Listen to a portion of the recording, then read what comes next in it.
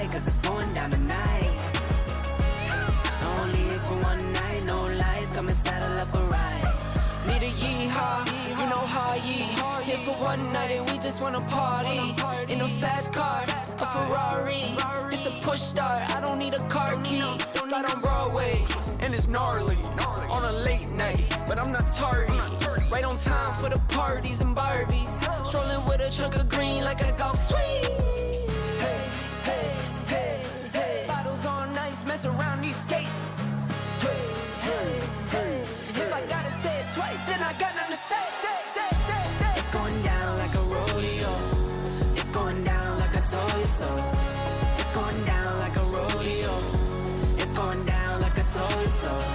I hope you're all here for the ride. Come inside, cause it's going down tonight. Only here for one night, no lies. Come and saddle up a ride. Come and kiss me up, it's going down. Like a train with no brakes, I'm not slowing down. See us showing up, we're showing out. Bet I pack it in till they kick us out. I'm no nailing them, I'm a lunatic. It's no telling when I get loose a bit. Got my babe, my boo, she cute and shh. And they serve me straight, need no juice and shh. Hey, hey, hey, hey. Bottles on ice, mess around these skates. Hey, hey, hey. If I gotta say it twice, then I got nothing to say. It's going down like a rodeo. It's going down like I told you so. It's going down like a rodeo. It's going down like I told you so. I hope you're all here for the ride. Come inside, cause it's going down tonight. Only here for one night, no lies. Come and saddle up a ride.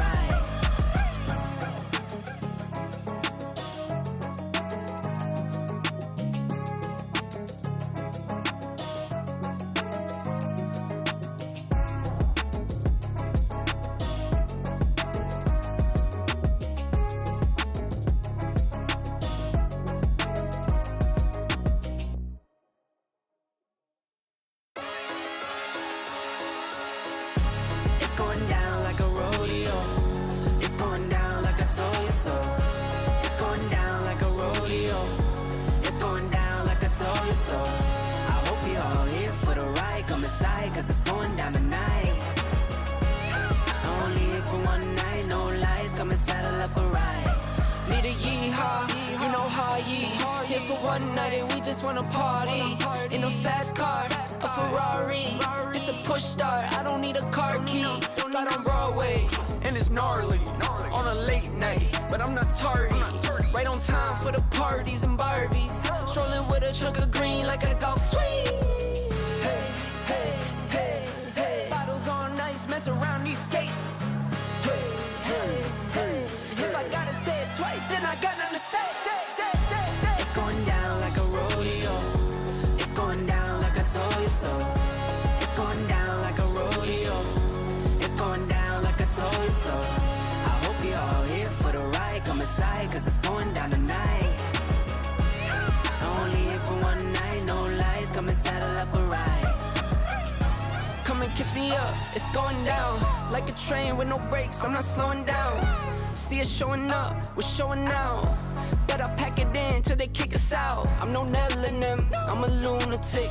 It's no telling when I get loose a bit. Got my babe, my boo, she cute and shh. And they serve me straight, need no juice and shh. Hey, hey, hey, hey. Bottles on ice, mess around these skates.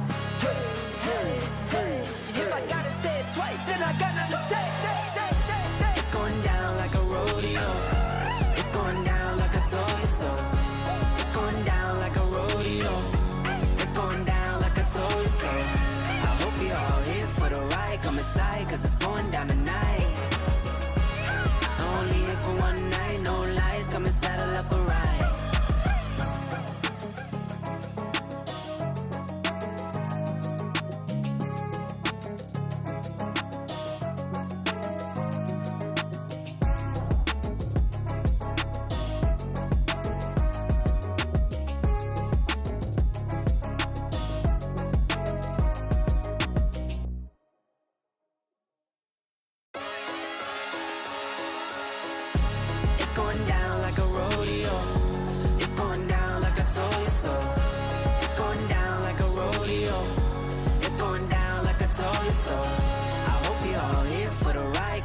side, cause it's going down tonight.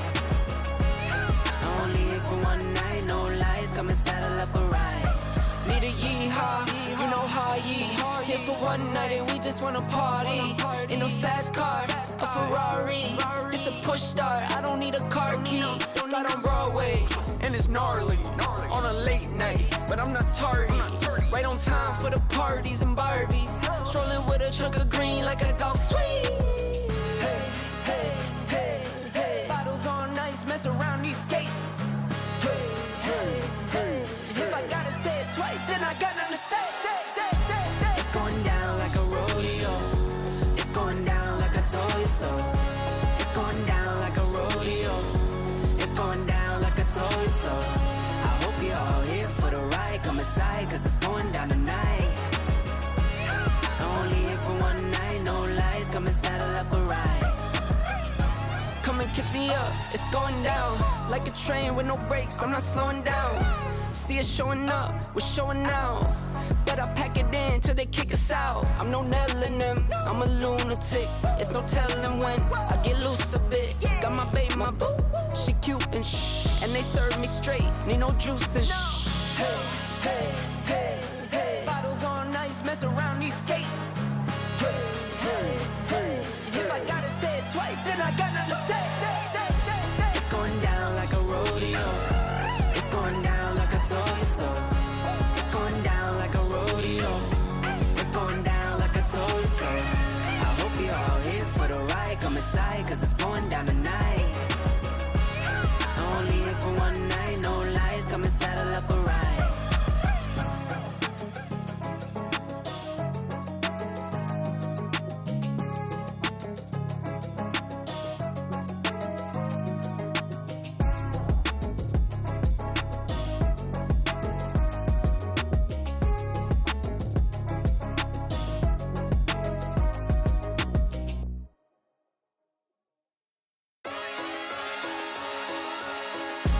It's going down like a rodeo.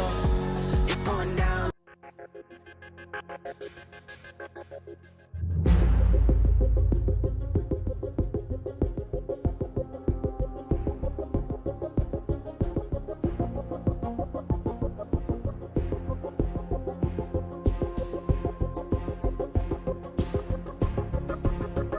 Let's do this.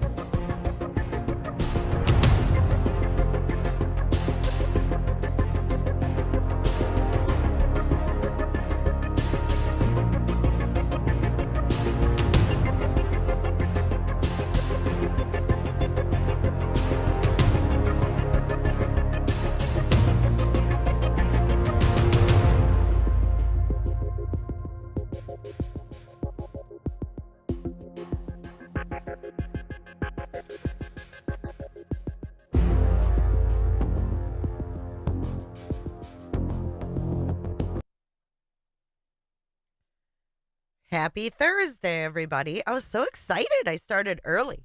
How are you guys tonight? You guys are all looking lovely. Hello, Cole. He says, hello, my favorite YouTuber. I'm so flattered. Are you nuts? Hello, hello. Northern Beans. We got Fred. Oh, Sin and Auntie Cheryl. I couldn't ask for two more beautiful moderators to be here tonight. Lucia. A cooter's a turtle. I guess by technicality, yeah. Yeah, we're cute little turtles. Evelyn, good to see you. Hey, Suze. Oh, we finally got our cogwheel back, so now you can choose all messages. Triggerment, good to see you. Elser. Mia. Bluefish. I need my glasses on. Pretty Hate Machine. Preppy. Hi, Sherry. Hey, Anid. Good to see you. Brandywine. We got Barbara Manatee. Love your last name, Barbara.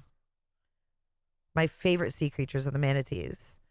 Christina said, it's bad when 40 feels like a heat wave. Y'all, you have got to be freezing in the other parts of the country because it is downright cold here in Florida. The wind is insane. Let me see. I want to tell you the current wind chill. Cricket Day coming in with some ice cubes. It's cold. 47 is the actual temp. Feels like 43. Candy, what's up? Poppy, what's up? Feels like 43. Clearwater, Florida. Where you at, yo mama? Hey, Yue. Chatty Jen, good to see you. La Costa. Lisa says minus 33 here. No thanks. Hi, T-Dub. TW. 7 feels like 9. Sarah with an H. It's so cold. I need Florida to turn the heat back on. I'm with you. The Florida snow. I know. Did you guys watch JLR? Put a 1 in chat if you watch JLR. Go up to the panhandle and like see snow. And ice. And ice. 30 in Idaho. 18 in Michigan. 33. Julie A, thank you. Wow, 10 memberships. Thank you so much, Julie A. 10 new Cooterships. Welcome to Cooterville, where it is cold. Wrap up and close your legs. We got to add wrap up to that tonight. Wrap them on up and come on in. Thank you so much, Julie. That was really generous of you. 19 in Texas.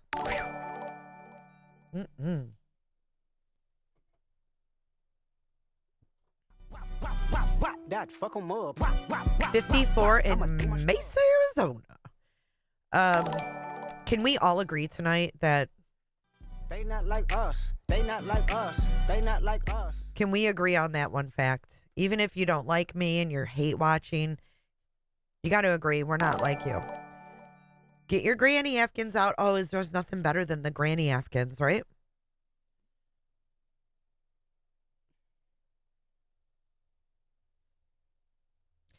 So 70s in Puerto Rico. And that's cooler, you know? Yeah, it's cold. Like the wind is cold. So tonight, welcome to tonight's show. I thank you for joining me. Tonight we're going to be watching the Davidson County Sheriff, which is ultimately Seth's boss man. I was looking for a specific video, and I saw before the live started that I think it was Annie or Anna. Are you here? You said there's one where the sheriff talked about the gifting of the time off, and I couldn't find it. I couldn't find that one. Oh, well, you know, Brittany J over there and her whole live dedicated to me, and she didn't say a damn thing. But anyways, that's for another stream. Oh, you can. If I like him too. I like Nick Beres a lot. If you can message her, because she had typed in here that there was one where the sheriff talked about the gifted PTO time. I listened to more than I wanted to. Sin. But then after that, we're going to start to listen to Duty Run with Twyla and Dave from Equusearch Midwest. They were out there. They were part of the group that searched the, 20 ponds. Thank you, EUA. We're going to look at that in a few. But I wanted to go through the sheriff thing and refresh your guys' minds on another video. Hold on, let me get that pulled up so I don't forget. Because you know me, I'll forget. I've changed.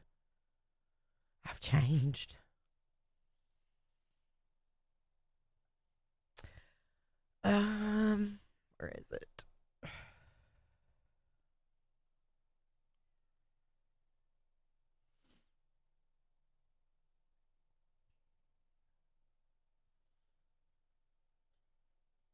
All right. Oh, there it is. Okay. We good. Let me get this pulled up. Jay, you've changed. Hold on. I've got a whole bunch of stuff open, so bear with me. Bear with me. Do, do, do, do.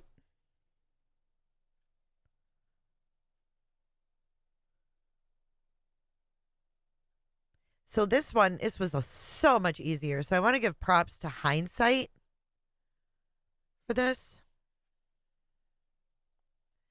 Because this was so much easier because most of these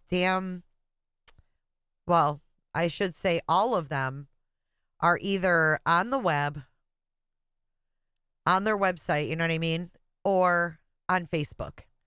And dude, Facebook is the worst platform to try to find anything on. If you're trying to find videos, oh, it's terrible. I haven't tried to find anything on there in a long time. Cram it. What's your win go? Yeah, B-Fam, that was something else. Oh, before we begin, though, I do want to address something about our Discord that came up out of the blue yesterday. Brittany J's got a bunch of assholes infiltrating or trying to infiltrate my Discord, okay? So we're moving the tiers to the $9.99 and up. I don't know if it's processed here on this one or not. But if you get kicked out, it's because you're not in the right tier. I got to do it. I don't want to do it, but I have to. I have to keep the privacy of our group. If they're going to pay $9.99 to fucking troll, I mean, whatever. But I've got to try to protect my people. And I love the community we have in there. And I see the little laughing emojis. It's funny, isn't it? It's so funny. It's so funny. So funny that you guys are so immature and psycho, right? Psychopathy. Your end goal is Brittany is an asshole. But anyways, it's not done yet. It does. It's interaction. But it's not done yet. I just wanted to kind of explain so you guys weren't like, ugh. Hey, my girl. Good to see you, United. YouTube won't link to your Discord. Huh. We have a help desk if you need help. Hey, Striker. I did hear the letter to me. We'll be doing something like that, like tomorrow night or something. Yeah, Chantel. I have a response for Brittany. I have a response. Hey, turning leaves. So anyway, it's going to be the $9.99 and up on each channel. I'm sorry. I get it, Tempest. And I'm sorry if it disappoints anyone. That wasn't my intention at all. Oh, yeah, the letter to me. Pitiful. I think she plans on, like, suing me or something. I don't know. UA. I don't know. Someone said it looks like she's starting to sue me or something. It's so weird. Like, can you imagine in a court filing? She goes live and she makes fun of my accent. She makes fun of how I talk. Like, girl, I don't know what it's going to take to wake you up. Like, it's so stupid. Like, you wouldn't even know what I was saying if you didn't watch it.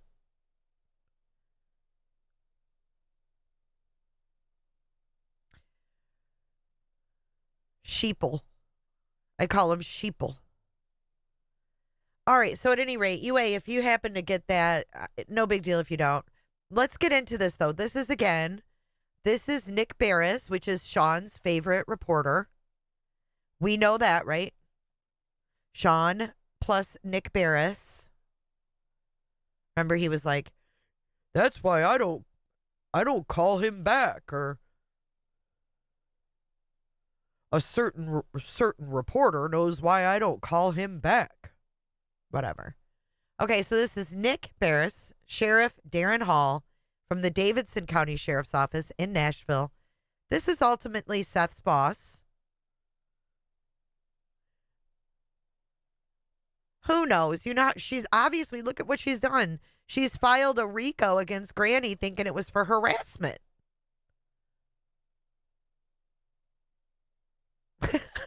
Who knows? You can sue anybody for anything, really, if you want to. All right, here we go. Buckle up. Sumner County is involved with the search for that 15-year-old. I'm just curious, when it goes out in a bolo, and as it is now, it's going on its third day of not finding this child. Can you hear it? And the child, in my belief, could still, as an autistic child, be hiding somewhere, still be fearful. You always wonder at what point in the game, the consideration of maybe some type of foul play, which they have not said is the case yet. But do you ever have, if a neighboring county, when this happens, is there any involvement? And I'm sure the police department or the sheriff's office here, are you even aware of this? Would you have any contact with the sheriff there? Like, well, we can keep our eye out here in Davidson County. Have you heard anything at this point on this? It's a good question. A couple things. One that you would want to know: the birth father of this child works for us in this situation. Now, I don't know the relationship. There's a lot of conversation about that, but he is an officer with us, been here a year or so. That's not information from him coming to us. We understand that that's the case.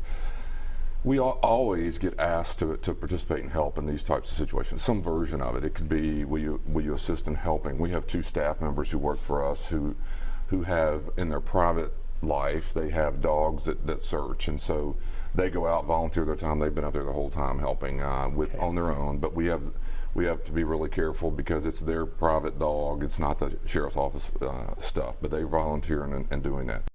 So it sounds like there's a couple people from this sheriff's department that went out there with their dogs. I have one more thing to show you guys. Look, we have a mascot. What's up, Sin? What do you wait? Hold up. Wait a minute. What up, Sin? We have a new mascot. Something could go in the studio, but it's a Gummy Squad mascot. Look. But look. You can go like that to it. You can go like that to it. You can go like that to it. And then it's back to the Gummy Squad.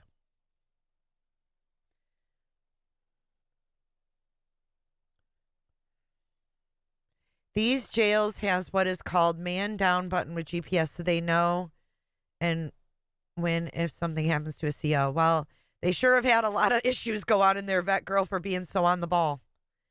Just saying. They were smuggling narcotics through there, so it must not be too tight.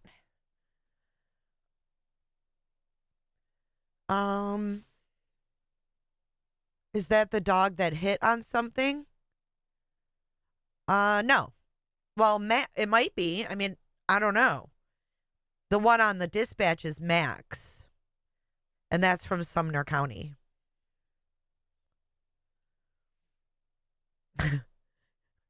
Do you like the Gummy Squad mascot? Anti-gummy. Join the Gummy Squad.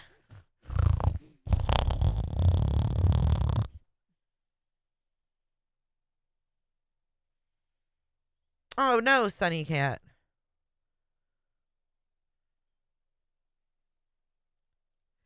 Vet girl, I have no idea. Like, no one could even ever fucking imagine what happens in these jails. You know what I mean? People are shysters and they find ways to do things. I mean, Sean was written up on February 16th. He was written up. I mean, we have the record where he was written up on the 16th of February for not doing protocol. And I heard that they're very short-staffed, so they're like really desperate for help. So much so, they might just call in the Gummy Squad to help. Isn't it cute though? It's called for seriously though. I got it at Aldi's. It's called a Nido. It's called a Nido gummy bear. Nido, like Play-Doh lips gummy bear. Pretty cool.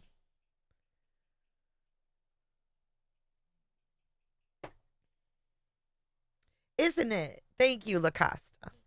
Me too, Suze. I love Aldi's.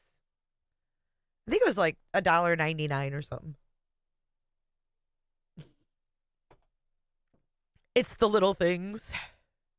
And it's blue for blue balls. Blue gum balls. It's the blue gumball gummy squad. All right. Let's grow up now. So anyways, he's talking about the people at Sean's work that assisted, that went up to Hendersonville from Davidson County. But he's saying it's, it's difficult and it rides fine lines and, they don't have a lot of their staff anyways. And, you got to pay them and and it gets sticky. So let's listen. We have other folks in our special operations response teams who go out and volunteer their time and help. And it's interesting you would say this. Our understanding was that the boy's biological parents are separated or no longer married, and I think his mother may have remarried, and he may have a stepbrother now along those lines. Just with regard, and that is interesting that he happens to be a deputy, or is he at this point? I can imagine. Have you talked with him? Is he off now, helping over there? How is he handling this? Yeah, I haven't talked to him or about him. It came to me yesterday, the day before, I guess, that the biological father is an officer with us, but and I think he's been here about a year or so. But other than that, I don't know much of the relationship. And again, would he take time off? Would you give him time off? Sure. I mean, he and I would assume if again, this is a weird situation because it's not him saying, "Hey, I need off. My son is missing." That's not happened yet that I know of. But and we have 1,000 employees, so it's a little hard and hard for us to even know that. We have a woman who handles our retention, basically works with people who are going through all sorts of issues, and she did put it out. I understand yesterday to our some of our folks to let them know that he is actually the biological father. So. Cheryl, you make a really good point.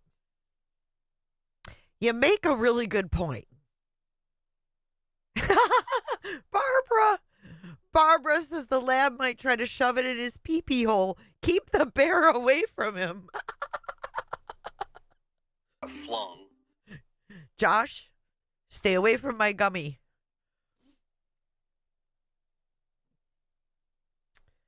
No, Cheryl T. Auntie Cheryl. She said, hold on, guys. Hold on. I promise not to drop my mouse tonight. Hold on. Okay.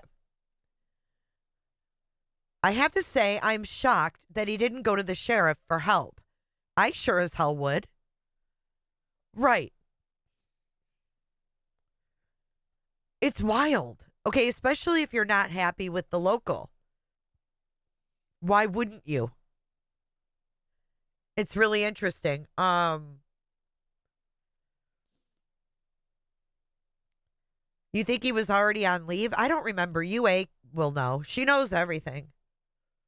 UA knows his dates. But it's interesting. Like, you would think you would go and go, please, is there any help you can give me? Instead of turning to freaking felons. Just putting that out there. That was all brewing yesterday. We had folks who were up there, like I said, with their dogs. We've had other folks who were kind of in crews or that are potentially going to help. And it just kind of depends on what we're doing and what we're looking for. And be a good Samaritan, you want to help. And we do a lot of that. But it would be wrong for me to sit here and say we send people every time someone is missing. We kind of wait and see what our roles need to be. And buffering?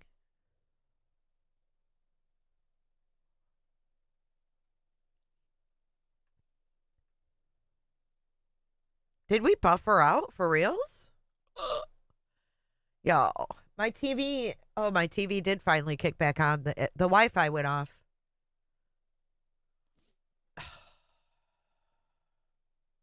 Is it still?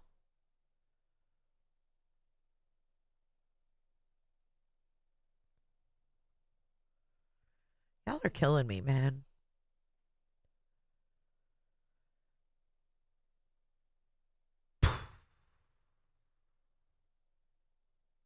Is it still?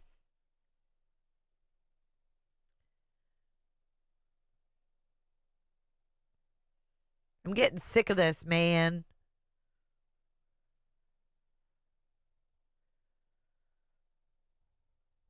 Killing me, man. It is buffering. No, it's in and out. You're right.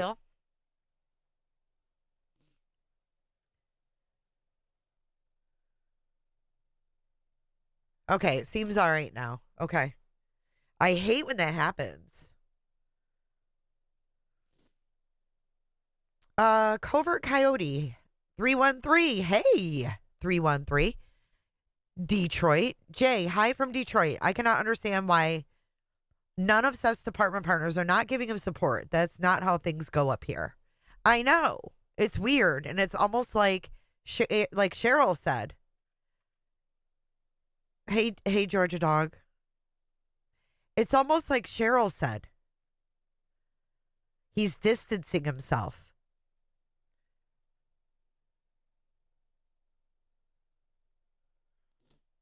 Unfortunately, I have nothing to do with the ads. Let me go back a few because you guys might have missed it. Issues, and she did put it out.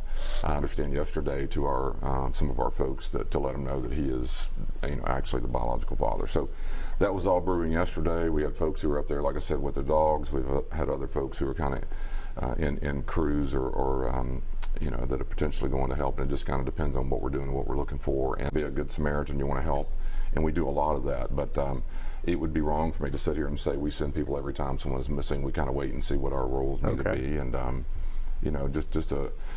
Amber Alert stuff was going off, of course, all over the place. So we are back on Morning Line. Thanks for joining us. Davidson County Sheriff Darren Hall's with us. Did you hear that? The Amber Alert was going off all over the place.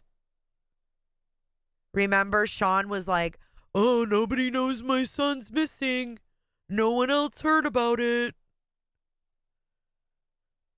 So we're going to get to your phone calls in a moment. I just had one quick follow-up question with regard to this missing child in Sumner County. You've handled in the past, or your office has, and your deputies, missing children cases, along probably in partnership with the police department. What is it, and how do you approach it, with a period of time? Right now, the thinking is this child, autistic, perhaps wandered away. But as more time passes, when do you start considering the possibility of other options? Yeah, and I don't have expertise. Again, general. I know you're not involved in Sumner. Right. Yeah, I was thinking back as we were waiting to come back on, but I remember, this was a long time ago, I remember our staff going out searching for Janet March's body. I mean, I'm just going through stories back, and of course the silver alerts. You have a lot of different times where there's people that I think personally that always worries me when you have someone who is very elderly. Did you hear that? He straight said looking for a body. He straight compared it to when we went out and looked for so and so's body.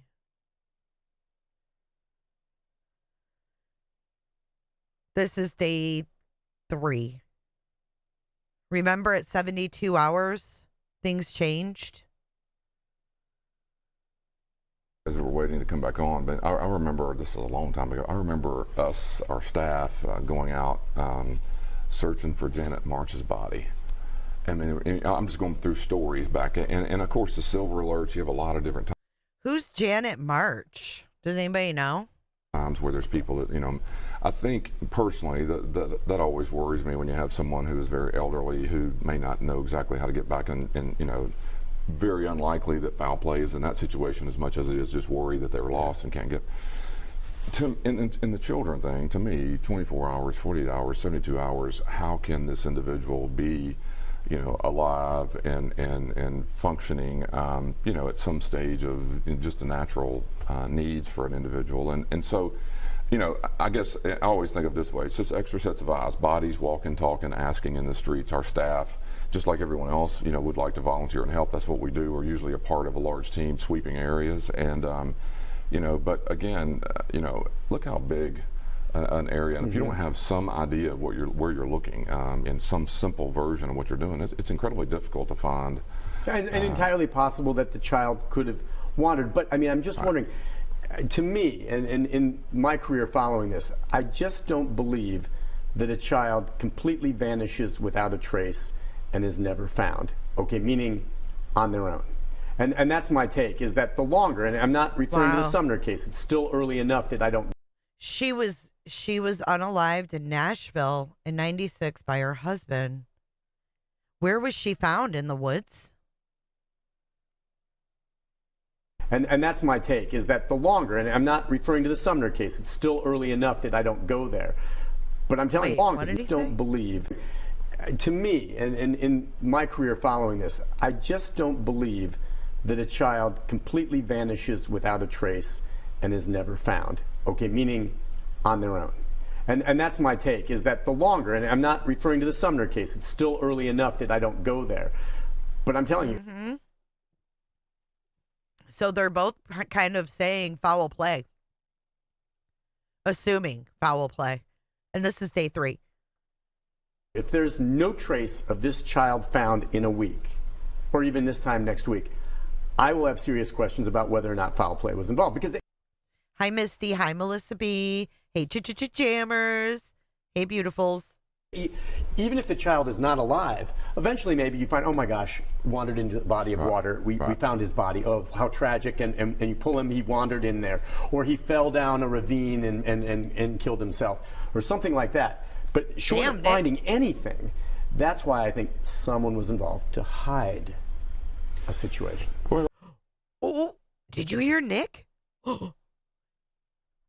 Did I ask them to do that? Nick, tell us without telling us. He thinks Sebastian's hid, dude.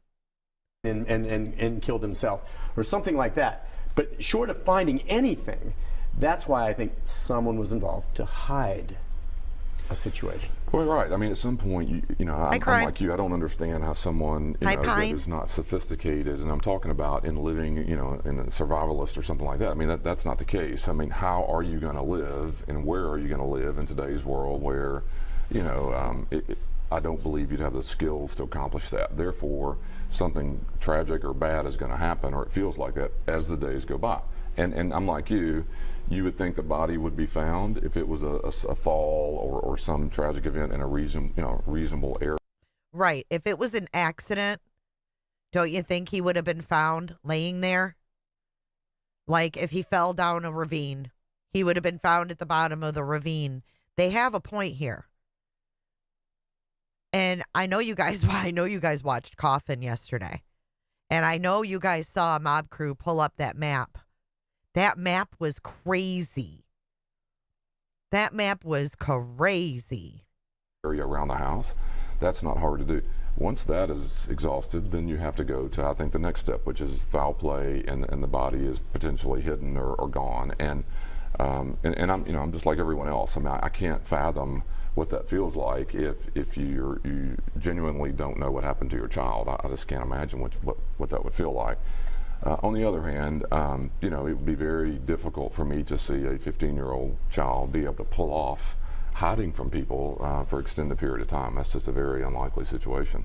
But, you know, I wish and hope for the best. I'm like you. I watch these stories with kind of a parental eye, and then some part of the job I'm in, and then just a citizen who you're sitting there going, man. He hopes for the best. Dude, this has been doom and gloom. Thank you, UA. Is that what you're asking me, jammers? Yeah, that map was all over the place. And that's why I want to watch Equusearch after this. I think it's going to be important.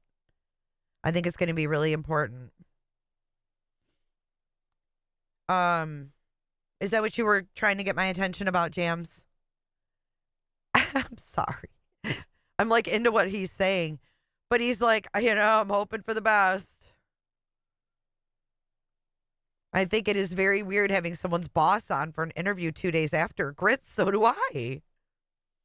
I haven't True Crime and Coffee. I don't even know who that is. No, I have not. If you email it to me, I'll watch it.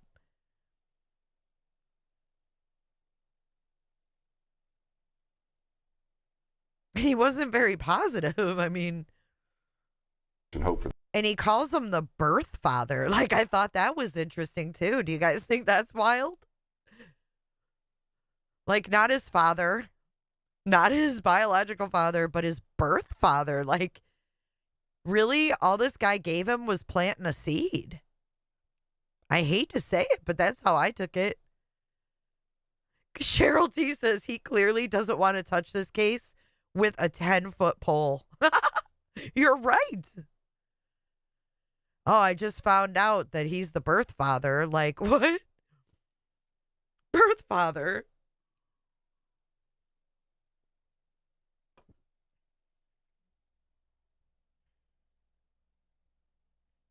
The best. I'm like you. I watch these stories with kind of a parental eye, and then some part of the job I'm in, and then just a citizen who you're sitting there going, man, what in the world? And when you do go to the idea of foul play, I guess, and I've talked about this in the past, say with the Joe Clyde Daniels case, which in some ways is similar. He was a much younger child, but oh,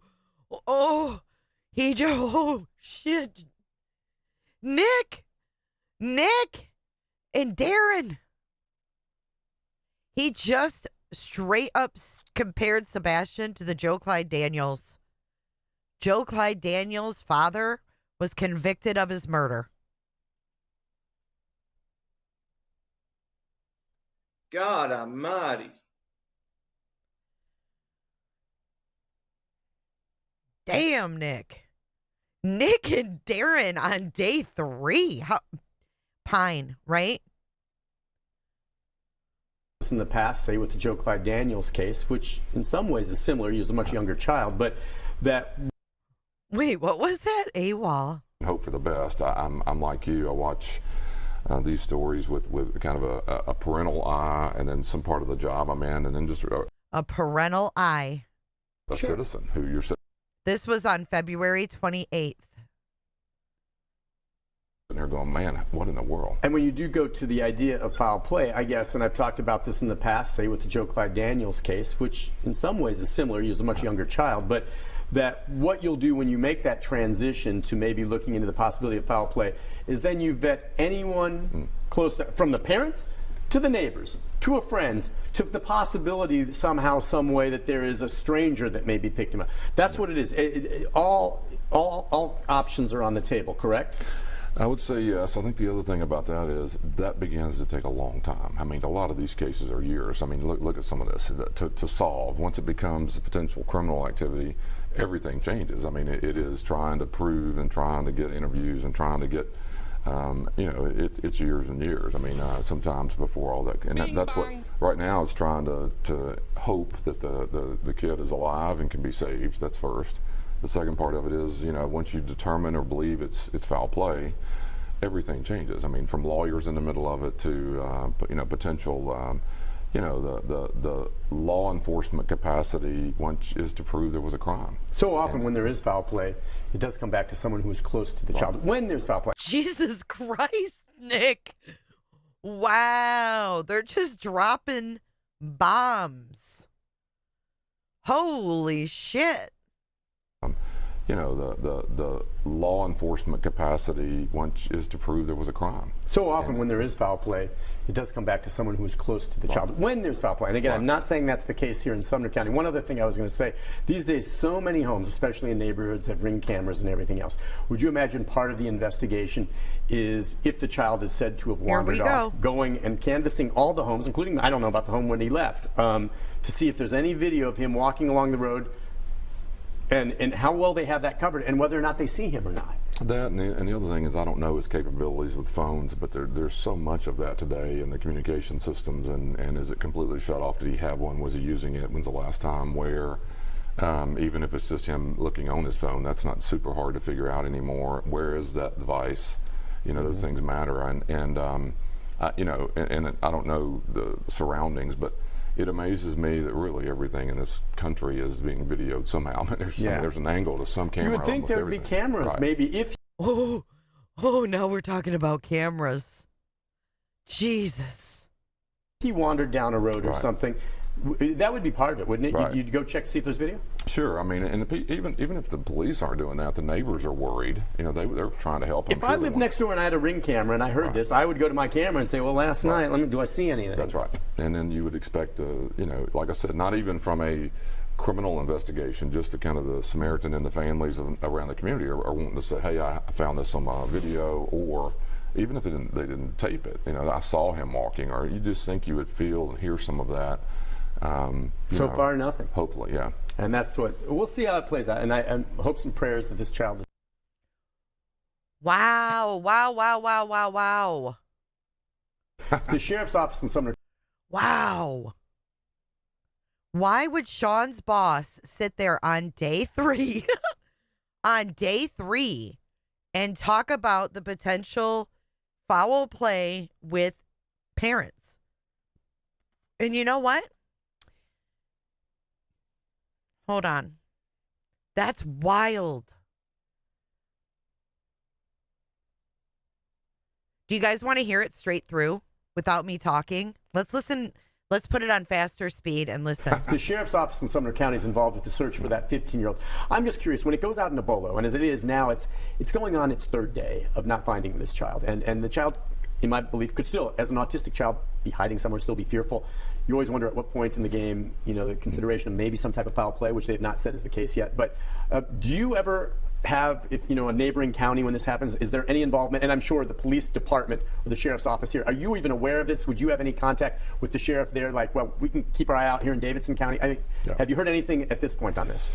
It's a good question. A couple things. One that you would want to know: the birth father of this child works for us in this situation. Now, I don't know the relationship. There's a lot of conversation about that, but he is an officer with us, been here a year or so. That's not information from him coming to us. We understand that that's the case. We always get asked to participate and help in these types of situations. Some version of it. It could be, will you assist in helping? We have 2 staff members who work for us who have, in their private life, they have dogs that search, and so they go out, volunteer their time. They've been up there the whole time helping on their own, but we have to be really careful because it's their private dog. It's not the sheriff's office stuff, but they volunteer and doing that. We have other folks in our special operations response teams who go out and volunteer their time and help.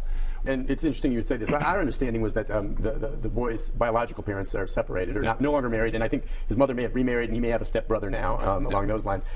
Just with regard, and that is interesting that he happens to be a deputy, or is he at this point? I can imagine. Have you talked with him? Is he off now helping over there? How is he handling this? I haven't talked to him or about him. It came to me yesterday, the day before, I guess, that the biological father is an officer with us, but and I think he's been here about a year or so. But other than that, I don't know much of the relationship. And again, would he take time off? Would you give him time off? Sure. I mean, yes. He and I would assume if again, this is a weird situation because it's not him saying, "Hey, I need off. My son is missing." That's not happened yet that I know of. But and we have 1,000 employees, so it's a little hard and hard for us to even know that. We have a woman who handles our retention, basically works with people who are going through all sorts of issues, and she did put it out, I understand, yesterday to our some of our folks to let them know that he is actually the biological father. So that was all brewing yesterday. We had folks who were up there, like I said, with their dogs. We've had other folks who are kind of in crews or that are potentially going to help. And it just kind of depends on what we're doing, what we're looking for, and be a good Samaritan. You want to help, and we do a lot of that. But it would be wrong for me to sit here and say we send people every time someone's missing. We kind of wait and see what our roles need to be, and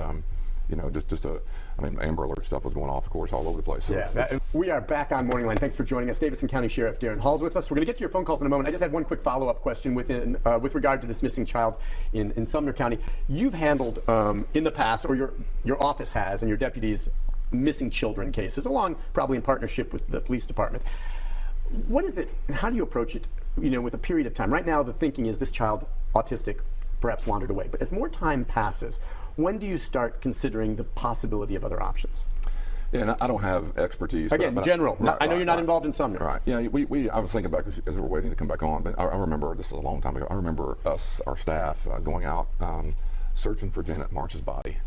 I mean, I'm just going through stories back, and of course the silver alerts. You have a lot of different times where there's people that, I think personally that always worries me when you have someone who is very elderly who may not know exactly how to get back, and very unlikely that foul play is in that situation as much as it is just worry that they're lost and can't get. In the children thing, to me, 24 hours, 48 hours, 72 hours, how can this individual be, alive and functioning, at some stage of just the natural needs for an individual? And so, I guess I always think of it this way: it's just extra sets of eyes, bodies walking, talking, asking in the streets. Our staff, just like everyone else, would like to volunteer and help. That's what we do. We're usually a part of a large team sweeping areas, and but again, look how big an area, and if you want to have some idea of where you're looking in some simple version of what you're doing, it's incredibly difficult to find. And entirely possible that the child could have wandered. But I mean, I'm just wondering, to me, and in my career following this, I just don't believe that a child completely vanishes without a trace and is never found. Okay, meaning on their own. And that's my take, is that the longer, and I'm not referring to the Sumner case, it's still early enough that I don't go there. But I'm telling you, if there's no trace of this child found in a week, or even this time next week, I will have serious questions about whether or not foul play was involved. Because even if the child is not alive, eventually maybe you find, oh my gosh, wandered into the body of water. We found his body. Oh, how tragic. And you pull him, he wandered in there. Or he fell down a ravine and killed himself. Or something like that. But short of finding anything, that's why I think someone was involved to hide a situation. Well, right. I mean, at some point, you know, I'm like you. I don't understand how someone, you know, that is not sophisticated, and I'm talking about in living, you know, in a survivalist or something like that. I mean, that's not the case. I mean, how are you going to live, and where are you going to live in today's world where, you know, I don't believe you'd have the skills to accomplish that. Therefore, something tragic or bad is going to happen, or it feels like that as the days go by. And I'm like you would think the body would be found if it was a fall or some tragic event in a reasonable area around the house. That's not hard to do. Once that is exhausted, then you have to go to, I think, the next step, which is foul play, and the body is potentially hidden or gone. And I'm just like everyone else. I mean, I can't fathom what that feels like if you genuinely don't know what happened to your child. I just can't imagine what that would feel like. On the other hand, you know, it would be very difficult for me to see a 15-year-old child be able to pull off hiding from people for extended period of time. That's just a very unlikely situation. But you know, I wish and hope for the best. I'm like you. I watch these stories with kind of a parental eye, and then some part of the job I'm in, and then just a citizen who you're sitting there going, man, what in the world? And when you do go to the idea of foul play, I guess, and I've talked about this in the past, say with the Clyde Daniels case, which in some ways is similar. He was a much younger child, but that what you'll do when you make that transition to maybe looking into the possibility of foul play is then you vet anyone close to, from the parents to the neighbors, to a friends, to the possibility somehow, some way that there is a stranger that maybe picked him up. That's what it is. All options are on the table, correct? I would say yes. I think the other thing about that is that begins to take a long time. I mean, a lot of these cases are years. I mean, look at some of this to solve. Once it becomes a potential criminal activity, everything changes. I mean, it is trying to prove and trying to get interviews and trying to get, you know, it's years and years. I mean, sometimes before all that, and that's what right now is trying to hope that the kid is alive and can be saved. That's first. The second part of it is, you know, once you determine or believe it's foul play, everything changes. I mean, from lawyers in the middle of it to you know, potential. You know, the law enforcement capacity is to prove there was a crime. So often when there is foul play, it does come back to someone who's close to the child. When there's foul play, and again, I'm not saying that's the case here in Sumner County. One other thing I was going to say, these days so many homes, especially in neighborhoods, have Ring cameras and everything else. Would you imagine part of the investigation is, if the child is said to have wandered off, going and canvassing all the homes, including, I don't know about the home when he left, to see if there's any video of him walking along the road, and how well they have that covered, and whether or not they see him or not. That, and the other thing is, I don't know his capabilities with phones, but there's so much of that today in the communication systems, and is it completely shut off? Did he have one? Was he using it? When's the last time? Where? Even if it's just him looking on his phone, that's not super hard to figure out anymore. Where is that device?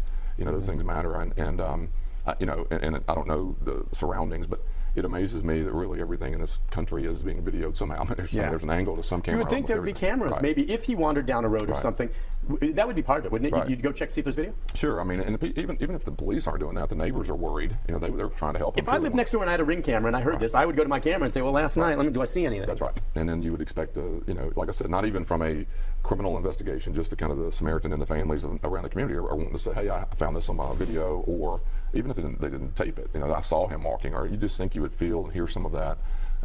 So far, nothing. Hopefully, yeah. And that's what, we'll see how it plays out. And I hope some prayers that this child. Seth Rogers is with us. Seth is Sebastian's biological father. And you may have gone online and seen Seth. At first, you see nothing but densely forested woodland. And then you realize it's Seth Rogers out there on foot looking for his son. Okay, let me see something here. Sorry, I had to grab a drink. Isn't that interesting, though? What do you guys think? What do you guys think? Now you know why Sean doesn't like Nick Beres. He didn't like Nick Beres. Remember, he said it on Pascal. And he hasn't had like I mean, you would think the Davidson County Sheriff would be posting. They did in the very beginning, the first like 2 days. The Davidson County Sheriff posted on their socials. After that, fucking radio silent. Radio silent. You're welcome, guys. When I'm done, I'll put the link to it in the description. Again, thank you so much to Hindsight for catching that and getting it up on YouTube. It's been up there for about 3 months. And there's another one. Well, before we move on to the next one with Nick, it's so weird because when I was looking for this other video, this popped up in my algorithm. Oh God, my Facebook. Don't send me anything on Facebook. I can't check that. Deleted Facebook. Okay, cool. Thank you, UA. All right, I can get that. But I just wanted to play this because it says key evidence leaked in violation of gag order in Joe Clyde Daniels case, and it's like a video or something. I don't know what this is. Hold on. Let's watch it. Clyde Daniels case. Someone illegally leaked key evidence. Now the presiding judge wants to know who, and if he finds out, it could mean jail time. News Channel 5's Nick Beres is in the Father Alert Center with the exclusive story. Obviously, there's been an awful lot of publicity on this case over the past 2 years. But with the trial scheduled for early next year, Judge David Wolf issued a gag order several weeks ago, wanting to shut everything down outside of the courtroom. It hasn't worked, and it appears he doesn't like it.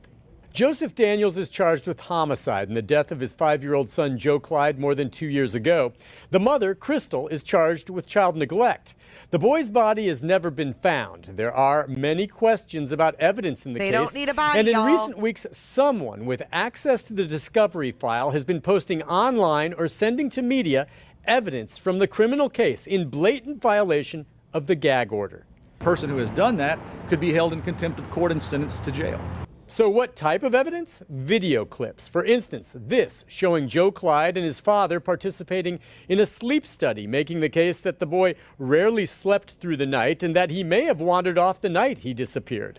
Or video clips like this one showing authorities questioning someone in connection with the case. The judge has taken notice and issued this show cause order. Legal analyst Nick Leonardo says all the lawyers will be put under oath. It's almost like a witch hunt. The judge is going to be up there questioning every single person that's involved in this case, may even question the clerk, may question the court reporter. Don't know where it's going to stop. And it likely won't stop until he knows who is leaking the evidence. The person or persons responsible could face jail time. It's worth noting that most of what's been leaked seems to be of benefit to the defense. The judge just wants to make sure everyone involved gets a fair shake at the trial. Nick Beres. Wow. Crazy. Okay. Oh my God. Have you guys seen these? The new electronic bug van? Oh, it's so freaking cute. So freaking cute. Okay, we have another one. This is Nick Beres again. Let's trim this down. Trim this down. So this is basically about Riley Strain. But apparently they talk about Sebastian in this one as well. And you would have never known because the title of this one is If You Are Too Drunk to Be in a Bar, Are You Too Drunk to Be on the Street? But allegedly they're going to talk about more than just that. So let's get the ad going so we can get through the ad. They're like 30 seconds. Customers experience some. Yeah, 30-second ads. Aren't they adorable? Oh my God. I think they're like $100,000 or something. I love the older ones. Just the upkeep. I love the Beatles. I've always wanted a 1973 Beetle. The year I was born. Okay, here we go. Channel 5 Network. This is Morning Line with Nick Beres. With Nick Beres. Good morning, everyone. Thanks for joining us on Morning Line. I am Nick Beres. It is a Tuesday. Good show on tap for you. Any day of the week that this guest comes on is a good show. But today on this Tuesday, it's a really good show because he's here. And we're going to open up the phone. This is March 26th, just so you know. March 26th.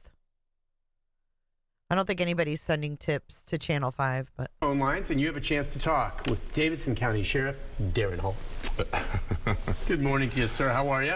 I'm okay. We've got a lot to talk about this morning. What's so funny? I wanted to say, as we sit here right now, and you certainly will remember this, but I mean, tomorrow is the 1-year anniversary of Covenant, and we've certainly got several stories set for tomorrow, looking back. It impacted a lot of us here who were out there covering it. I was there at, the command center throughout all of this, and the memories come back. And by the way, this morning, our station's actually bringing in another therapy dog for us. I mean, not that anyone or that we're a problem in the news, but like everyone else, it's a dramatic thing, and people deal with it in different ways, but they did that initially, but today. But I think for some, reliving some of what happened, and we do have to acknowledge it, is going to be hard. Nana. What do you think? You certainly remember it, but that it's been a year now since the Covenant shooting.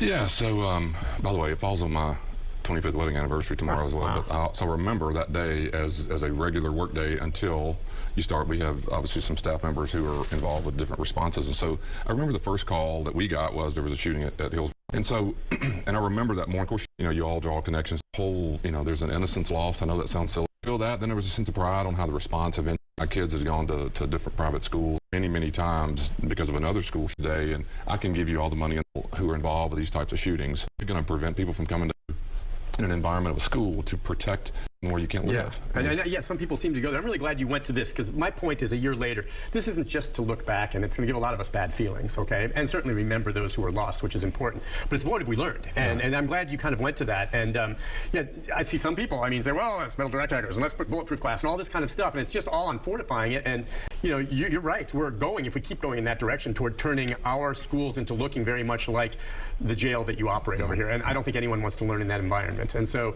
you're right. We know our law enforcement responded and took this shooter out before more damage could be done. They saved lives, no question. Still, though, lives were lost. Right. How do you address this to stop it? Because the other point of this, I'm concerned. I don't care how secure you make it, unless it's literally like a prison.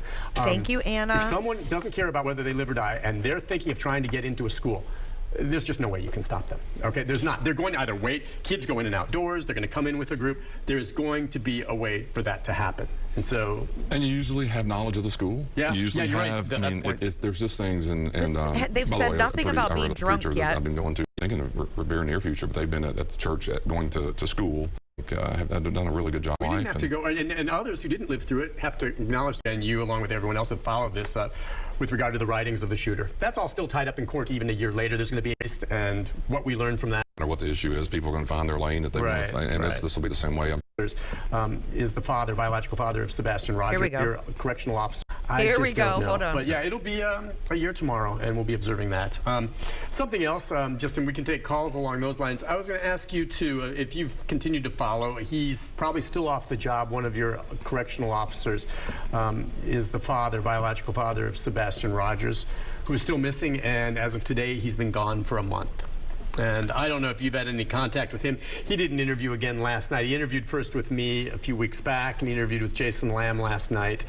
And he's just out there looking, and my heart goes out to this guy.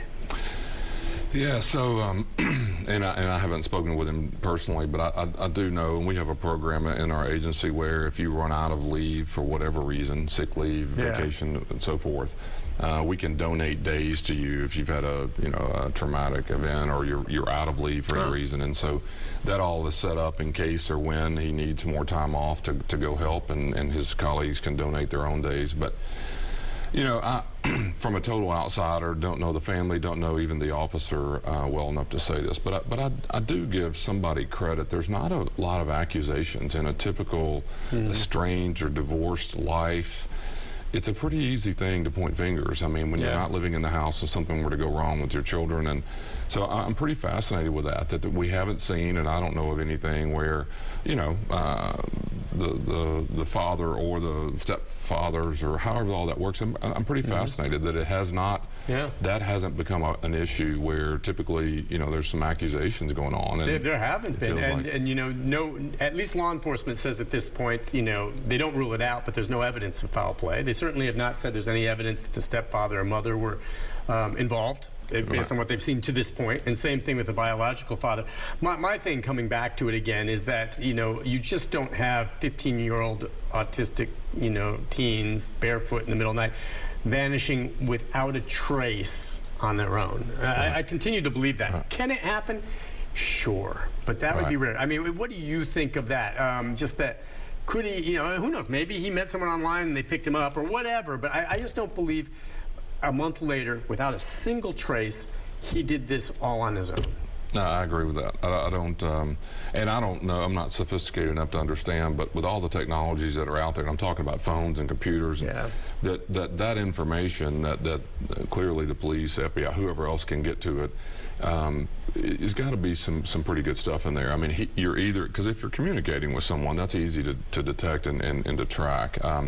Even if it's under a fake name, if he were communicating with somebody else, at least you would know that they were scheduled to meet at the Walmart parking lot at midnight. I mean, even if you didn't know who it was, I believe that or he was fighting with his parents. If that were the case, then you would assume he'd run away. Yeah. You don't hear a lot about that story.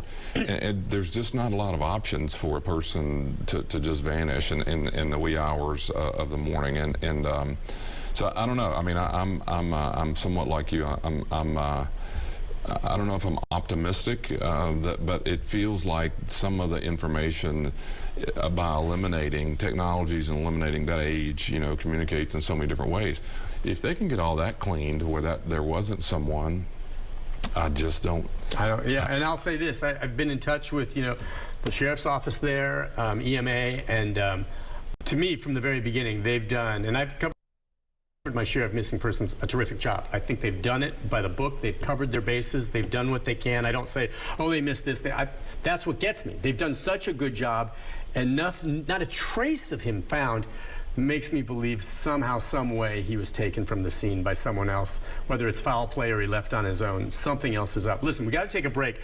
We'll come back. We can take some calls on that. We can discuss that more. And of course, you know, you certainly were probably aware of what was happening with the whole tragic case of Riley Strain. That's been resolved, but we'll get into that. And let's see the Gummy Squad report on this. Questions or comments for him? We'll take a break and be back with more right after this. What do you think, Gummy Squad? The Gummy Squad will never report on this stuff because it's too true. It's just too true for us to report on. It's not in the packets. This is wild. This is wild. We've still got one more with Nick, but I want to refresh your memories on this. 2 weeks ago, we were just learning about the disappearance of Sebastian Rogers from Sumner County. Today, the search continues. The case, though, we know is now a criminal investigation. Thanks for being with us at 6, everyone. I'm Rory Johnston. And I'm Kelsey Gibson for Carrie tonight. For the first time, we are getting a look at family video of the missing 15-year-old. Sebastian's biological father gave it to Nick Beres during an exclusive on-camera interview. Seth Rogers shares custody of his son, and the deputy with the Davidson County Sheriff's Department spent the past 2 weeks looking for Sebastian. I'm hoping he's still alive. You know, that's my main hope right now, is that he's not deceased. I mean, I keep praying that he's alive. I keep praying that somebody's going to see him, that somebody's going to call 911. Now, let me remind you of the date of this. This is the only time that he interviewed with Nick Beres, March 11th. You don't hold account. March 11th. The interview here that we just listened to was March 26th.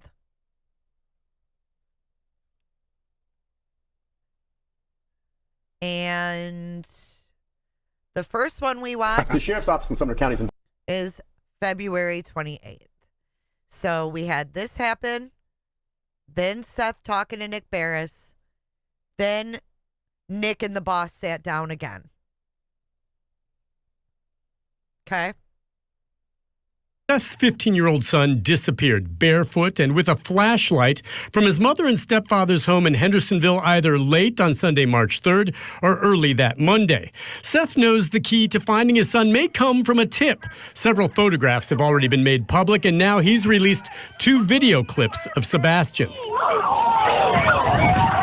In this first one, you see Sebastian up front on the left in yellow shorts, participating in a tug-of-war with fellow students. And if you watch, he got swung around at the end like a little rag doll, and it's like, well, he gave it his best. This second video shows Sebastian walking at his middle school graduation. I was very proud of him. I mean, he successfully completed something. Seth says his son, who is autistic, is not a wanderer. He finds it highly unlikely Sebastian. You know what I just noticed? Not only is that a Naruto shirt. Remember they said that Sebastian runs like Naruto with his arms behind him? But he's eating ramen. And remember he said one of their favorite things, he used to take Sebastian to eat ramen. And that was his favorite food. Yeah, the ragdoll thing, that I picked that up before too.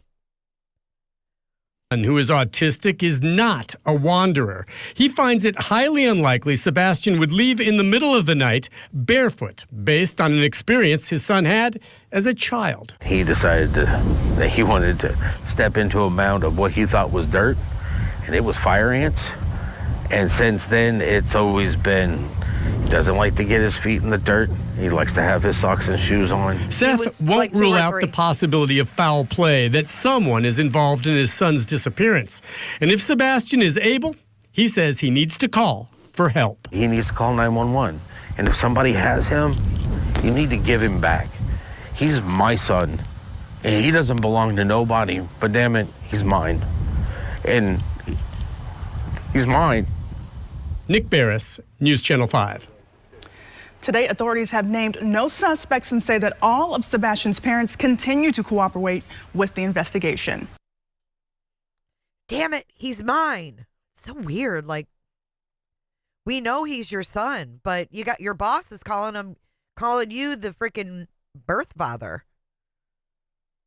Well, Betty, right. Naruto eats ramen. Right. So does Sebastian. Like, he's like such a, it's almost like, oh, my son's like Naruto. I'm going to get him to like ramen. Give him back. He's not yours. He's mine. He's mine. He sounds like a 2-year-old.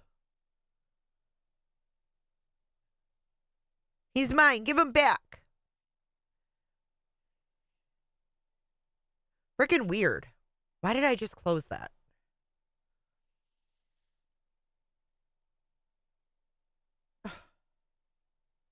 Darn it. He does, Cheryl. He always has, right? Let's play this quick clip and then we'll get into the next Nick Beres. Do, do, do, do, do. Come on now.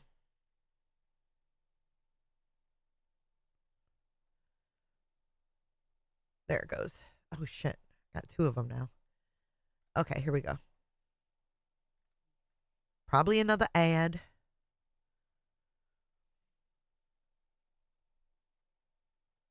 If it plays.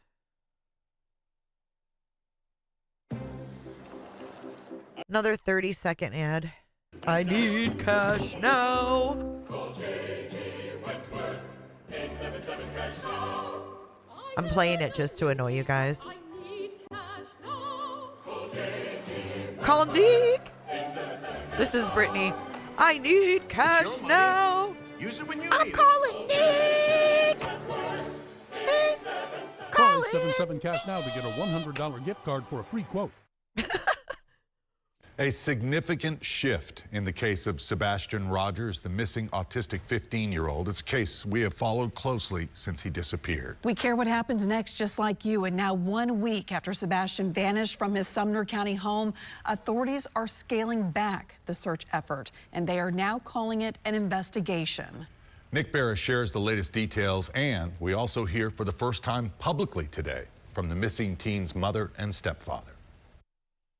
The original thinking was that Sebastian Rogers left home on his own, but the fact that he disappeared without a trace now has authorities looking into the very real possibility of foul play.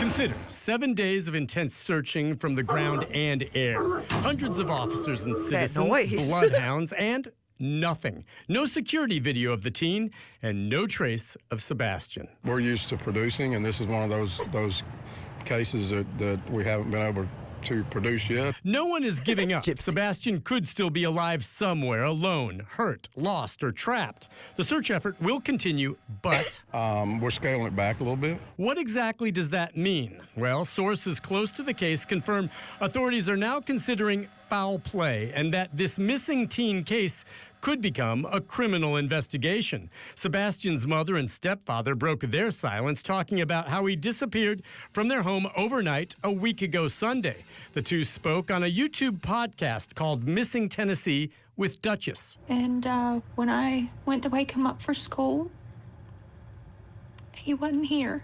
Between the hours of, 12 and 6, he has basically vanished. Walked out of the house, the door was locked, and gone. He didn't take a phone. None of his shoes are missing. Authorities have named no suspects and say that to date, the parents have fully cooperated with the investigation. Detectives now will re-interview and vet everyone that had contact with Sebastian, looking for any inconsistencies. And they are asking the public to provide any ring camera videos, not just from Sunday night when they believe he disappeared, but of anything suspicious of much earlier in the day. Nick Beres, News Channel 5. We're going to stay on this one. I'm sorry about the lag, you guys. I have a ton of windows open, and it makes me lag because my computer sucks. Okay? It only has like 8 gigabytes of RAM or whatever the freak it's called. That was March 11th. I just want to make that clear. March 11th. And yes, Nancy D, I agree with that. I agree with that. Closing that one out. Let me get up the next one with Nick. And then we're going to get into we're going to start Duty Ron with Equusearch. And I think that's going to all go together. You guys just be patient with me. Hit the like button, if you would. Okay. This one is now from, let's see, March 7th. So we're kind of bouncing around here, but basically we are in the month of March with all of these. So let's get the ad going because Oh, it's BJ again. Call Nick. 877 cash cow. I am an annuity, but I need cash now. Call Nick. 877 cash now. 877 cash cow. Use it when you need it. Thank you, Melissa. Call 877 cash now to get a $100 gift card for a free quote. From the News Channel 5 Network, this is Morning Line with Nick Beres.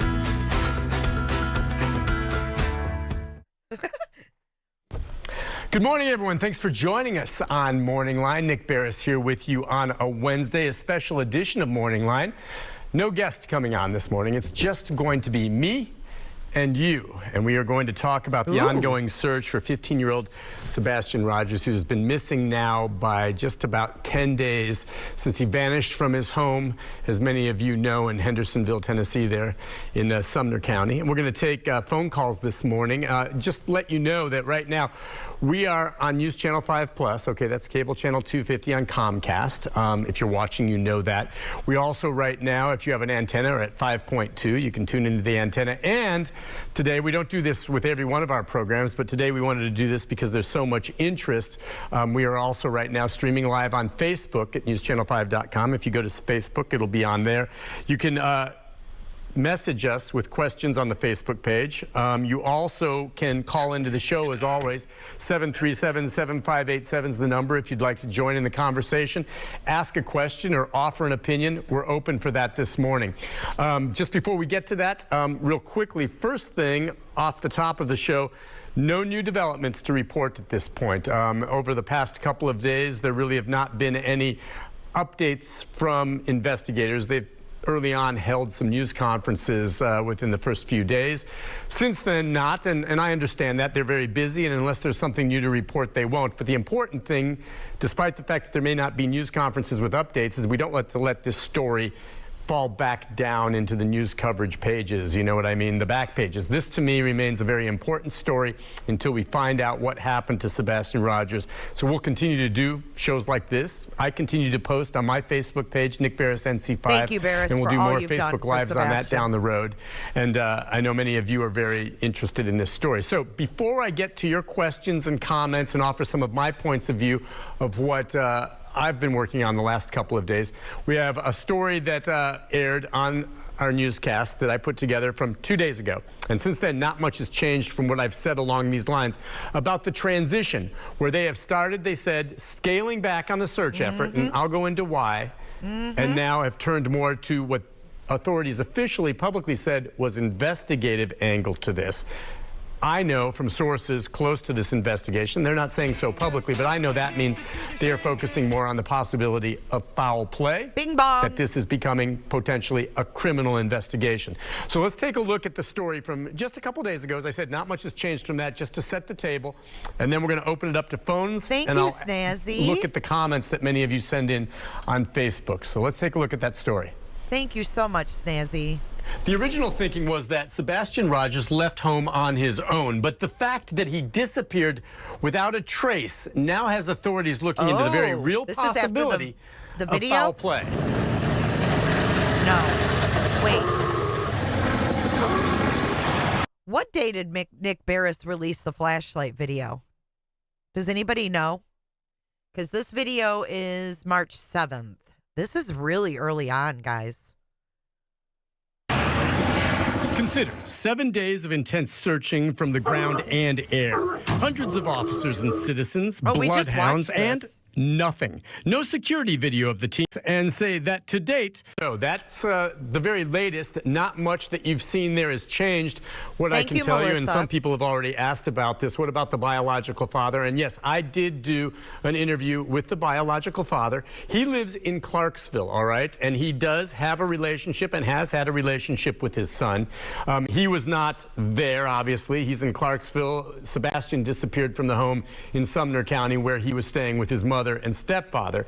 But the biological father at a complete loss. He's taken a leave of absence where he's a deputy with the Davidson County Sheriff's Office to assist in the search. And when I talked with him, he was just saying, listen, if Sebastian's out there and you see this or you hear my voice, call 911, say something. Why did you leave? He is at a complete and utter loss. Okay, so thank you so much, Anna. All right, so 3 days after this, Nick Beres releases the flashlight video. So 3 days after this thing we're watching right now. As I think everyone is, to explain what happened here, okay? Did he really walk away? Okay, is foul play involved? The biological father doesn't rule out the possibility of foul play. I had some questions. I've spoken at length with Chris Proudfoot, who is the stepfather, on the phone. That was a couple of days ago after I did a Facebook Live. I think he had watched, and I talked about how, you know, there's a lot of rush to judgment. A lot of people want to point fingers at the family at this point, and that's not fair. There's no evidence of that. They're heartbroken, wanting to find the child. But I was going to do an interview with him tomorrow, and abruptly, boom, nope. Have not heard from him. Don't know. Maybe a good reason. I've tried texting, tried calling. He hasn't gotten back to me. So he's done the 2 interviews with the podcast and another station in town. And it's fine. They're basically saying what you would expect. They're heartbroken and they can't explain how this all played out.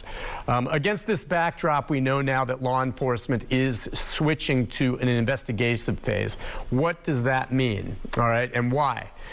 I can tell you I have covered sadly, other missing persons and missing children cases. And in the immediate days following, there's always searches.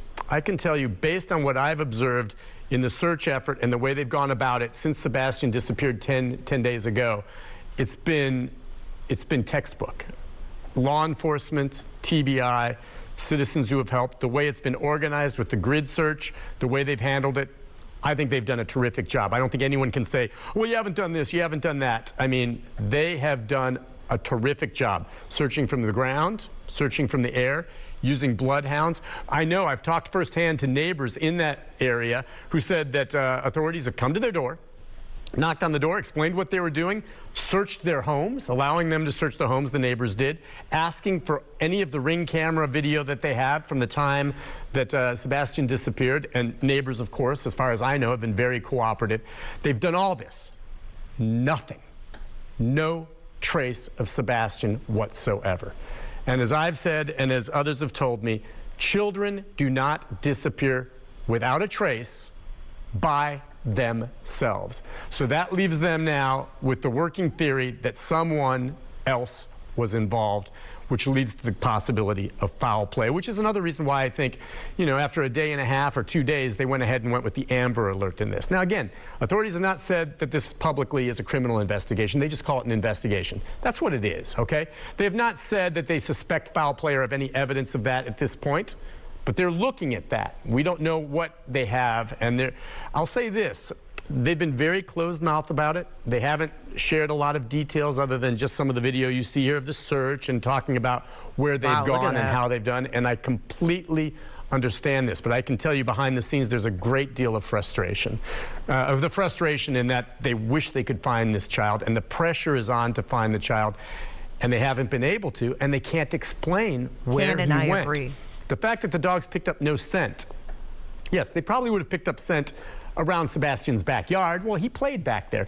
But then had he walked away barefoot, and there was no rain in the day after he left. I mean, there could have been a scent, picked up nothing, leads you to believe, the possibility that he was carried or taken away from the area in a vehicle and is no longer there.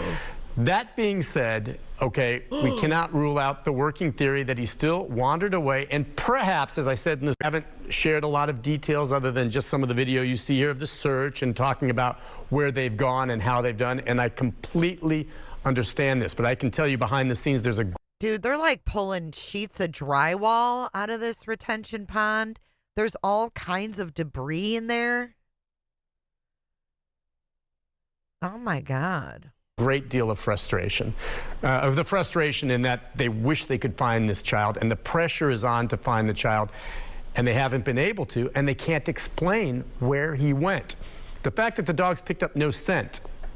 Yes, they probably would have picked up scent around Sebastian's backyard. Well, he played back there. But then had he walked away barefoot, and there was no rain in the day after he left. I mean, there could have been a scent, picked up nothing, leads you to believe, the possibility that he was carried or taken away from the area in a vehicle and is no longer there.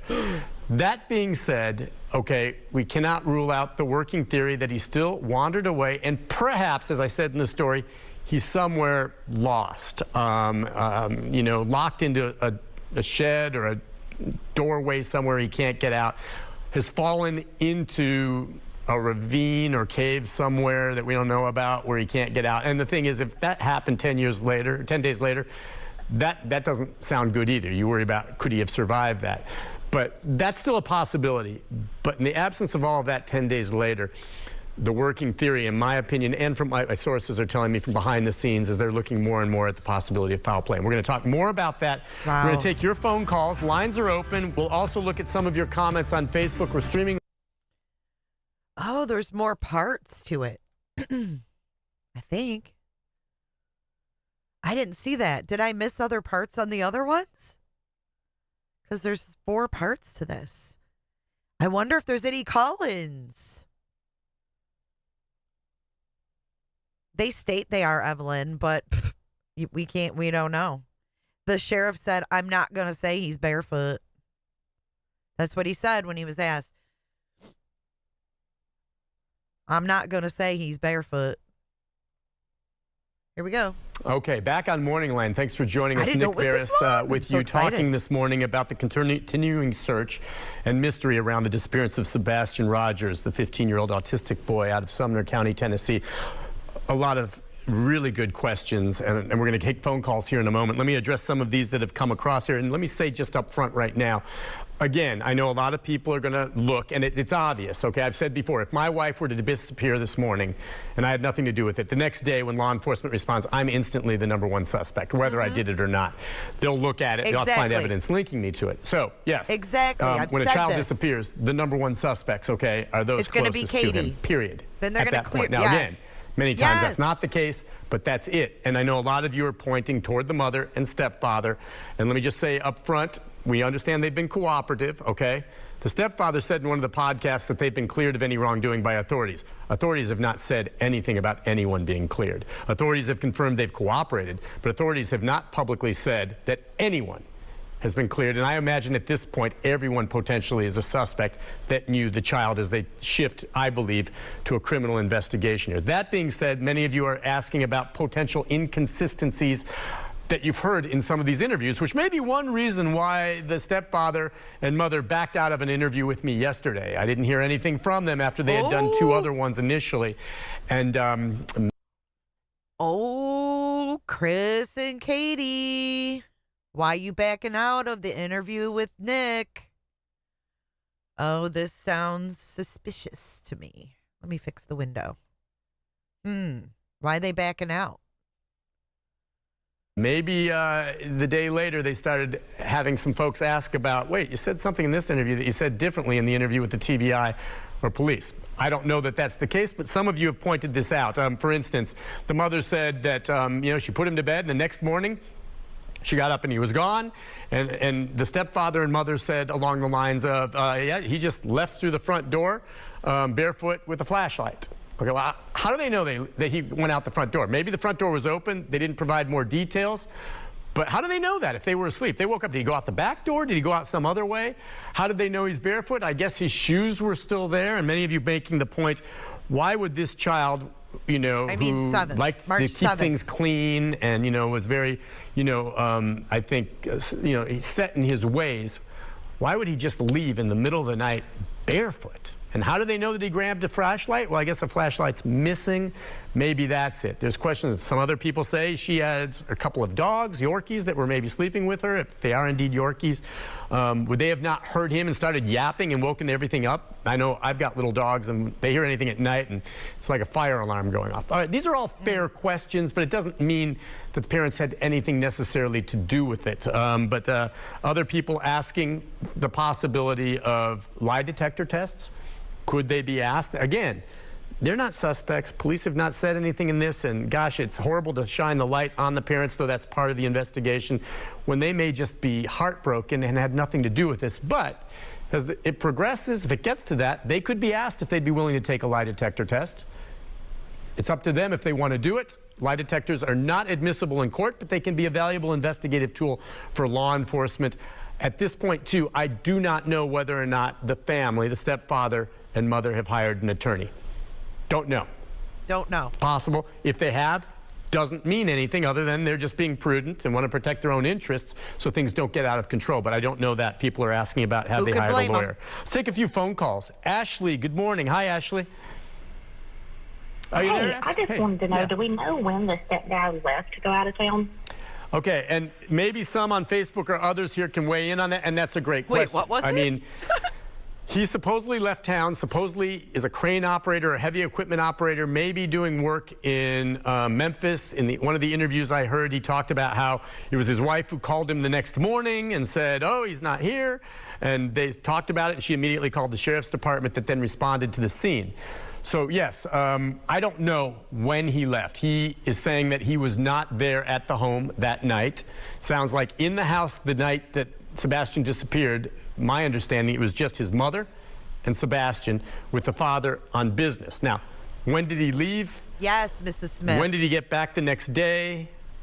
All of that, I don't know, and law enforcement has not shared that. Now, they're going to be checking.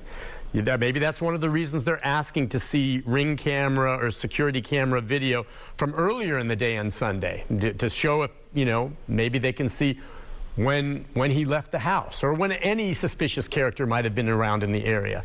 But that's a fair question, okay? I mean, he wasn't there that night. So in 3 days, knowing that 3 days from now, Nick Beres is going to release the flashlight video. Who thinks he already had it? Cannon, what do you mean? Is fair use applicable with this TV station? Fair use is applicable with anything if it's actual fair use. I ain't chasing my mouse. Hell to the no. I'm listening. I find this interesting, man. Night, but some people are making the theory, well, maybe, you know, if family's involved, and again, you guys are bringing it up, so I'll just say this is not fair because we have no evidence of this. Maybe Sebastian disappeared earlier in the day. Josh. Maybe, you know, and this is the story later. You know, did he say Josh? Or when any suspicious character might have been around in the area. But that's a fair question, okay? I mean, he wasn't there that night, but some people are making the theory, well, maybe, you know, if family's involved, and again, you guys are bringing it up, so I'll just say this is not fair because we have no evidence of this. Maybe Sebastian disappeared earlier in the day. Maybe, you know, and this is the story later. Again, I don't want to go too much more toward that because it's not fair to this family at this point. I know that's where a lot of you are going, but there can be a lot of other explanations for what happened to him. Until there's evidence, it's not. Why has Sebastian been called Sean, Josh, Nicholas? Nick is persnickety. Oh, no. I mean, if I'm not just playing it outright, you know what I mean, Cannon? That's the second time he said Josh? He meant Sebastian, not Josh. Fair to judge, but these questions, I think, are fair. Let's go next to Linda. Linda, good morning. Hi, Linda. Listen, Linda. Hi. The lady just answered my question, just to ask the same question. But my other question, did Sebastian have brother and sister that lived in the house also? No. What we've had, and this was shared by the stepfather, Sebastian does not have a brother and sister there. He has a stepsister. It's his stepfather's daughter. And the stepfather shared this in the podcast, doesn't want to talk more about it, but he is involved in, I think, a custody battle with his ex-wife over the stepdaughter who lives out of state. I believe they live in New Mexico. But I think there have been times when the stepdaughter has been there with them. And I believe that she and Sebastian knew each other. Dude, he knows everything. This is why Sean hates him. He knows freaking everything on March 7th. But she was not there. She, I believe, lives in either Colorado or New Mexico with her mother, and that's all I know about that, and that's basically what the stepfather conceded. Yes, I'm in a custody battle, but I don't see how that's germane to the disappearance of Sebastian. But yeah, people did wonder if he had siblings. Let's go to Bolinda. Hi, Bolinda. Bolinda? Hi. How many times has the stepfather and the mother had the cops called on them there? And did they vet his previous relationship with the mother of his children? Because it sounds like that right there where you just said in New Mexico or Mexico, wherever that is. Has anyone vetted his life down there? All right, meaning law enforcement. Now, I'll say this, in talking to the stepfather, you know, that was brought up, and he believes that his ex-wife has nothing to do with this whatsoever.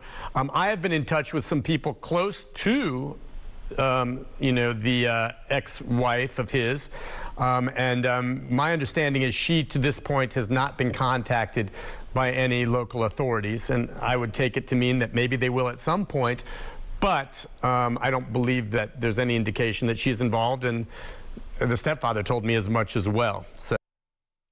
So he said Chris Proudfoot told him that Nina wouldn't be involved either.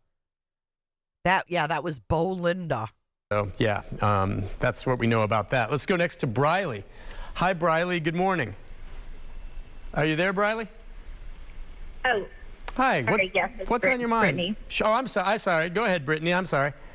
Brittany. That's okay. So first and foremost, I just want to say that Sebastian is the number one in this situation, and this has really tore up this community. We're a very tight community here in the Shackle Island area. And, you know, like you said, you don't just vanish. We keep playing that scenario that if he left, but there's no indication that he did. There's no scent, there's no trace, and based on cameras and the area, if Sebastian left the home, as they're saying, with no shoes on, we would have some evidence that something would have came up by now. You know, I feel like that's pretty standard. And then the I know we don't want to keep going into the stepfather, but as you talked about the other day on your live, if your wife was to go missing, you would be the first person as the suspect. And I feel like unless we can have a time frame that this stepfather was in Memphis, doesn't sound like Bobby to me. I just don't see how he's got anger issues. I mean, all of these things. It's been said that he's been married 6 times, that he has an order of protection. You're not granted an order of protection against your child for no reason. There's a lot of things that I've been looking into, and it's fair to question these things because this 15-year-old child is now missing.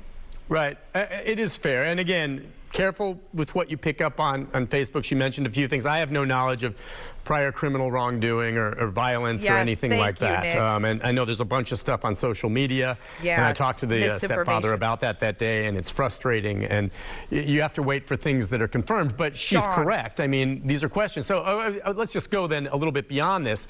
If we're assuming someone was involved, okay? And I think we all would agree that seems a very real possibility, though it's not definitive. Okay, first 2 that you look at are parents, okay? And not the biological parent who's in Clarksville, and not the ex-wife who's in New Mexico, but the mother and the stepfather. Okay, those would be the first 2 that are going to be on the list. All right, who else?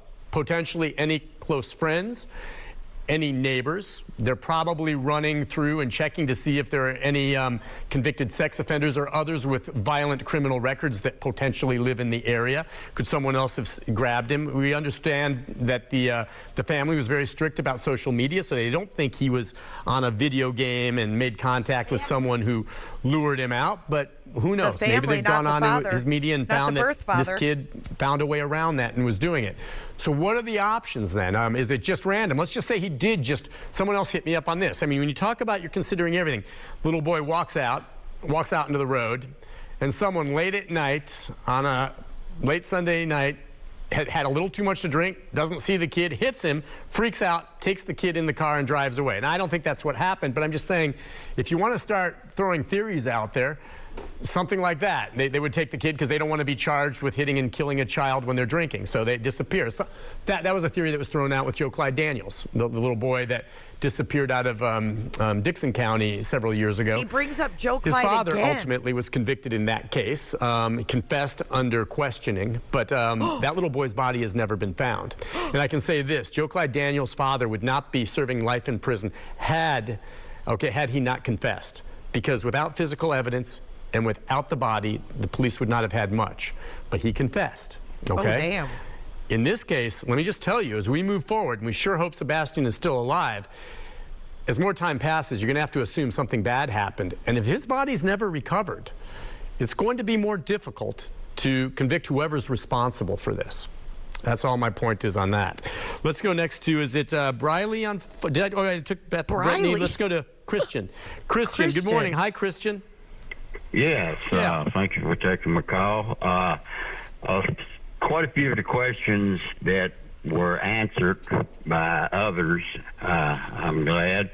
There is one thing, a 15-year-old phone, they keep them in their hands. And this is something I don't have to remind really anybody. Sure. Look at all little kids, all young people, and a lot of old people. They keep that phone in their hand, and then when you said something about barefooted, as the weather was at that time, etc., they wouldn't be going outside without the shoes on. That should have been an indicator that something has taken place, most likely within that house. And another thing, too, is have they looked at anyone that he has been close to that could have picked him up, which I very likely doubt. Yeah, and let me say, we have to go to a break, but you make some good points. With regard to the cell phone, the mother said, I believe in one of the interviews, or the stepfather, that he did not have a cell phone with him. And that would be easy enough. If he had a cell phone and there's a way to ping it, they'd be all over that by now, okay? So the indication was he left barefoot in his pajamas with a flashlight is the working story. That's it. Nothing else. Didn't take the cell phone, anything along those lines. So, yeah, it's a real curiosity then if that's the case and no scent. Law enforcement knows everything you're bringing up right now, and trust me, there are things that they are working on that we don't know that they haven't shared, which is important because of the investigation. In fact, there have been some things that have been shared with me, there's things they're looking in, nothing definitive, that I'm not going to share because I don't want to do anything to jeopardize this investigation. But there are just things out there. But I can tell you this, based on everything I know, they're still working it. They don't have the evidence. It's not pointing in any special direction yet at this point, at least with what I know. Maybe there's things they haven't shared and they're further along than we know, and that's why you keep following this story. We'll take a break. Be back with more of your phone calls. All right, next segment. Thank you for joining, guys. If you haven't already, hit the like button, please. What's up, Granny's watching? I wonder if Katie even knew about the Google account made for Sebastian, right? Good question. It's been mentioned multiple times that Sebastian wasn't attached to his phone and had to be reminded to bring it. They mentioned this guy has called into Dolly before. Is that Doug guy? He's called me, too. We're back on Morning Line. Nick Beres, thanks for joining us. Facebook Live, or rather, we're going streaming live on Facebook and newschannel5.com, talking about the Sebastian Rogers case, taking phone calls. And again, be careful. There's a lot of stuff on here and some good questions. Did he really and we have move? someone saying, well, I heard a witness saw. Did Seth really move? I mean, I get it. I mean, cool. I'll look into it. Is this like breaking news? Seth moved? We're watching March 7th. We're listening for clues. I hope Seth has a lot of help with his move. Fuck's he going? To the homestead? The Rogers homestead of family values? Moo! Moo! I'm going to the woods and was barefooted. Now, there's no report of any witnesses that saw him that night. What we know is that the mother woke up the next morning and he was gone, and that his shoes were there, and so they think he was barefoot and he might have gone out the front door with a flashlight. But there is no report of any witnesses seeing him go anywhere when he left the house. Yes, let's be real definitive on that. Phones. Big difference if we knew there was a witness that saw him going out. With no witnesses. With the burner phone thing is when they do the cell thing or whatever.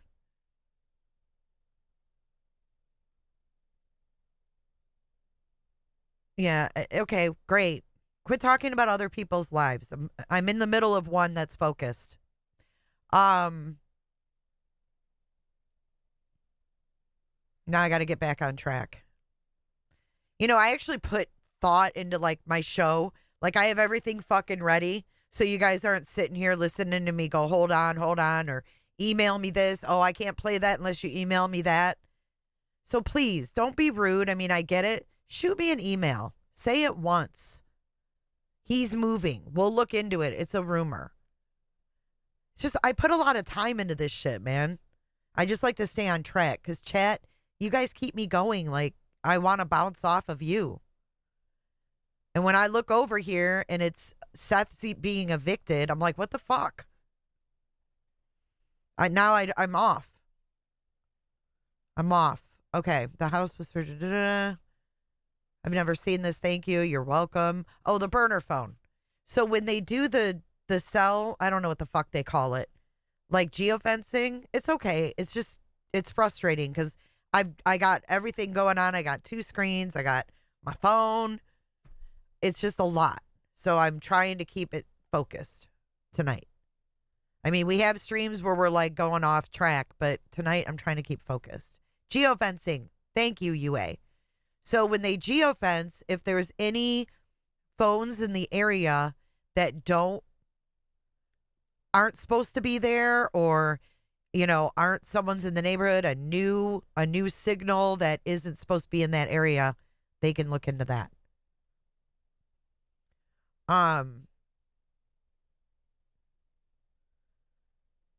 So yeah, anyways, I just appreciate it. Like, I have a lot fucking to play, and it's a lot going on. I know you guys don't mean to be disrespectful. I get it. It's just like, it's just a lot. All right, let's keep going. This is segment 3. No Ring camera, no trace of him. He went to bed. I enjoy and all after of you. that, no one knows exactly what happened. So let's be real clear on this. No witnesses. Let's go next to Trevor, I think. Hi, Trevor. Good morning. Trevor? Good morning, Nick.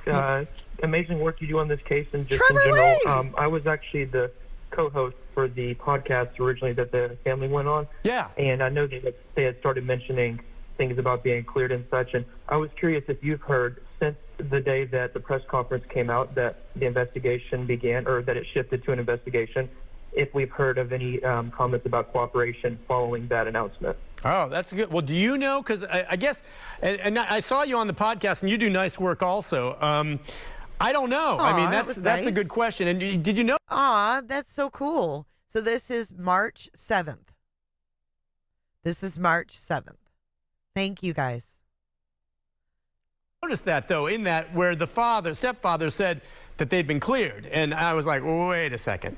Yes, he's cooperated. Law enforcement has not named anyone as a suspect. For him to say that law enforcement has interviewed them repeatedly, which I believe, but that they've been cleared, I haven't heard that from law enforcement. Have you? No. And see, I wondered if that comment came from, at the beginning, they had said that they were going completely off the premise that he wandered off. Yeah.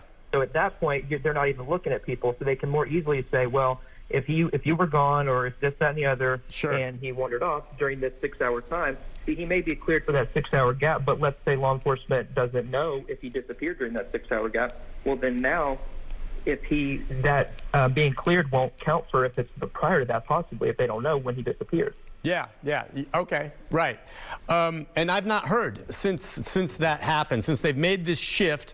Like I said, Trevor, I was set to do an interview with him. He called me after my Facebook Live a couple of days ago, and he was he was very nice, and we talked at length. And I was going to ask him a few more questions beyond what he'd already been asked. And then I tried to get back with him yesterday as we planned, and crickets. No response to my calls, no response to my text messages, and I wondered if something's changed. And if something's changed, I don't know, Trevor, if you agree, it's possible that law enforcement now has reached out and said, listen, we'd like to talk to you again because some of what you said either in the podcast or in the other interview that you did maybe contradicted some of what he says. And he realizes maybe I shouldn't, say this. And, when people are upset, he could say something that contradicts himself. And by the way, that doesn't mean he did anything. You get rattled, and you're being asked a lot of questions. So, again, I want to be as fair as we can to the family. But it's indisputable that in the absence of everything else, as they start looking at possible people involved, if there are others involved, that the parents are going to be in that group, period. And trust me, no one's been cleared, including the parents, though they have cooperated, and they're to be, acknowledged for that. Let's go to Jennifer next. Jennifer, good morning. Hi, Jennifer. Oh, it's not me. Hey, good morning. Good morning. Hey, Nick, I'm a local who has been a fan of your reporting for years, so I thank you. Sure. Is this Jennifer Jennings? Is this Jennifer Jennings? It is my understanding from the law enforcement that dogs, in fact, did hit away from the home, but as soon as they hit, they lost the scent. Mm-hmm. So my first question to you is, can you confirm that? And also, I have a source close to the investigation that told me that dogs hit by the new construction, that's actually where they hit. And so if that is the case, can you find out if the dogs hit by the dumpster, like to the west? Because I have mapped Sebastian's missing event, and I'm just curious if that is where the dogs hit, is close by the dumpster where the new construction is. Okay, and I do not recall, and I hear you. I've heard some of the same things you just shared, and I'm not sure if some of that is the Facebook stuff. I don't recall hearing myself anyone in any of these news conferences talking specifically about where the dogs have hit. Now, behind the scenes, some of my sources have told me that the dogs picked up some scent around Sebastian's house. Well, that means nothing. I mean, there's a slide back there. Sebastian plays in the backyard. It's not a surprise that maybe his scent would be picked up around the house. So Jennifer Jennings was the one who does the weird readings.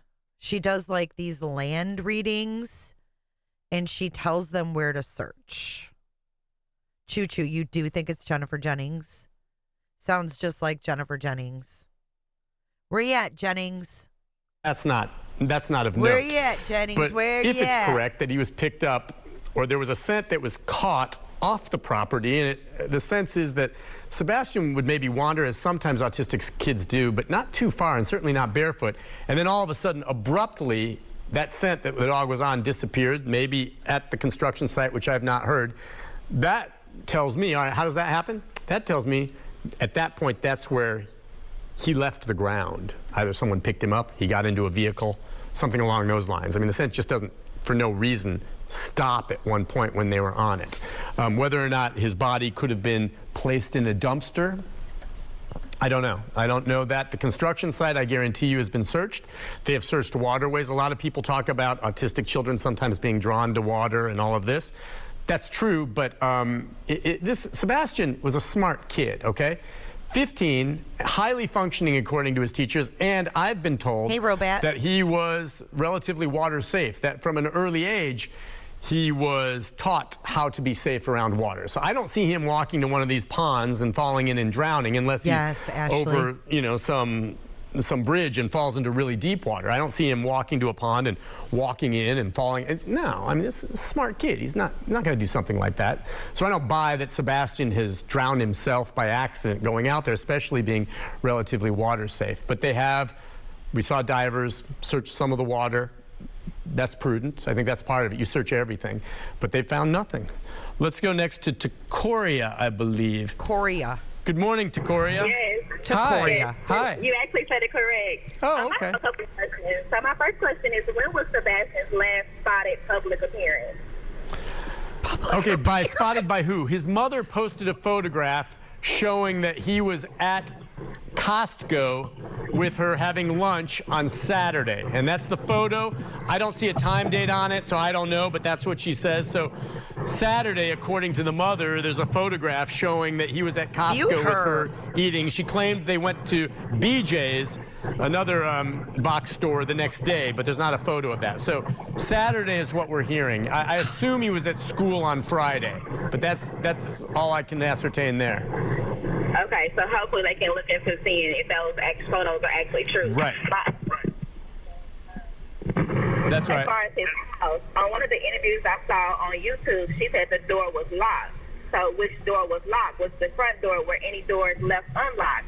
Does Sebastian have a key to the house that he's able to lock the door back behind him? Were any windows left open? So when she said in the interview on YouTube that the door was locked, it made me wonder, well, if you leave, why would you lock the door unless you had a key? We already know that. Unless it's one of those doors maybe that, you know, I have one of these at our house where you go out, and it doesn't always have to be set. It's always kind of locked. So you need a key. You can open it from inside. You close it behind you. It automatically locks sometimes. There's some like that, but she's right. There's others where, well, my point on that is just how did the mother know he went out the front door? And maybe she has a good reason to know that. Maybe it was left open, I don't know, or it was locked. Maybe she knew it was locked the night before. Those are the things that are unclear to me, but she was asleep. So how does she know that he walked out the front door? I mean, how do we know he didn't go out some other way? And maybe there's a reason for that, but that wasn't made clear to me either from her in any of the interviews or by law enforcement, but there may be an explanation for that. And I think the idea that he was barefoot was, I assume, you know, his shoes were there, so they're assuming he left barefoot. And the flashlight, it's missing, so they assume he took a flashlight because it was dark out. And then 3 days later, he releases the flashlight video. Strange that he would go to the point of thinking to take the flashlight, but not think to slide on a pair of shoes. You know, going out at night. I mean, autistic child, you know, likes to stay clean. Don't want to step on something in the dark that you don't see. Don't you think maybe you'd put on a shoe? If you thought to take a flashlight, why not put on shoes? And there's all these kind of questions. What do they mean? I don't know, but they're worth asking. And trust me, authorities are asking the very same questions. Let's go to Brittany. Hi, Brittany. again. Hey, Nick. So, a lot of questions like how are they? I just feel like they're just using the fight as a cover-up, and I hope that I'm wrong and that this is, what? Just it's gonna be a miracle and he's gonna show up. But I feel like for them to be able to identify that he had a flashlight, like they're so sure. Like, how are they so sure that he has a flashlight? Like, I don't know about y'all, but I wouldn't notice a flashlight missing. Yeah. Well, maybe it's by the door. Yeah. That's fair. Fair question. Fair point. How do they know? I mean, some people and do. not only that, yeah. But why are they not doing like a lie detector test? Like, these parents have not been questioned with a lie detector test yet. Like, well, and I don't know. For all we know, they've been asked to do this. It's not been shared with us, and they can't force the parents to do this. The parents are not, accused of anything, and even if they were, it's their choice. You don't have to submit to a lie detector test. But sometimes, if you figure you have nothing to hide, yeah, I'll do this if that'll help clear me more, and you go ahead and take it. A lie detector test. Who do you guys think it sounds like? Bobby? You guys thought that sounded like Bobby? Let's go back and play it. I know that Belinda sounded like the one that called the Bower Sox. Sounds like her, but I don't think it's her. Says Ewing. Kiss my grits. Someone just bought me. Lisa. Holy tamales. 5 pizzas. Thank you, Lisa. Thank you so much. Brittany. And then we have this strange neighbor, Brittany, on the Facebook groups. I don't know. For all we know, they've been asked to do this. It's not been shared with us, and they can't force the parents to do this. The parents are not, if you figure you have nothing, tests are not admitted. Yeah. Well, maybe it's. A lot of questions like how. Flashlight, why not put on it shoes? does sound like There's all her. these kind of questions. He left barefoot, and you can open it from inside. You close it behind. The key to the house, babe. House where he went out the front door, and she was asleep at the front door. The interviews. I think the idea that he left barefoot. Go to the point of light on a pair of shoes. They're worth asking, and trust me. Hi, Brittany. Hey, Nick. So, a lot of questions like how are they? I just feel like they're just using the fight as a cover-up, and I hope that I'm wrong and that this is, it's gonna be a miracle and he's gonna show up. The flashlight as a cover-up? She said that too about a miracle. So, a lot of questions like how are they? I just feel like they're just using the fight as a cover-up, and I hope that I'm wrong and that this is, it's gonna be a miracle and he's gonna show up. But I feel like for them to be able to identify that he had a flashlight, like they're so sure. Like, how are they so sure that he has a flashlight? Like, I don't know about y'all, but I wouldn't notice a flashlight missing. Yeah. Well, maybe it's by the door. Yeah. That's fair. Fair question. Fair point. How do they know? I mean, some people. And not only that. Yeah. But why are they not doing like a lie detector test? Like, these parents have not been questioned with a lie detector test yet. Like. Well, and I don't know. For all we know, they've been asked to do this. It's not been shared with us, and they can't force the parents to do this. The parents are not, accused of anything, and even if they were, it's their choice. You don't have to submit to a lie detector test.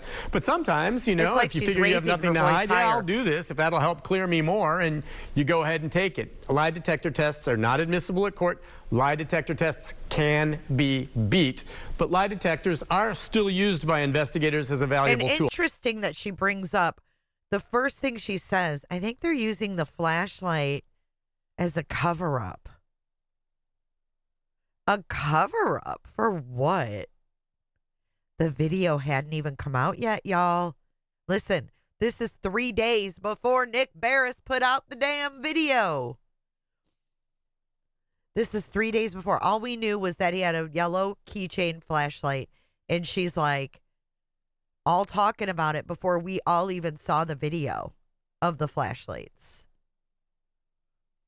I feel like it's Bobby trying to talk like this. It'd be like me. Nick, why are they using the flashlight? With regard to the flashlight angle, too, let me just say this. One reason maybe some of these security and ring cameras in this neighborhood, which is a nice neighborhood and a lot of homes have them, don't show Sebastian could be it was so dark that you don't see him. Well, if he took a flashlight, that would likely be on when he walked out of the house. And you would think if maybe you couldn't see Sebastian, you would still see a light moving in the darkness wherever he was going. Right. And there's no indication that there is any security video showing that. Strange, right? We'll take a break. We'll be back with more of your calls and comments right after this. Damn it. Don't you think maybe you'd put on a shoe if you thought to take a flashlight? And trust me, authorities are asking. Yes. This is, They're worth asking. And trust me, authorities are asking the very same questions. Let's go to Brittany. Hi, Brittany. Hey, Nick. Well, a lot of questions like how are they? I just feel like they're just using the flight as a cover-up, and I hope that I'm wrong and that this is, just it's gonna be a miracle and he's gonna show up.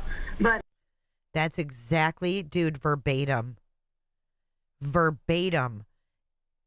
UA, can you find me that clip? I know I'm asking a lot, honey, but can you find me the clip? I believe it's from. She says that verbatim. Like, I want nothing more than a miracle, and they think he's just going to show up. I swear it's verbatim somewhere, and I can't remember, but she said this exact same sentence. If we can find it, we don't have to find it right now, but if we can find it, we can compare. I don't know if it was JLR or Tara Lynn. I want to say it was Tara Lynn, but then again, I put the Tara Lynn audio with a screenshot of the JLR. So it's confusing because when you listen to it, you're seeing a video from her. Yes, Bobby also knew about the flashlight video, and UA thinks that she could be the one that gave it to Nick. She was following all the searchers door to door.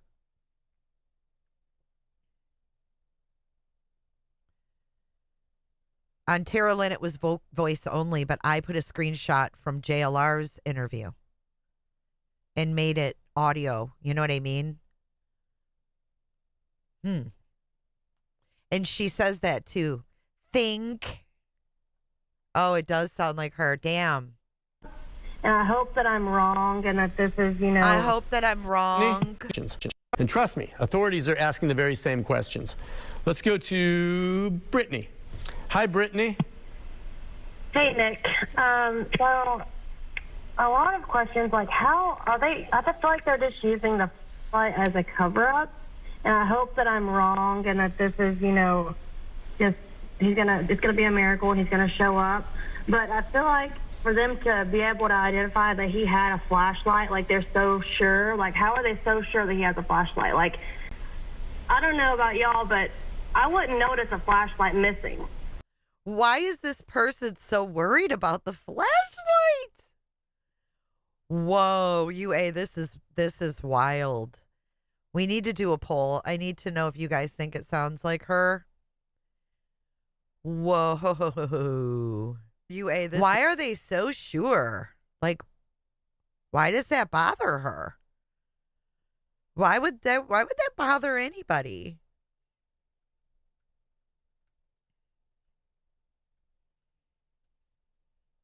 All right, answer the poll.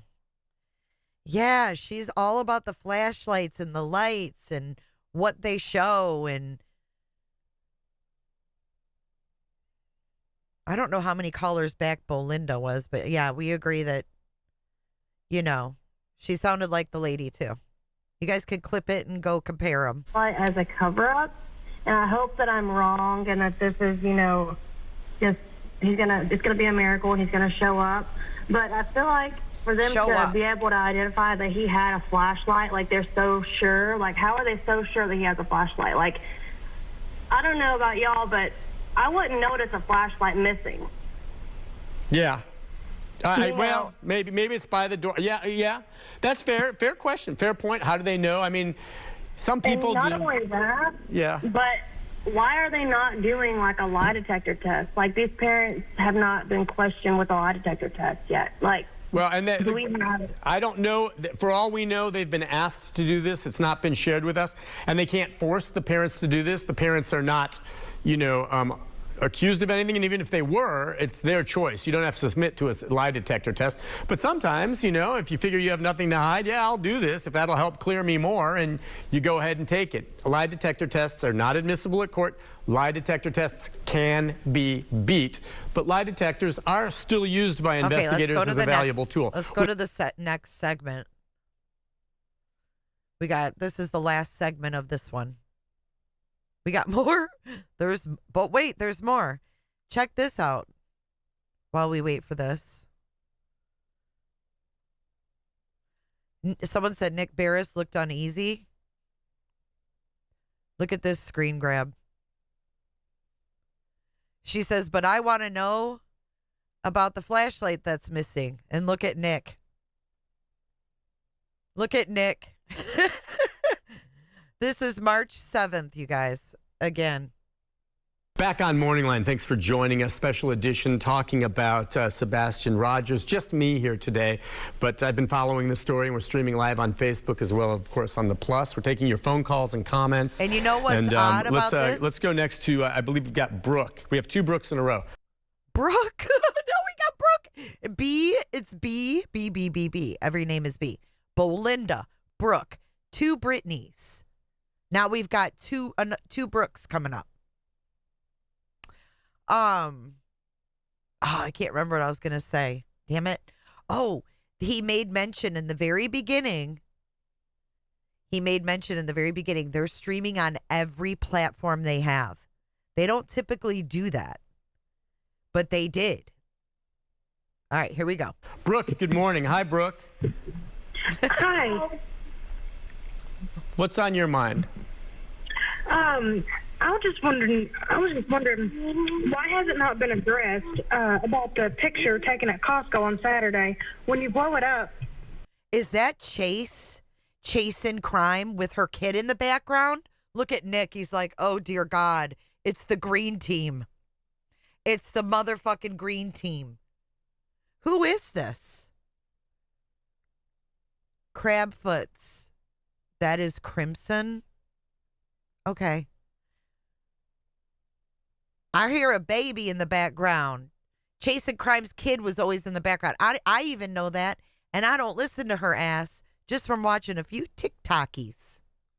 Back on Morning Line, thanks for joining us. Special edition talking about Sebastian Rogers. Just me here today, but I've been following the story, and we're streaming live on Facebook as well, of course, on the Plus. We're taking your phone calls and comments, and let's go next to, I believe we've got Brooke. We have two Brookes in a row. Brooke, good morning. Hi, Brooke. Hi. What's on your mind? I was just wondering, why has it not been addressed about the picture taken at Costco on Saturday? When you blow it up, it appears to be a bruise in the middle of his neck. Oh, okay. I haven't looked that close at it, but some others who have, it's hard to say if it's a bruise or if it's a shadow. I hear what you're saying, and even if it is a bruise, I mean, that doesn't mean his parents did it. I mean, this is a rough and tumble kid who might have bumped it on a jungle gym. I don't know. I mean, I see what you're saying. You guys pick up every small detail, and I respect that, but I don't know what you really can take from that per se. There could be a lot of explanations for it, right? But that's the problem here. We've got a bunch of explanations and no clear answers. So we've got another Brooke on 11. Hi, Brooke. Hello. Hey, Brooke. What's on your mind? I came across a post in one of the Sebastian groups yesterday, and I'm just wondering. So there was a post about a lead investigator hindering the search. Do you know of this to be true? What? No. I don't understand why a lead investigator would be hindering a search. I mean, I haven't heard that at all. Yeah. What? Something about they filled up her record or something, and she's a convicted felon, and she's not who she says she is. Oh, you know, I've seen some stuff on social media. Who was the lead searcher? What? This is 10 days after he went missing. What? Lead investigator is a convicted felon? What? Allison, we love Nick here. We fucking love him. We fucking love him. Who was the lead investigator on March 7th? Julia wasn't involved until May. Sounds like Cajun. Oh, the one that accused me of overlaying Tony's peen. It's not Julia. Not this Brooke Bushwhacker.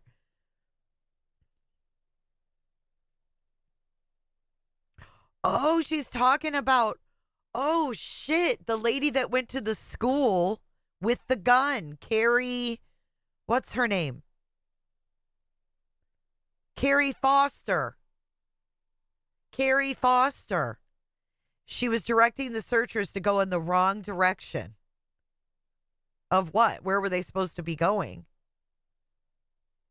And Nick, I think he's doing this to help out. I love Nick. And I think that, oh, Lori, thank you so much for your PayPal. Thank you so much. I appreciate that. Thanks for keeping it real and bringing us great content. Oh, it's Beans. Beans, I just love you. Thank you.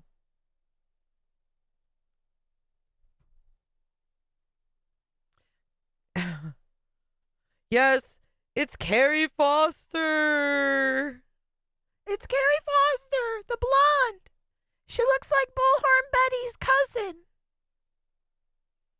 Yes, the horse lady. She went to her kid's school with a gun. She pulled up her record or something, and she's a convicted felon, and she's not who she says she is. Oh, you know, I've seen some stuff on social media. This is not an investigator who's affiliated in any way with the official authorities. There's a lot of people posting, trying to get themselves into this and bring up theories, and I've seen some folks say some of this is completely inaccurate, and I know what you're referring to.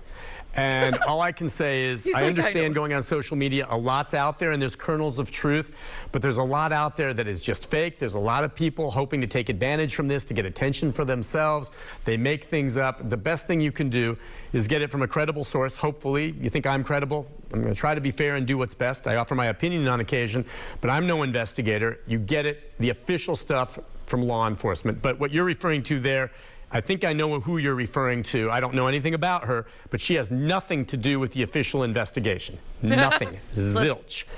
And if you're uncomfortable with it, just ignore her. So be real careful what you're following on social media. There's a lot of theories and a lot of things sometimes that aren't fair and aren't accurate.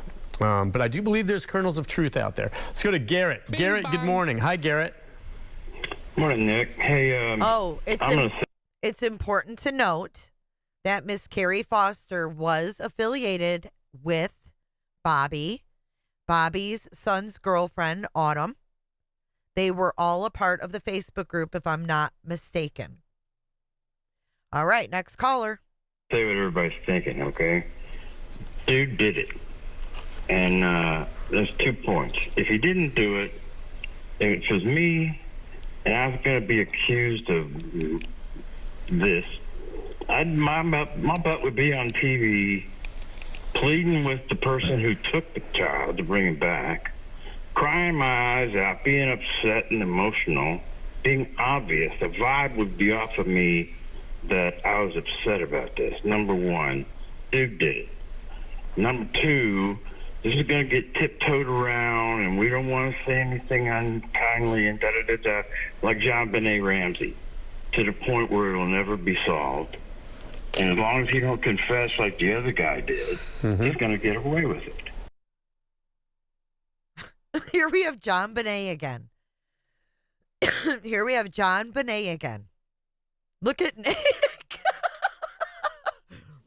Evelyn, you think it sounds like the same guy as before? Like John Benet Ramsey, to the point where it'll never be solved. And as long as he don't confess like the other guy did, he's going to get away with it. But he did it. It's the only thing that makes sense.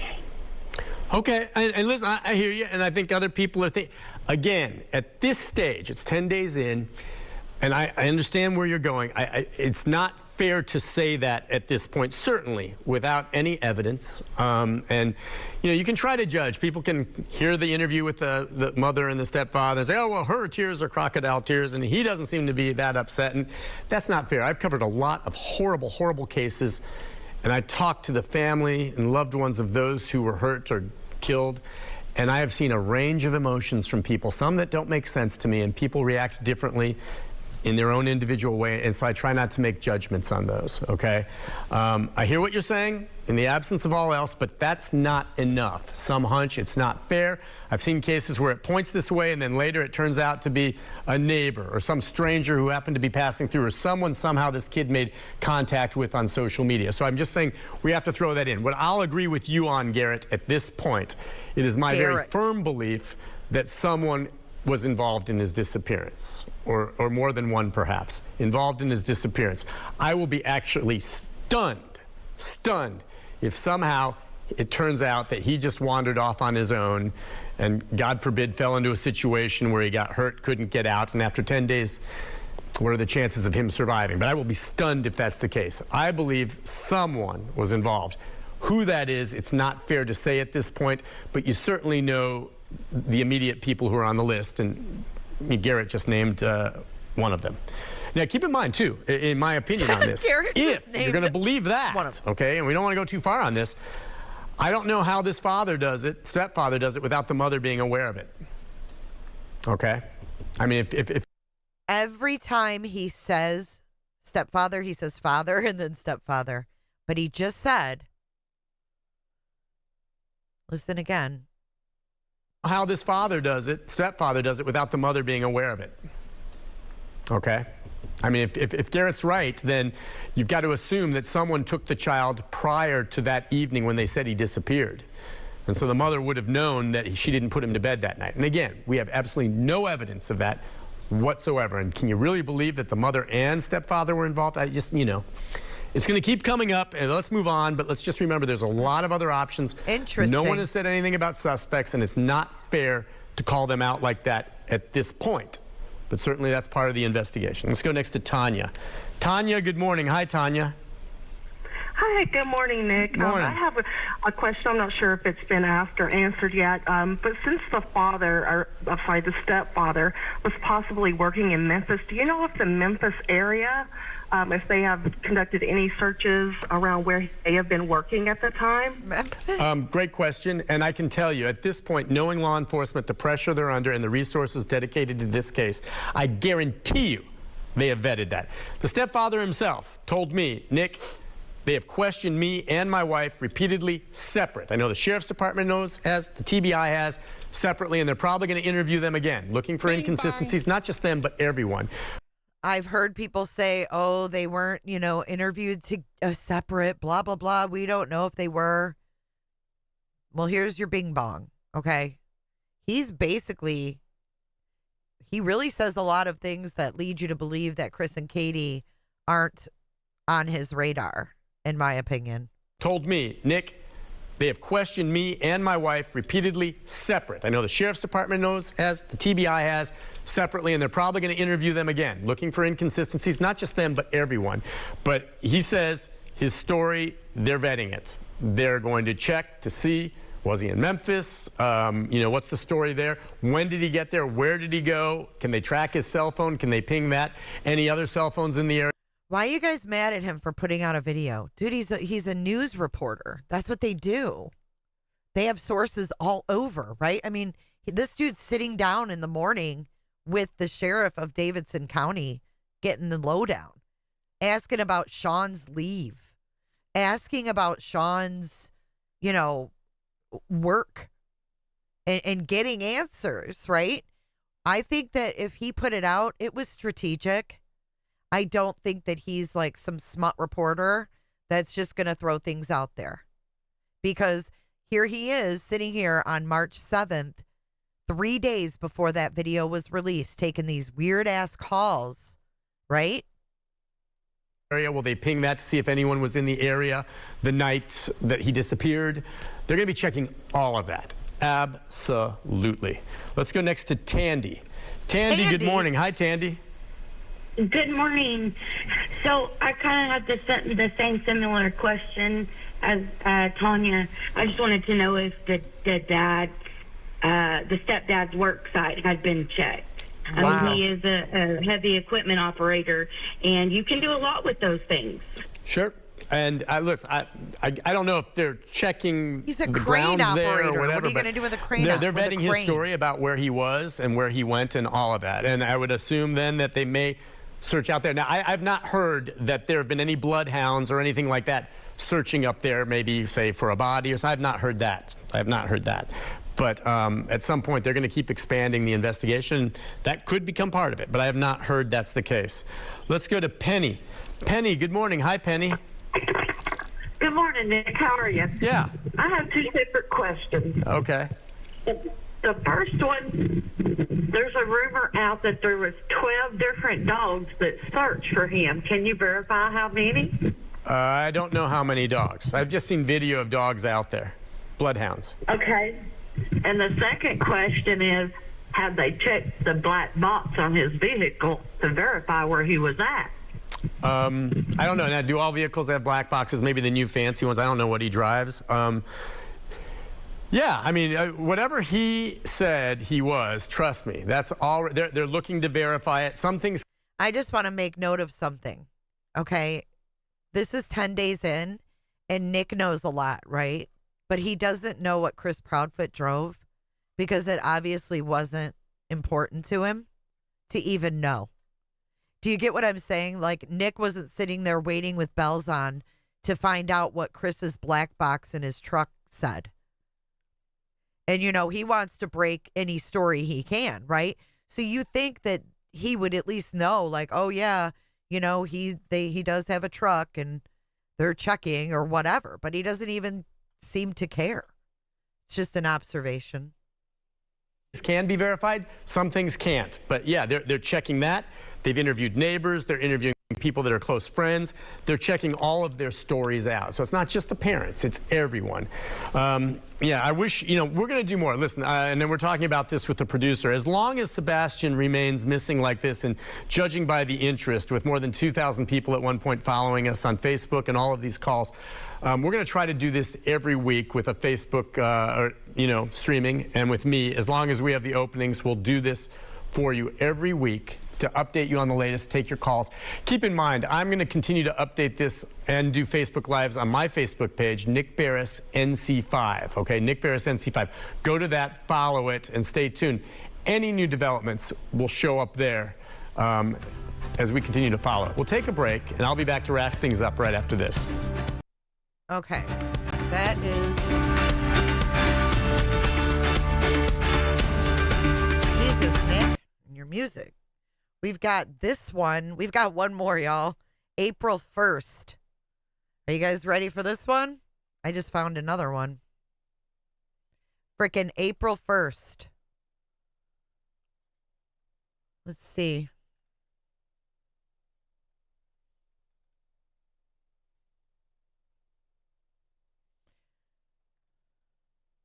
Here we go. Let's get that ad out of the way. Never say never. Thank you so much. Yeah, the video's very glitchy. Sorry about that. My resources on my computer are low. Thank you, Never Say Never.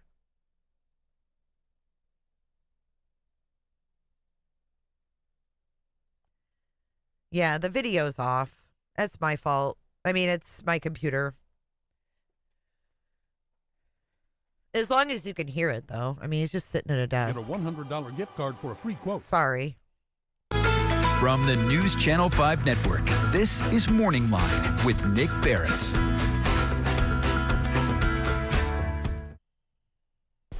Good morning, everyone. Thanks for joining us on Morning Line. Nick Beres here on a Monday. Hope you had a good weekend, an Easter holiday weekend, and we're back at it today. It's a live program. So we're going to Easter with his fraternity brothers. Continue. A lot of this is about Riley. There's so.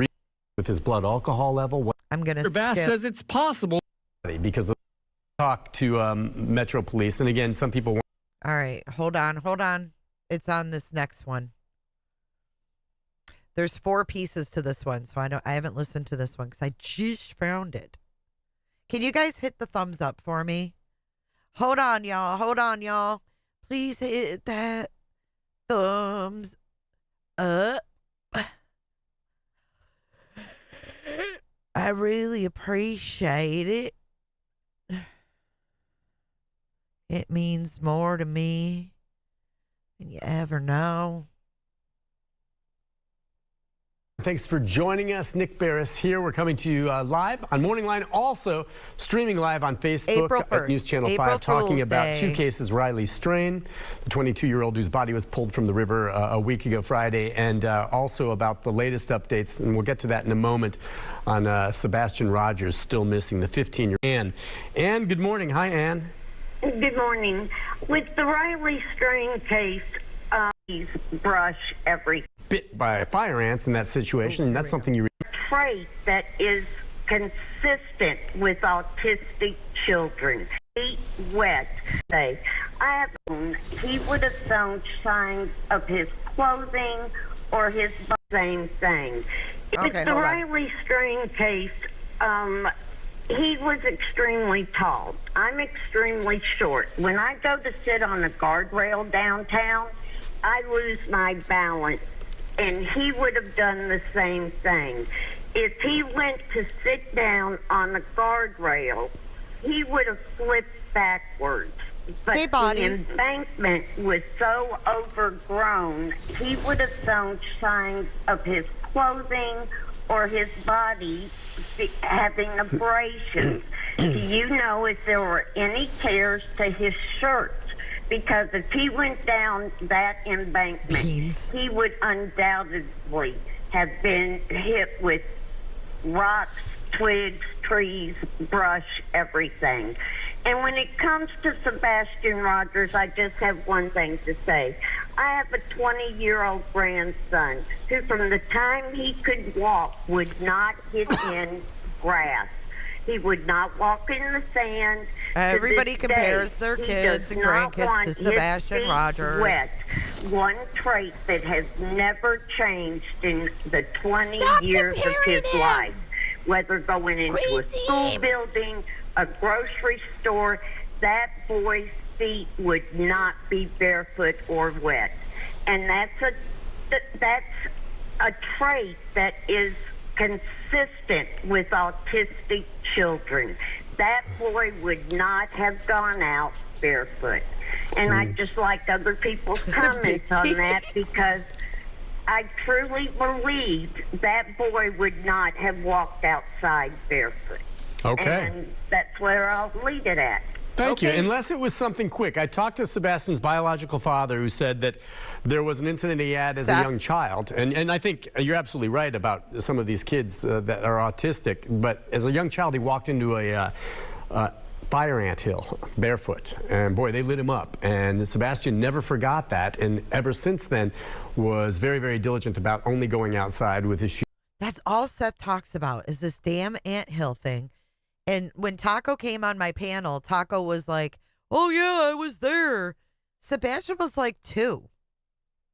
And socks on. They're just stuck with him. You get bit by fire ants in that situation, and that's something you remember. Now, his father did say on occasion his son might walk out of the house, down the driveway barefoot to get the mail or something out of the driveway real quick and then come back in. It's possible in this instance. I agree with Ann that see, my thinking is that somehow, some way, Sebastian, if he left the home on his own, grabbed a flashlight, went outside briefly, maybe like, for instance, to look for maybe he heard something outside his bedroom window. He thought he would just go out quickly, look, and then come back in. That's how I think he might have gone out barefoot. Do I think Sebastian... If he went out barefoot, he went out quick to look at something and then went back, thought he would go back in. There was a thud. Could someone have, threw something at his window? Like, some kid maybe, playing flashlight tag or something, throw something in his window, and then they, hey, come out, whatever. And you run out with, you know what I mean? Hello, Sherry Rollins. window. He thought he would just go out quickly, look, and then come back in. That's how I think he might have gone out barefoot. Do I think Sebastian on his own decided, I want to head out and just take off and disappear on my own and leave this house for whatever reason? Do I think he's going to do that, getting up, wearing his jammies, and going barefoot? Not a chance. If he had planned that, okay, and thought, I want to do this, he's going to put on his socks and shoes and then he'll take off. He's not going to go barefoot thinking he's going to go a long distance. I think if he went outside, he went out, and I don't know why, but maybe he heard something, curious, wanted to see, walked outside, and what happened after he came outside, that's open to conjecture. And that is, remember Nancy Grace said, yes, Body, I do. Absolutely. I remember kids throwing, like your friends throwing rocks at your window. Like, come on, I'm out here. Because we didn't have cell phones, right? So. But I've said all along, I don't believe he disappeared on his own. Oh. A child doesn't vanish without a trace on their own. And I was going to say, Nancy Grace asked Katie, what is outside Sebastian's window? And she said it's mulch.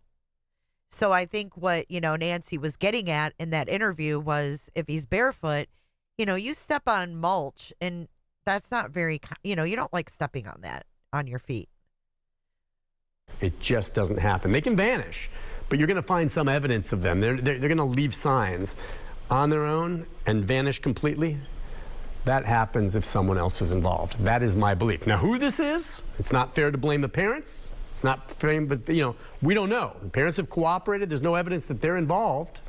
Okay? Could that change if new evidence surfaces? Sure. But right now, no. And police have said as much.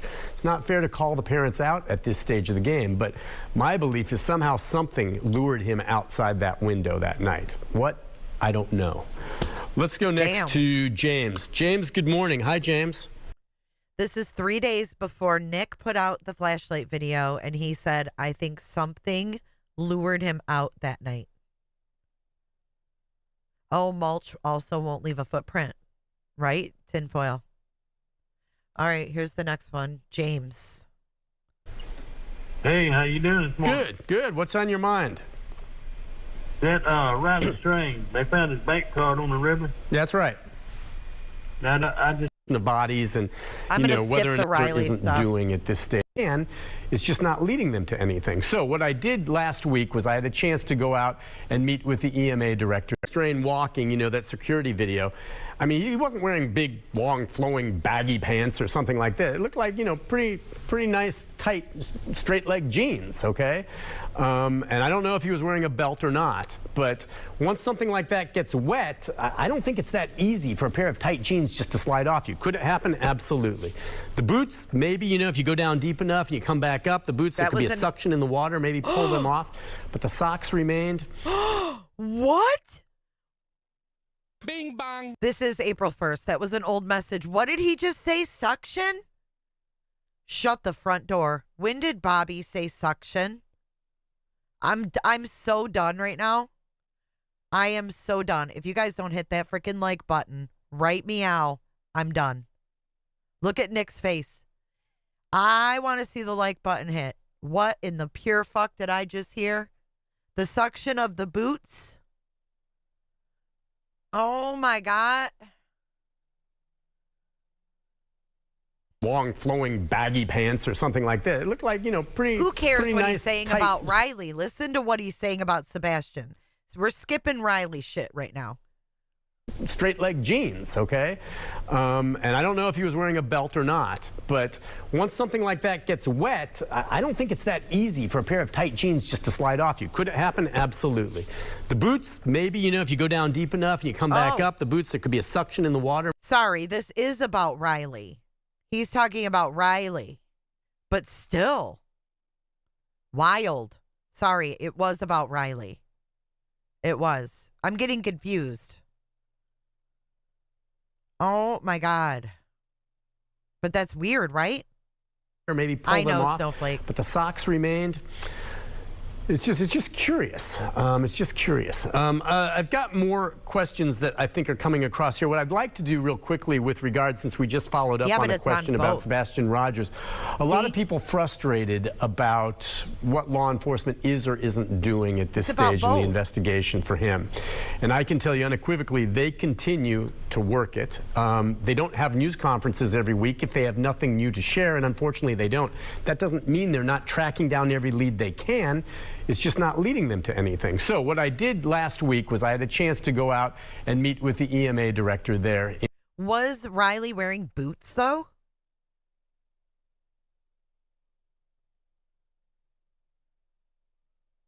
Right, that's what I'm saying. It's like they're flip-flopping between the two cases. Was Riley wearing boots, UA?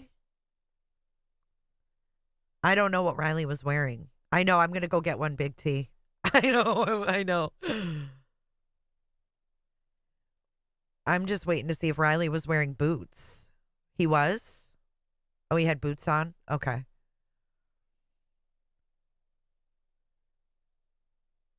Thank you, Indica.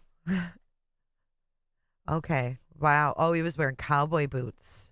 Which, okay. Not laced up boots. Thank you, guys. Okay. It's just weird, like, he moved his arms too, like that suction. And I'm just like, whoa, isn't that what Bobby said about the four-wheeler, right? With the four-wheeler, when they pulled it out, the suction. It's when they're dry and you're just taking them off at home before you go to bed. You know, pulling off your pants, and you saw the picture of Riley Strain walking, you know, that security video. I mean, he wasn't wearing big, long, flowing, baggy pants or something like that. It looked like, you know, pretty nice, tight, straight-leg jeans, okay? And I don't know if he was wearing a belt or not, but once something like that gets wet, I don't think it's that easy for a pair of tight jeans just to slide off you. Could it happen? Absolutely. The boots, maybe, you know, if you go down deep enough and you come back up, the boots, there could be a suction in the water, maybe pull them off, but the socks remained. It's just curious. It's just curious. I've got more questions that I think are coming across here. What I'd like to do real quickly with regard, since we just followed up on a question about Sebastian Rogers, a lot of people frustrated about what law enforcement is or isn't doing at this stage in the investigation for him. And I can tell you unequivocally, they continue to work it. They don't have news conferences every week if they have nothing new to share, and unfortunately they don't. That doesn't mean they're not tracking down every lead they can. It's just not leading them to anything. So what I did last week was I had a chance to go out and meet with the EMA director there in Sumner County. They're in charge of the search. And many people wondering, well, did you do a thorough search? Have you been out there? And I've said from the very beginning, authorities in Sumner County have done a textbook job of looking for this teen, which is why it's so perplexing.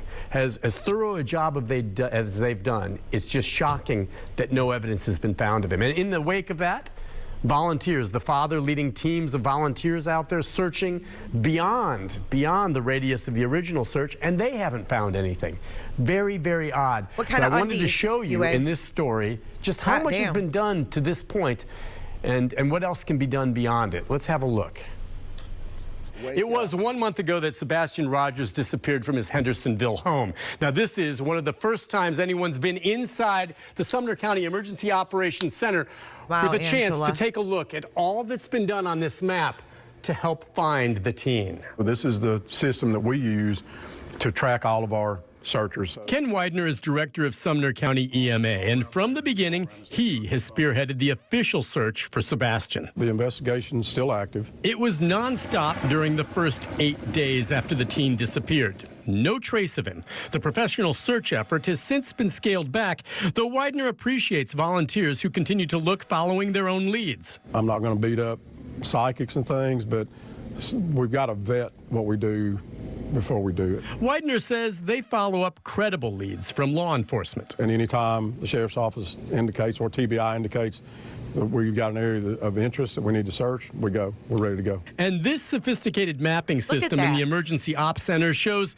they've been busy. There's a report of bones found, and they go. Fresh bones. We checked that out. It was deer bones. Divers and spelunkers have been deployed to areas. See, that's why I can't believe that if there was a report of a body that they wouldn't check it out. Like, I just have a hard time believing that, right? But if you look at this map, this is crazy. This is crazy. Area ponds and sinkholes. The white dots are caved and they've all been searched. Also, they've looked in Did you hear them? The white dots are caves and they've all been searched. Y'all are fooling yourselves if you think they missed caves and shit. I don't believe it. Look at, they even got cameras looking in these damn pipes. This is insanity. Storm drain within a half-mile of Sebastian's home, and some have wondered about the home itself. The house was searched at least 10 times. Dogs? Dogs, yep. Widener says bloodhounds and cadaver drain within a half-mile of Sebastian. And Spelunk emergency ops. The sheriff's office indicates what we use to track all of our searchers. Ken Widener. This is insane, man. Is director of Sumner County EMA, and from the beginning, he has spearheaded the official search for Sebastian. The investigation is still active. It was nonstop during the first 8 days after the teen disappeared. No trace of him. The professional search effort has since been scaled back, though Widener appreciates volunteers who continue to look following their own leads. I'm not going to beat up psychics and things, but we've got to vet what we do before we do it. Widener says they follow up credible leads from law enforcement. And anytime. Credible leads as they show the landfill. The sheriff's office indicates, or TBI indicates, that we've got an area of interest that we need. I just don't think that Sebastian went and crawled in a cave. I don't believe that. And I don't think that whoever lured him out went to a cave and shoved him in one. I just think that's fucking ludicrous at this point. The search, we go. We're ready to go. I guess and maybe. This sophisticated mapping system in the Emergency Ops Center shows they've been busy. There's a report of bones found, and they go. Fresh bones. We checked that out. It was deer bones. Divers and spelunkers have been deployed to area ponds and sinkholes. The white dots are caved, and they've all been searched. Also, they've looked in every storm drain within a half-mile of Sebastian's home. Every storm drain within a half-mile of his home. Every storm drain. If I don't think he's in a cave. I think if he's out in the woods, he's, covered up by brush or something. But every storm drain within a half-mile of Sebastian's home. And some have wondered about the home itself. The house was searched at least 10 times. Dogs? Dogs, yep. Widener says bloodhounds and cadaver dogs were used, but contrary to some reports, none of them, to my understanding, were actually on a trail that was following Sebastian. To date, it's as though the boy simply disappeared. Have you found evidence of Sebastian yourself when you've been out there? No. As busy as this map is, I'm told there's still areas to be checked to look for Sebastian Rogers, and no one is giving up. In Sumner County, Nick Beres, News Channel 5. Whew. Boy, when you look at just the scope of what they've searched and what they've done there, I mean, talking to Ken there's a frustration. They're used to getting results at this point, especially when you're looking for a child that there is no sign of them. Again, the investigation looks at the possibility of foul play. They haven't found any evidence of that. The pictures are everywhere. The family's involved. A lot of people saying, well, what about lie detector tests for the parents? I mean, I've seen conflicting reports and heard different things from different ones, but I know that the mother, the biological mother, I think has said on some other, interviews that she has taken it and passed. I think the stepfather says if he hasn't taken it, he would take it. He's glad to do it. He told Nancy Grace that.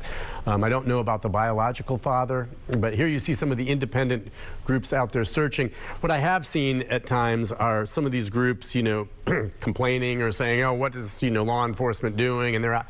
Look, if I'm banking on who's going to solve this case, I think it's wonderful that there's volunteers out there looking and they continue to search.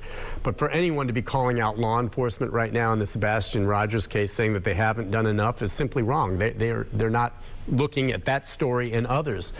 They're on it. They continue to be on it, and they keep saying too, anyone with tips or new information, call 1-800 TBI find. Let me see. I'm going to look at a few more questions before we go to our next break. As you heard in the story there, the home has been searched, okay?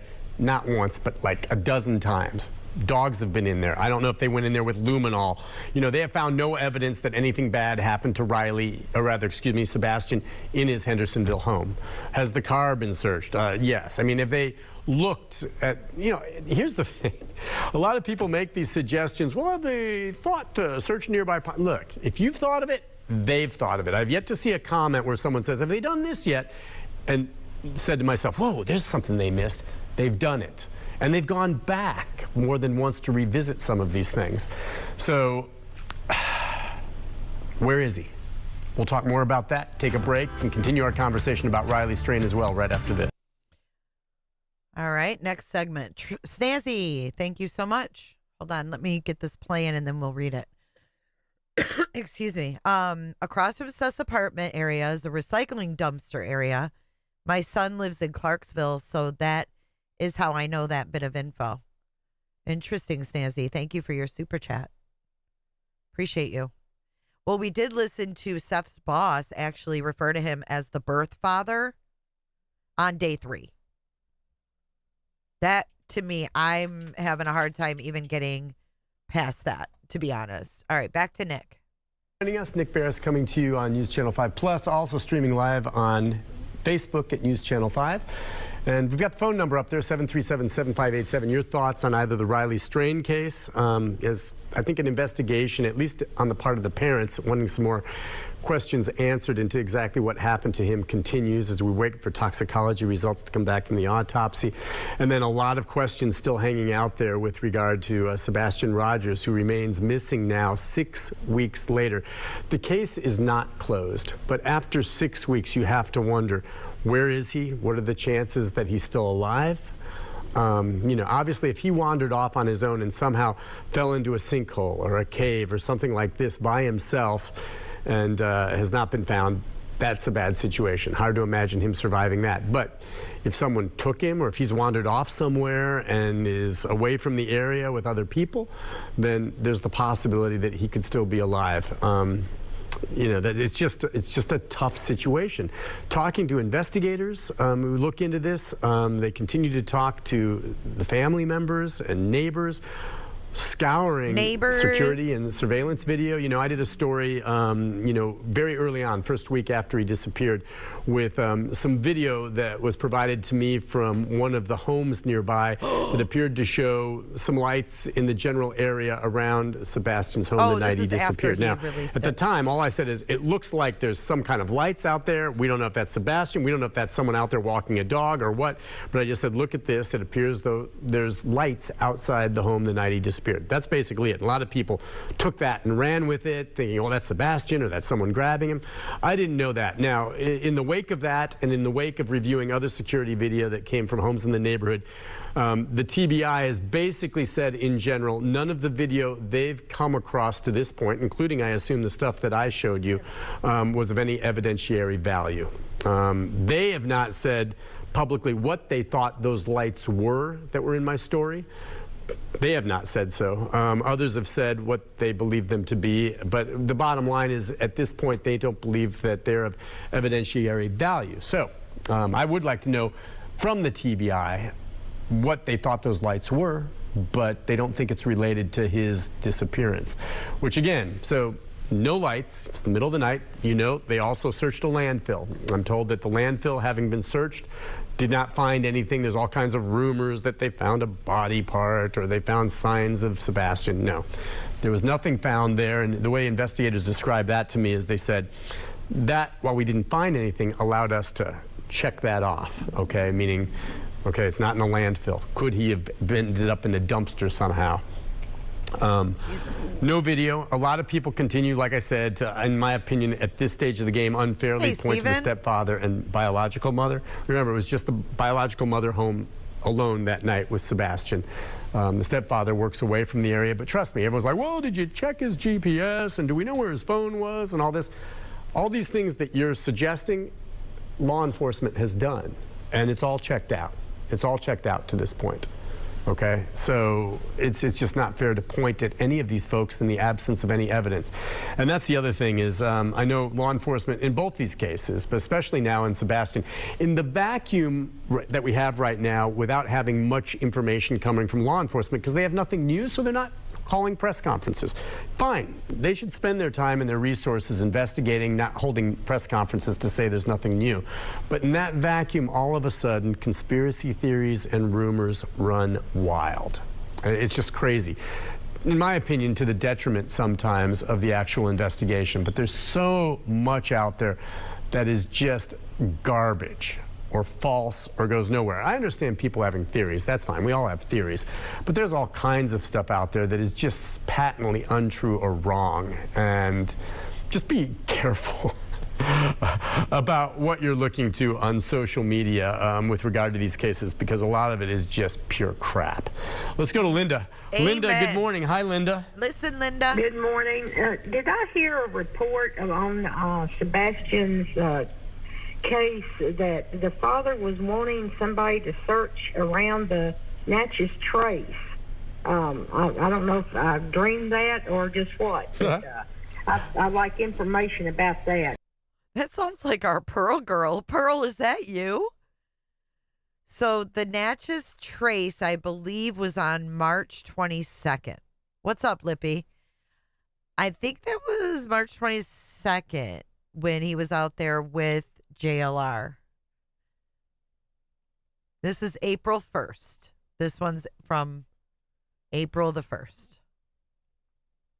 And if that was true, why was the father wanting to have a search around the Natchez Trace? Thank you. Sure. Maybe not. We're not dreaming that. I mean, there was a point there that the father and some other volunteers, I think, a week or so back, was doing a search of Natchez Trace Park. I don't know if they had gotten a tip or if they just thought, let's just broaden the search outside the radius of what law enforcement did to this point. But they went out there and did search that, which is great. Look, more eyes. The way I look at it, Sebastian can be anywhere, okay? Now, if you're wondering sometimes, there have been some reports, like, for instance, I think they were on some federal land in a place where a dog hit on a mound, and everyone's like, oh, we were going to clear it out and get law enforcement out here to check it out, and blah, blah, blah, blah, blah.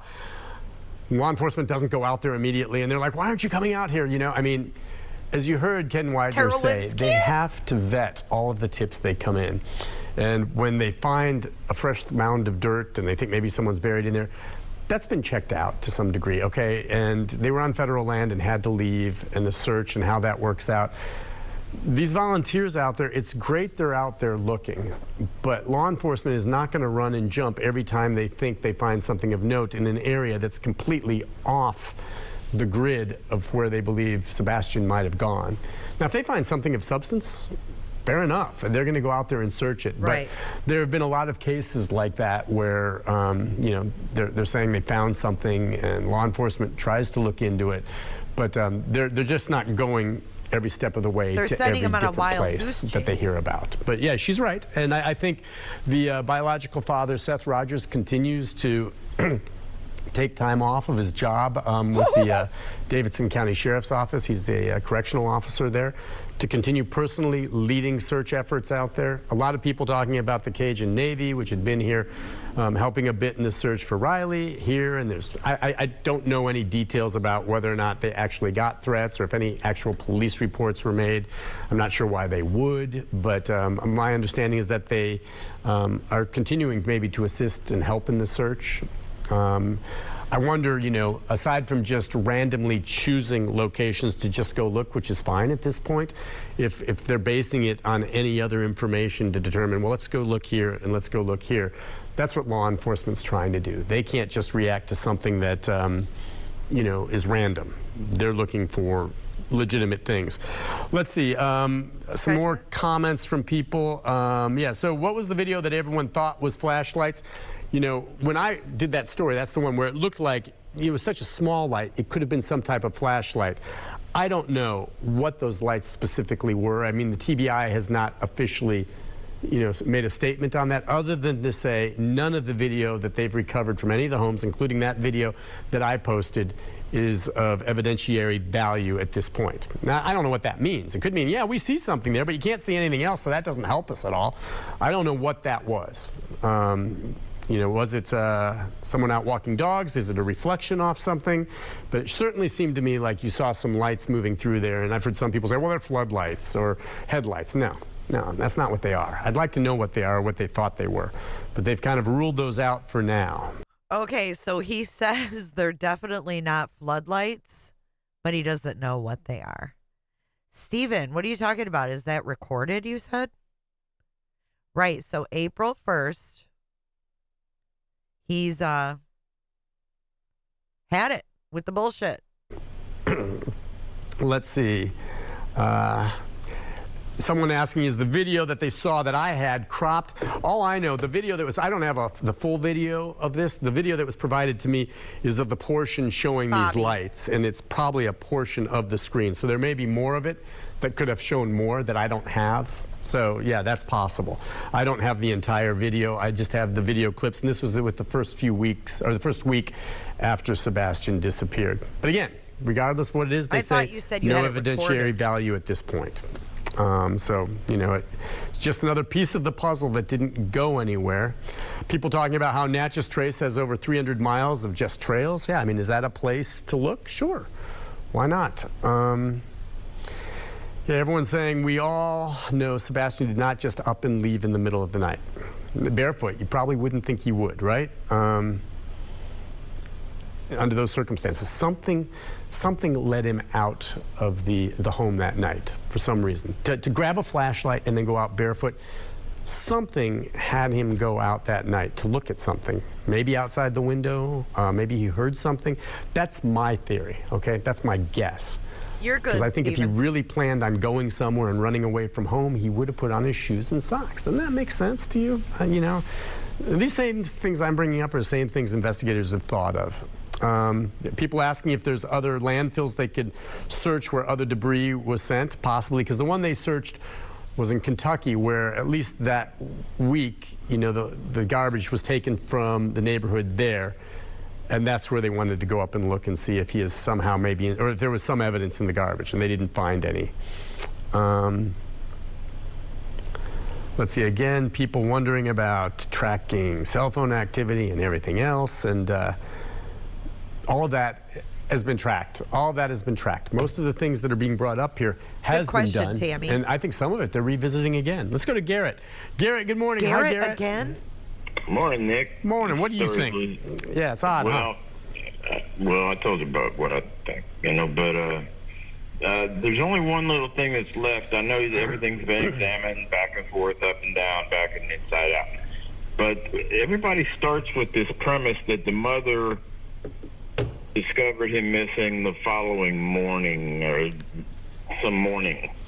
But did this kid go to school? Yes. He went to school. Yeah. And was he out for spring break? No. She got up that morning, she says, to wake him up and get him ready for school. So he wasn't out on spring break. That's why she got up and she went in to look for him to get him up to get ready for school, and he wasn't there. Well, it's just funny with me that everybody starts with the premise that that's point one. That's square one, that she found that he was missing that morning. It could have been that weekend or sometimes days before that he was gone, and they only got around to reporting it. And I'm going off of what you said with my first initial. You said, you know what I said. And you said yourself, well, one couldn't have done it without both of them knowing. So, all right, I'll say this and I'll shut up. The man works in Memphis. He digs holes for a living. And he drives back and forth from Memphis every day or every other day or whatever the deal is. And there's a big area there that's probably not on the grid. But I don't buy the story that she got it in the morning and he was gone. I think he was gone before that. Okay, fair enough. I mean, what we know about when he was discovered missing has come exclusively from the mother. So this Garrett is saying like, oh, maybe, oh my God, are we being roostered? Oh my God. Hey, Elevated Truth peeps. The Rooster Squad. I love it.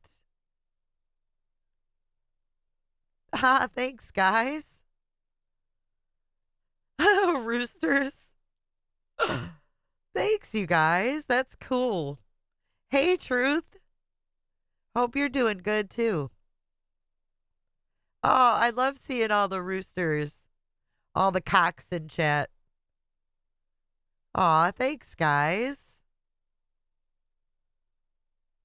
Aw, you put a smile on my face, Truth. Thank you. It's cute as shit. All right, we've got one more segment of this, and then we're going to get into Texas Equusearch. I hope you guys are all having a good night. I know, cock-a-doodle-doo. There's no... Hey, the gummy team says, cock-a-doodle-doo.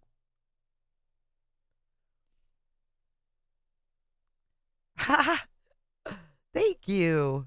Video to show him walking out of the house. I mean, there's no video at all. So, and the dogs didn't hit on anything. Now, we know that the mother provided, I think, some photographs of them having been at some box stores. I think Costco on Saturday and BJ's on Sunday.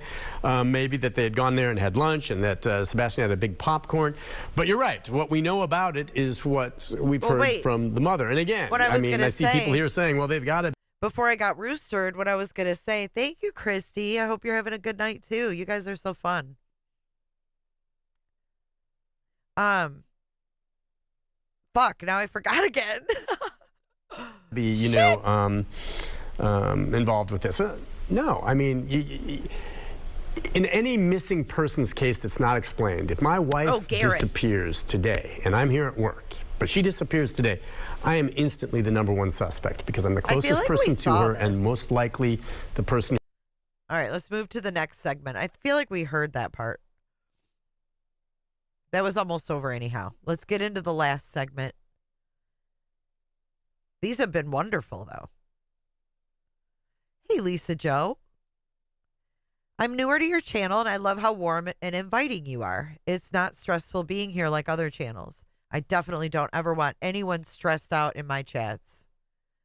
This is y'all's free time, man. I don't want to stress y'all out. Here we go. Talking about the Riley Strain case and the Sebastian Rogers case, the very latest on all of that. Want to try to let you know we're on Facebook. If you have comments here, we're going through this. Some people asking, you know, the mother was asked whether or not there are security cameras or ring cameras in the home. My understanding is no. They would have certainly looked to see if there were, and there's no evidence showing, you know, Sebastian leaving the home. Also, you know, some people saying, look, the parents, I think, as is their right, and to keep the story out there, have done lots of interviews.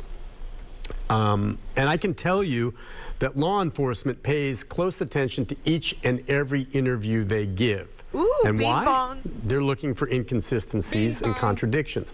And people say, well, there have been times where I can tell that the mother and father have given, you know, contradictory statements, you know, from one interview to the other. It depends on the nature of those statements and where they go on it, because to be quite honest with you, under the stress of missing a child, repeated interviews with repeated questions over and over, is it possible that they have a misstatement here once or twice, which I think all of us under that kind of pressure might do? Sure. Right. But law enforcement does watch those. And if they find inconsistencies, they take note of them, and they may revisit them in separate interviews with them to see how that plays out.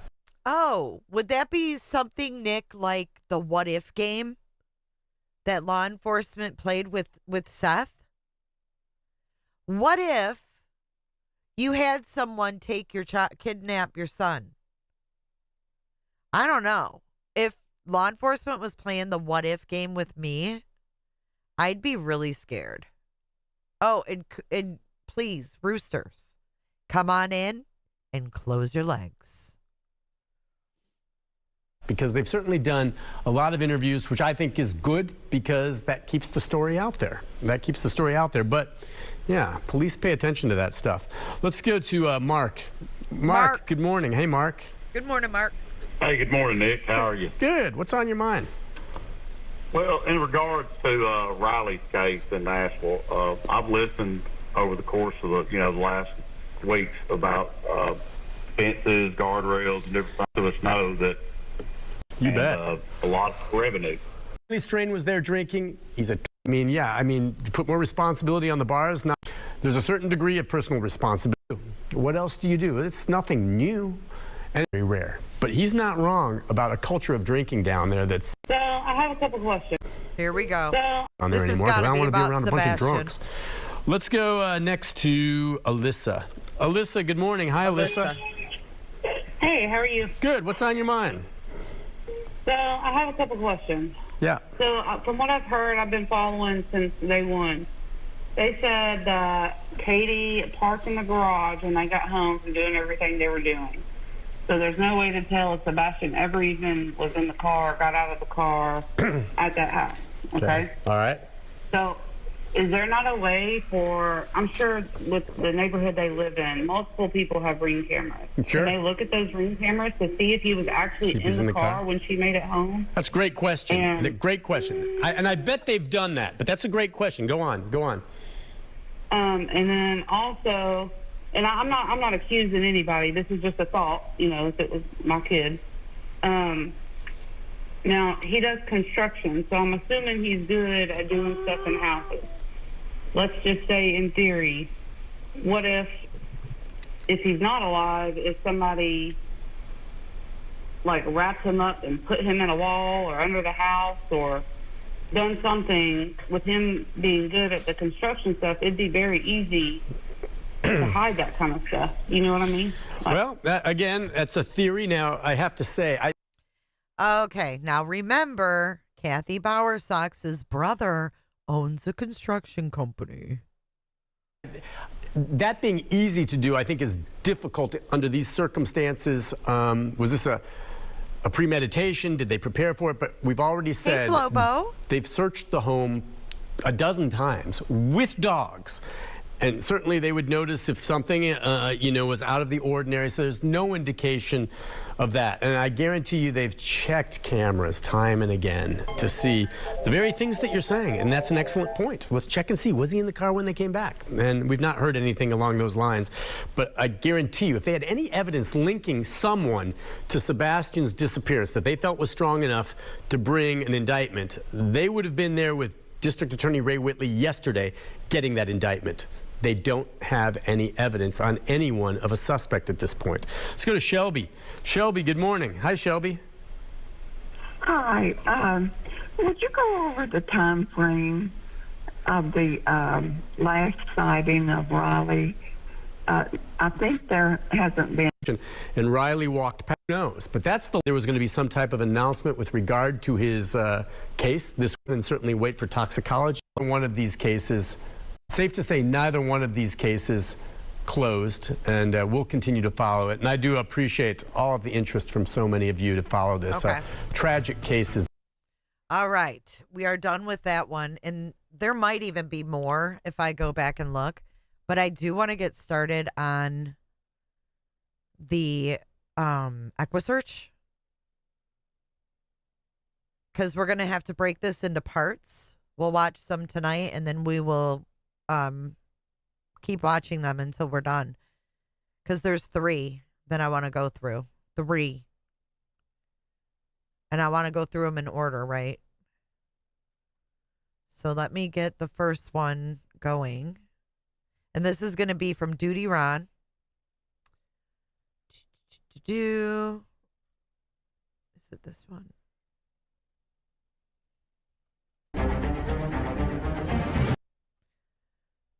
This is going to be April 11th. Let me see when the other one is. Hold on, guys. I got to log into my other account.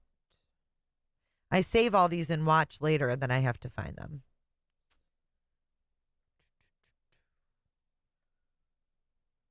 Those call-ins are very interesting, though, aren't they?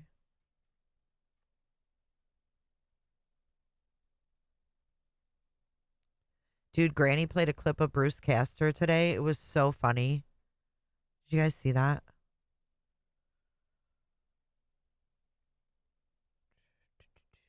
What's this one? Oh, that's a short. Hold on, guys. Hold on.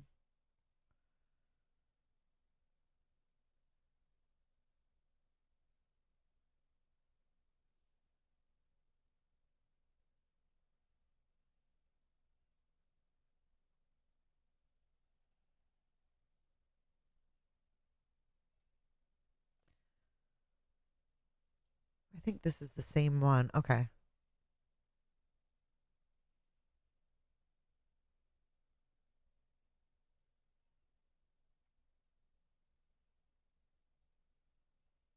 No, this one's May 20th. Okay, so I want to start with this one. All right, guys. Thank you for your patience. Let's go over here. Pull this up. Again, this is Duty Ron. Speaking with Texas Equusearch Midwest. This is going to be Dave Rader and Twyla. I don't know Twyla's last name, so I apologize on that one. But this is going to be from Duty Ron. Mr. Duty Ron, retired NYPD detective. And he's very tight with these Equusearchers. I think he actually is part of Equusearch now, Duty Ron is. So props to them. Equusearch, I have so much respect for Equusearch, for Tim Miller, for all of these people from this search organization. They are legit. They are straight up. They do what they say what they do. And we're going to hear from them in here. So let's start right here. Foot in the middle of the night, just with a flashlight, disappear. Thank you guys Experts say for joining. children rarely simply vanish completely on their own. Could others be involved in Sebastian's case? We have not cleared anyone, but we have absolutely no evidence to support foul play. Hey, Texas. How many people in the chat, by a show of hands, put a 1 in the chat if you're like thoroughly frustrated with the statement that we have no evidence to show criminality? Listen, it may very well be true, but I can put a 1 in the chat. I'm frustrated over that. You interest that we need to search, we're ready to go. You can Twyla Cisco and Dave Rader, Equusearch Midwest Director. Dave, thank you for joining. Always a pleasure, Ron. Yep. How you doing tonight, Big Dave? Can't complain. Cannot complain. Always a pleasure for you and the family, I should say. Yeah, the community, the Duty Ron family. Crime Time with Duty Ron and Ed Wallace. We're swelling up to close to 300,000 subscribers. So it's always great to be connected to such a great group like Equusearch Midwest, because certainly and well. So hats, Dave. Twyla, thank you for joining. I'm going to see you in a second. That echo part. Come back. All right, I'm going to mute our good friend Nick. He's been covering his case so strongly, and piece from the Nashville affiliate, our good friend Nick. He's been covering his case so strongly. And Dave, you guys were called back in by TBI as per Twyla and our conversations. Can you just tell our listening audience a little bit about, and I'm going to step back once Twyla comes and we'll go back to the beginning. Did you hear that? Sebastian Rogers, how does this all come about? How do they reach out, or how? They were called back in by the TBI. These people are called in by law enforcement. These are the people we should be listening to. These are the people we should be listening to. How does this all work with TBI or whatever agency it is that reached out to you guys and you got the ball rolling? How did you guys come to coming back for those 2 days? If you fight and and chat, you're going to be timed out. We got a good vibe here tonight. We're watching facts on Sebastian's case. Knock it off, y'all. With them. Actually, it all started with Shane up with the drones. He has TBI as a customer. Shane in Canada? Shane in Canada, correct. Okay. And he reached out to Twyla and put her in contact with the TBI agent. They only wanted the technology. They didn't want to do the foot search, the ground pounding, or anything else. They wanted to throw the drones, the technology at this first. So that's why the guys went down, flew this with Twyla, ran through all of the imagery. They used the M3M, which is the ground disturbance, and then they also used the thermal, and found nothing. And they were down there for, I think, 2 days also. And then after that was taken care of, then nothing. M3M, which is the ground disturbance, and then with Twyla, ran through all of the imagery. They used the M3M, which is the ground disturbance, and then they already did the ground. Listen, I'm not here to talk bad about anybody, but if we listen to the actual professionals who are out there and have been out there and were called in by actual law enforcement and listen to what they did, we could learn a fuck of a lot. So please stop arguing. If you really care about Sebastian being found and the search for Sebastian, you won't fucking argue right now. It's stupid.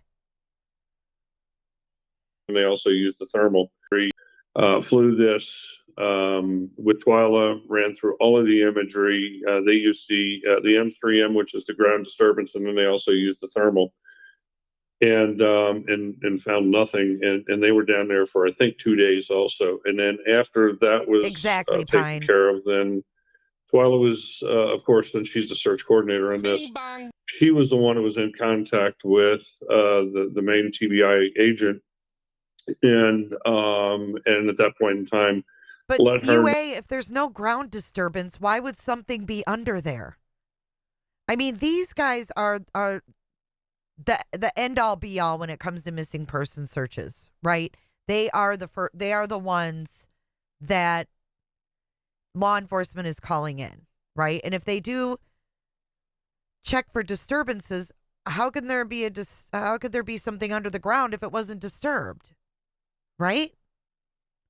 No, probably about a week to a week and a half prior what they wanted to accomplish in the future. So it basically took them probably about a week and a half in order to put this last search on with other agencies around in and around Tennessee. We were the only search team that was invited into the search area because of the technology that we have. Now, you're talking about volunteer search teams, right? Because we did see a lot of fire department search and rescue. Those are county, adjoining counties or people from within. I also saw a Hendersonville SWAT team, a lot of police and fire. But you, Equusearch Midwest, were the only volunteer search group that was invited in at that search last week, correct? That is correct. Yes, everybody else was first responders. We were the only outside organization that are volunteer that was invited in, and that was only because of our technology that we have at hand. Right, and there was ground searching and anything from the air at that time, or was all the drone searching done prior to this? No, I mean we went back over quite a few things. Danny came down, one of our drone pilots. Tony couldn't make it, unfortunately, because of work, and so Danny King is one of their drone pilots who came down. And Twyla, and again, Twyla, was multitasking. She was not only spearheading the whole thing as far as for us, but she was also running imagery for the drones, and then we also had the water covered by our remote controlled sonar unit. We did literally 43 ponds plus. Holy shit. In 2 days' time. And we did literally 43 ponds plus in 2 days' time. And we did literally 43 ponds plus in 2 days' time. And that's a lot. That was an understatement. That's a lot. Let me stop you right there. Hold on. Did you say that Equusearch Midwest searched 43 ponds in 2 days? Yes, sir. Yeah, 43. And that was not only droning them, but also using the sonar units in each one of those ponds that were accessible, and also that actually some of them didn't have water in them, so we were kind of reconning as we go. But yeah, there were some that weren't even on the map that was marked that we found, and we went ahead and did those. So there was 43 plus ponds that we did. Absolutely. Now let me ask you, because I want to add Twyla back in. I think she's given the thumbs up. I see her in the green room there. Thank you, Jen. I agree. Were there law enforcement, the local, state, or federal TBI or whatever it was there anybody assigned to you guys to help you safely move about to your search zones? Because, we heard some of these rumors from the United Cajun Navy getting death threats and so forth. But were you guys under the auspice of, say, a law enforcement team or something, for the listening audience that might not know how this works? Each team, again, law enforcement was represented by law enforcement. But as far as our team was, we had a total of 3 TBI agents, one for the drone and one for the water, the sonar. And then we also had a floater at the time also. So we were constantly, and it wasn't because of our safety. That there's, nobody's wanting to kill somebody trying to find a 15-year-old child. I don't know where the hell that comes from, but there's nobody threatening anybody. Why they put the TBI agents with us is to secure anything that if we did find anything, we had law enforcement right there. You hear this? Do I need to play this again for those in the back? I don't know where the hell that comes from, but there's nobody threatening anybody. Why they put the TBI agents with us is to secure anything that if we did find anything, we have law enforcement right there with comms, with constant communication back to the command center. So that's the reason why that happened, like it did with the EMA putting the TBI agents on with us. Dave, you know what I love about you is you knew that slang term, the comms, that people might not understand it, and you said with the communication. So perfect. Thank you for that. I appreciate you, brother. And you've been doing this a long time. You're not a rookie when it comes to searching and coordinating and doing things with law enforcement. Tell us about your experience, I think Dave. another big factor, it's not one of the main factors, but the reason they send law enforcement with the private search groups or the volunteer search groups is just in case there's indigent wildlife that comes out. And now you guys, if you aren't armed, you got armed kind of basic security there for you to help you guys. If somebody gets bit by a snake, then somebody in their backpack probably has a snake, a venom kit, anti-venom kit, and so forth. So it's for safety as well as for, like what you just said, the reasons you just stated. In the clip that I showed, there was some mapping and stuff, but I want to bring Twyla back in. I'm going to keep my fingers crossed right now that Twyla got it right. Twyla, how are we doing? I can hear, I can see, and I got it sideways, so I hope it's all good. See me, feel me. Twyla, let's get into it. That's enough of me singing.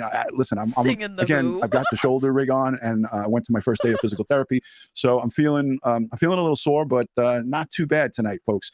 Twyla, you heard Dave and I talking. 43 ponds. What type of searching ground-wise, and you are the search coordinator, like how do you guys document the ground coverage that you do? And I know it's assignments that are given out, but people want to know, this is a great question. What's the rhythm and rhyme to success with Equusearch? Wait.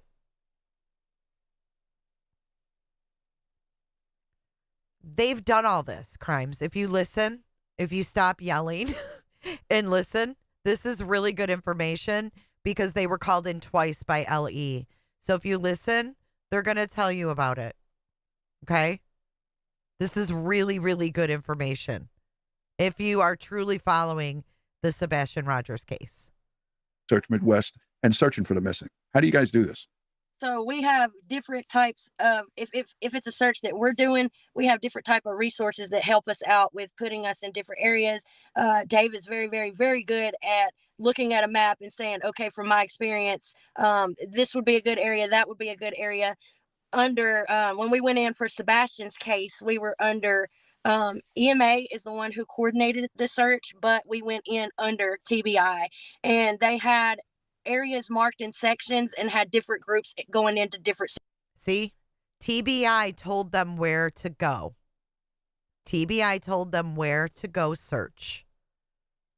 Sections. They gave us radios that only the agencies and the officials that was there with us, I mean, we were the only ones that was able to, communicate with each other through that radio. And our assignment, like Dave said, was the technology end of it. Like we had spoke before that me, Tony, and Danny had went in a couple weeks ago and did the drone end of it. And then this time we went in, we had a couple of ground pounders, foot searchers, and we took the sonar. Those girls rocked it. I mean, they covered these ponds in 2 days. And then Danny, what we did for checks and balances is me and Danny would go with the drone, and we would put the drone up over these areas that had water, and then the girls would go, and then the other two girls that was doing the sonar, they would go over to these ponds, and me and Danny and the two sonar girls, we were in constant contact with each other with, for an example, this pond is dried up, or this one that's marked as a pond is a swimming pool. And they had all the other officials that was there marked off sections, and they was putting people in those sections. And like Dave said, we had 3 agents with us with the TBI. There was no outsiders, general public. We were the only search team there. There was K9 teams there.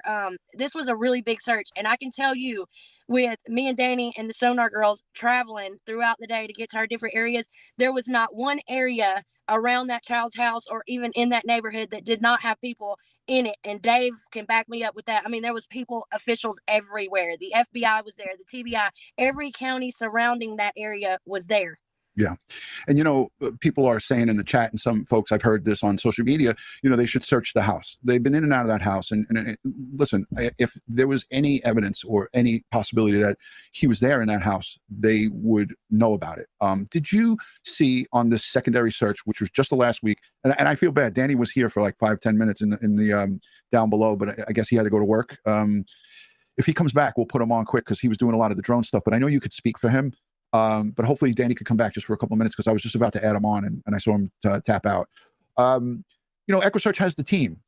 Did you guys see dogs at any time while you were down there? The news showed like bloodhound. It looked like a couple of canines.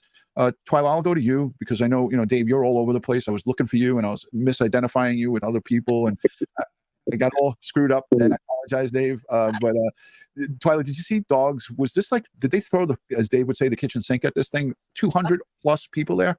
Oh, there was a lot there. So it was kind of funny because I had did the call out to our teammates that was going to be there, and I had told them that I wanted them. We were going to all meet in the hotel lobby at like 6 or 6:30. Well, last minute, I told them I was like, we got to meet in the lobby at like 5:30. And the day that we went, everybody was traveling through bad weather, so people, we staggered in and got there or whatever. It was a restless night because we can't sleep the night before search. It's just too much going on.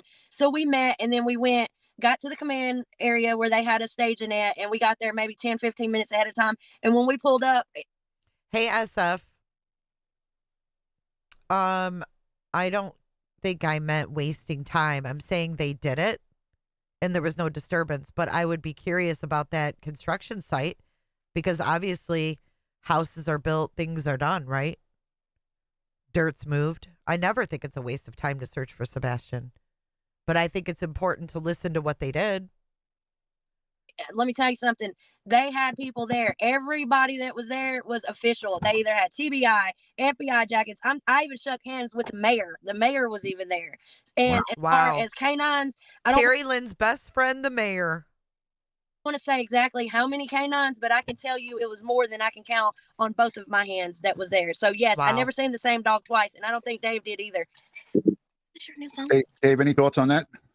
Again, they absolutely threw everything at this, and it got to on day two, and just to give law enforcement and to put any rest of they're not doing their job or this, that, or the other. That's complete BS. Only for the simple reason I physically seen these guys literally in a front yard that was just mowed, and they were doing line searches in that. That's how meticulous that they were looking for any minute piece of evidence to give us a direction. Wait a minute. Did you just say they were searching freshly mowed grass? Yes, sir. So they put some of our ground pounders in with TBI in a field. Now it could have easily been cleared with a drone. But here's the thing, and I understand their process on this, Ron, is that they didn't want to miss anything. So you could miss a piece of his glasses. Or something of minute like that. So they wanted to make damn sure. A piece of his shirt. 100%. So pants. Yeah. So I mean, I understand it looks funny, and people probably sit there and think, why the hell are they in somebody's front yard that mowed this grass 3 times since he's been gone? But that's you don't have a direction, so you don't want to miss anything as far as if his glasses fell off of him. Right. Just something as small as that. So they really did a bang up job. This is reassuring, Dave, for me, because when you go on to Facebook and social media, you hear people saying, oh, they're not really doing much. They don't really care about finding this kid, that they're doing a sloppy job. But this is, you were there and you saw this yourself. I have up on the screen a picture of, it looks like some volunteers here in the red vest. And here is a law enforcement. I see a Glock of some sort, semi-auto, and a shield right here. Flashlights, radio, comms, as you call it, backpack with probably equipment in it. And then there's a young lady also down lower in this search area off of a highway, off of a roadway, a 2-way road. This stuff is, it's fascinating to see the amount of resources that are being thrown at this. And it makes me wonder, like when I hear people say, oh, they're not doing anything and this more could be done and blah, blah, blah, blah. And it's got the vibes of. Exactly. We've heard that all summer. Nothing's being done. Nothing's being done. This one and that one. Dave, I wanted to ask you, is there similarities to. Think about how huge that map was that we looked at from just the first week or whatever that they showed us in the Nick Beres thing. And then now this on top of it, like what more can law enforcement do? You know what I mean? That's why it's awesome that we have people like SF and Crabtree out there because you never know. But it's crazy that all of this was done early on. And it's like, what the hell? Like where do you go from here? It's just so mind-boggling because it's such a big area. Where do you focus your efforts, you know?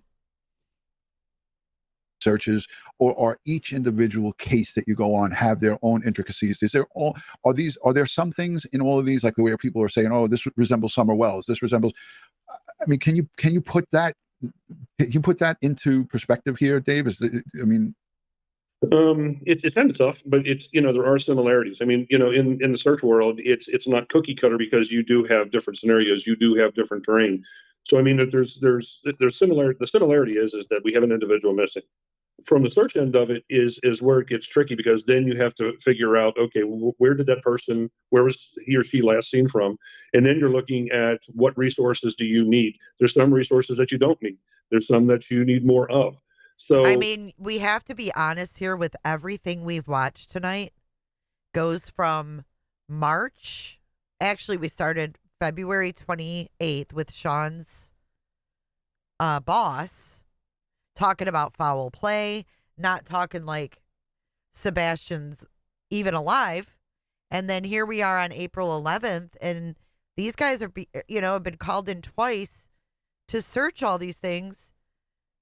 It's just wild, right? So again, the only similarity that there is that it's an individual that's missing that needs to be found. It's how you go about the process of elimination, you might say, on how it's done and executed. Right. The reason I brought Summer Wells up is because it's Tennessee, right? And it's close, it's similar, and we can. There's a couple of other cases from Tennessee. I mean, people start to wonder, is TBI, is the agencies in Tennessee, dragging their feet on these things? And this is a prime example of that. They're not. It's just this sometimes is a game of luck and of finding. We look at Dylan Rounds. You guys were out there for 5 days in the middle of the desert, searching, and it looks like he was right underneath people's feet at certain particular moments. And you can't cover every ounce of everything. Human error or it's a massive on-taking. So people don't really get a good idea of what it's like because they're not there actually doing it. Let's see if Twyla is back. Is everything all right, Twyla? All right, good. Yeah, all the interviews we watched today with Nick Beres, the sheriff, that was on 228, right? And then we watched Nick Beres into March and April, doing the call-ins and stuff. And now we're into May. And they're saying this is the second time they were called in. So that's a long time for them to be like searching for a body. I mean, I'm just going to say it like it is. Danielle, don't come in and ask. Who knows? Because some grasp our attention. Like, I don't know. The mystery of it, probably. I wanted to show this clip for the audience, and I wanted Dave or Twyla to take over just maybe a little bit of a discussion about the mapping that's done in these types of large-scale searches to keep it organized, to keep it all in continuity and have the ducks in order, so to speak. So let me just play this little clip back again. Ready to prosecute if it does. Sumner County EMA Director Ken Widener says his crews are on call 24/7, ready to go when investigators contact them. All right, so many people might ask, what is this? What are we looking at on this big master board inside the command center? So I'm going to put you guys back on the screen. Dave and Twyla are laughing a little bit. Dave, you're the director of Equusearch Midwest. Who do you want to take this question and explain this? You or Twyla? I was like, pick me. I knew he was going to pick me anyway. So what you see on that screen is our big coloring page. No, I'm just kidding. Let me be serious. So what that is we use a program called Caltopo. We use it to track ourselves on searches. We use it to make maps and this, that, Danielle, you want to know the answer? Do you really want the answer? The answer is he's not more important than any other missing kid. This one happens to have parents all over YouTube, right in our face, talking for the last 10 months. And a complete mystery because the kid just poof disappeared. So really, I think that's the answer to your question. It's intriguing because as true crimers, we find mysteries to be intriguing. So it's not that Sebastian's more important than anybody else. The story is what is intriguing to us. That's what it is. It's the mystery. I don't think it's about any personal things. You know what I mean? Thank you for subscribing, Susie Q. You talk a little bit fast, Twyla, so I'm going to slow you down. What did you say it is called? CalTopo? Yes, it's CalTopo, and it's an app that we download as a team. Anybody can get it, but we use it as a team. We can go on there. We'll create a map for the person that we're looking for. And this is what SF uses as well. This CalTopo, I think. And I think that's what he shared on X, if I'm not mistaken. On there, which on this one you can't really tell because it's so much stuff on there for coverage. All that colored in that you see has been covered. I think the green circles on the outside there, I could be wrong, but that may be helicopters. And then, can you zoom in on that a little bit, Duty Ron? Well, I mean, it's kind of insulting, right? Why is this kid more important than anybody else? It's like they're not. Do you want me to sit? I mean, am I supposed to sit here and just show every missing person? That's not what I'm doing. I'm focusing on this one. That's all. I'm not defensive. It's just common sense. Right, Body. It always cracks me up when people do that. Create a channel and cover the cases you're interested in. Some of them catch my attention. Some of them don't. You know what I mean? Some of us just grasp onto some and we're intrigued by the story. Here. Hold on. And that guy there that you seen, that's Ken with the EMA. We met him. It was actually, he's the one that coordinated and put this search together. So this is pretty zoomed in. So you see the little dots and the question mark and stuff like that. That's where people has been out there walking and they've come across something, and they need somebody to double check it. I don't want anybody to take what I'm saying and misunderstand, question mark and stuff like that. So this is pretty zoomed in. So you see the little dots and the question mark and stuff like that. That's where people has been out there walking and they've come across something, and they need somebody to double check it.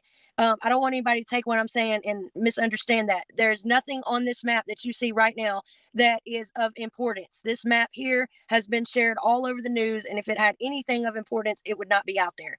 So these dots and stuff that you see is basically stuff that people's marked. It could have been a weird looking stick or whatever. We don't know what's marked because we're not inside of that. But this app, CalTopo, we will name it the person that we're looking for, and we'll mark these areas. We'll put people in these areas, and they turn on their tracks, and it will literally track and show every single where that person went. And that's what all that stuff is that's there. Those are people that was out there with their tracks on that whatever the area that is, I can tell you without a doubt, it's been covered just by looking at it. The thing of it is too, Twyla and Dave, the reason this is so important, and I bring this right back into the average Joe or guy or girl that goes out there and tries to search for the missing. When you do a search on your own, I'm not poo-pooing searches on their own. I will never do that, because if we didn't have volunteers to search for people, some families would be in big trouble, right? So what I'm saying is, when you do a volunteer search where it's not attached to law enforcement, now you don't have this. Now you have no record of this. And Dave, correct me if I'm wrong. Your efforts and everything that you've done as a private individual does not go on to this CalTopo. With all due respect, Coffee Addict, I don't compare Sebastian to neither one of Carly Goose or Mason Smith, who disappeared. Sebastian has special needs and behavior issues. That's not typically a kid that's taken into trafficking.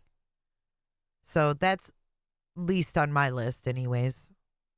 And they don't know what you did or any abnormalities, anything that's abnormal that you saw in your searching. If there was something that, struck a bell to you, or something that was like, this doesn't look good. When you guys get that, you're on the comms, or you're with the person that you're with, the law enforcement team, and say, hey, this looks like something we'd want to search. Correct me if I'm wrong, Dave. So basically, they're keeping track back at the command center. They're actually, and when we go out on searches, we use this ourselves. And it's two things, is that they can track us live to see exactly what we're doing and what we're covering, number one. And number two is that when we go out as an individual, we already have individual spots that we want to check. So we'll go ahead and put those individuals in there to check it. And before they leave the area, one individual will sit there and check the CalTopo to make sure that we covered every single thing in that search area, so there's no guesswork about it. And that goes to a master. That goes to a master copy. Then at that point in time, You turn that over, Twyla being the search coordinator, or whoever the coordinator is myself. I still have Twyla sit there and send it to law enforcement because I don't know how to do the technical stuff. But then that way they have a record of every single, not only what was covered, but who it was covered by and what was found in and around that area. And then also, with that being said, then Ron, is that we can go back the next day and we say, okay, this has been covered. Let's go ahead and look outside the box. Let's recon some areas. So then we can do just like what you're highlighting there is we can box certain areas on the screen on Caltapo, and then we can send into each individual team to those blocks or give them so they have their assignments throughout the day, so they don't even have to come back to the command center and come back and waste time. We can just go right. Rose Red, email me those statistics. I'd love to see them. Mods, can you put my email in the chat so Rose Red can send me the statistics that special needs kids are more targeted for trafficking? I'd love to see the stats on that. They're right to it. Everybody knows what they're. And I don't know who's in here worried about the name Sean. I'm just curious. Do I have any mods in here? I haven't seen a mod. Oh, there's Sin. Okay, thank you. Thanks, Sin. Who's in here worried about? No, I'm not going to Google it. You're going to come in here spouting shit like it's facts? Email me the stats. Email me the stats that special needs children are more at risk for trafficking than non-special needs children. And what are you worried about the name Sean for? Speak up. Thank you, Sin. I guess you're running this show tonight, babe.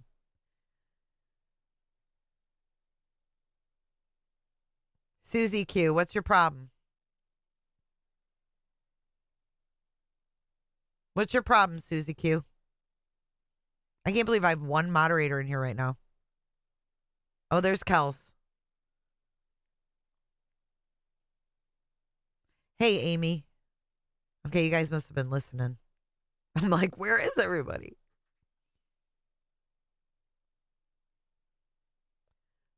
Oh, you deleted it? Okay. I'm just wondering who's... Susie Q, you're worked up about the name Sean. Why are you worried about it? You know these people? I know, feisty, that's what they want. I should have done this on J is for Justice. You can't send links in my chat, Rose Red.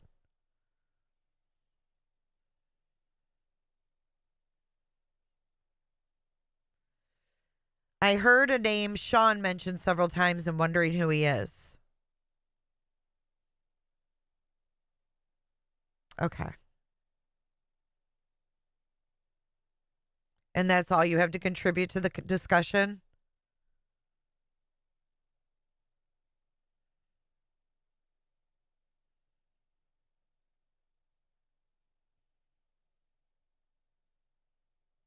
I'm just curious. Why would you pick that out of the whole discussion? Like, we're getting so much good information, and you pick out the name Sean. Like, oh, Sean is I think it was someone else that said that. Sean, the biological father's name is Seth, not Sean.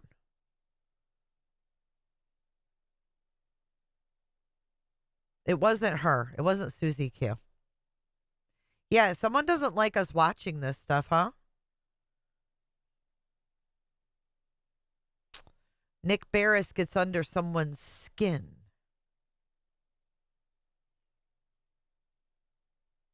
Right, all I did was say, email me those stats.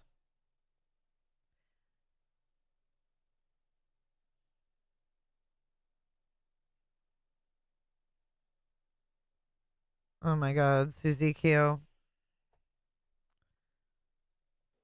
Fucking fuzzy slippers and lip gloss.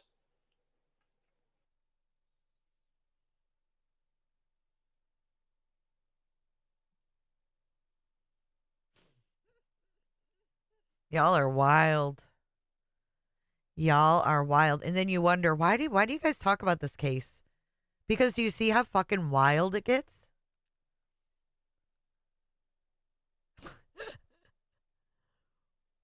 Hey, thanks, Steven.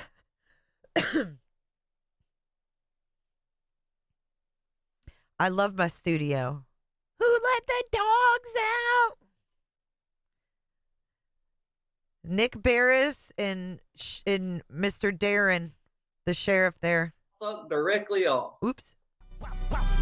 That fuck 'em up. I'ma do my stuff.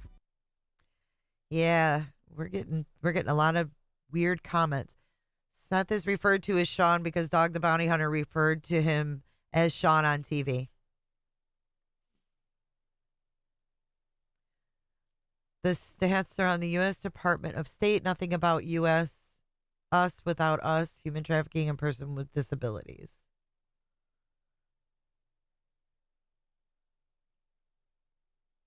JR, we have trolls. Thank you for that. Thank you for that, Rose Red.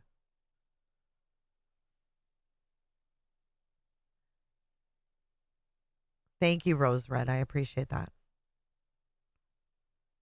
The later it gets, it's after midnight. After midnight, we gonna let it all hang down.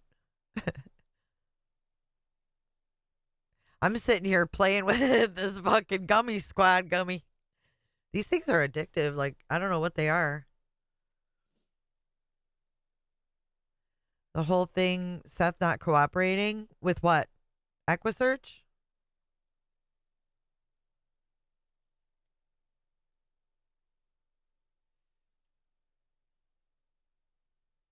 All right, are we ready to continue?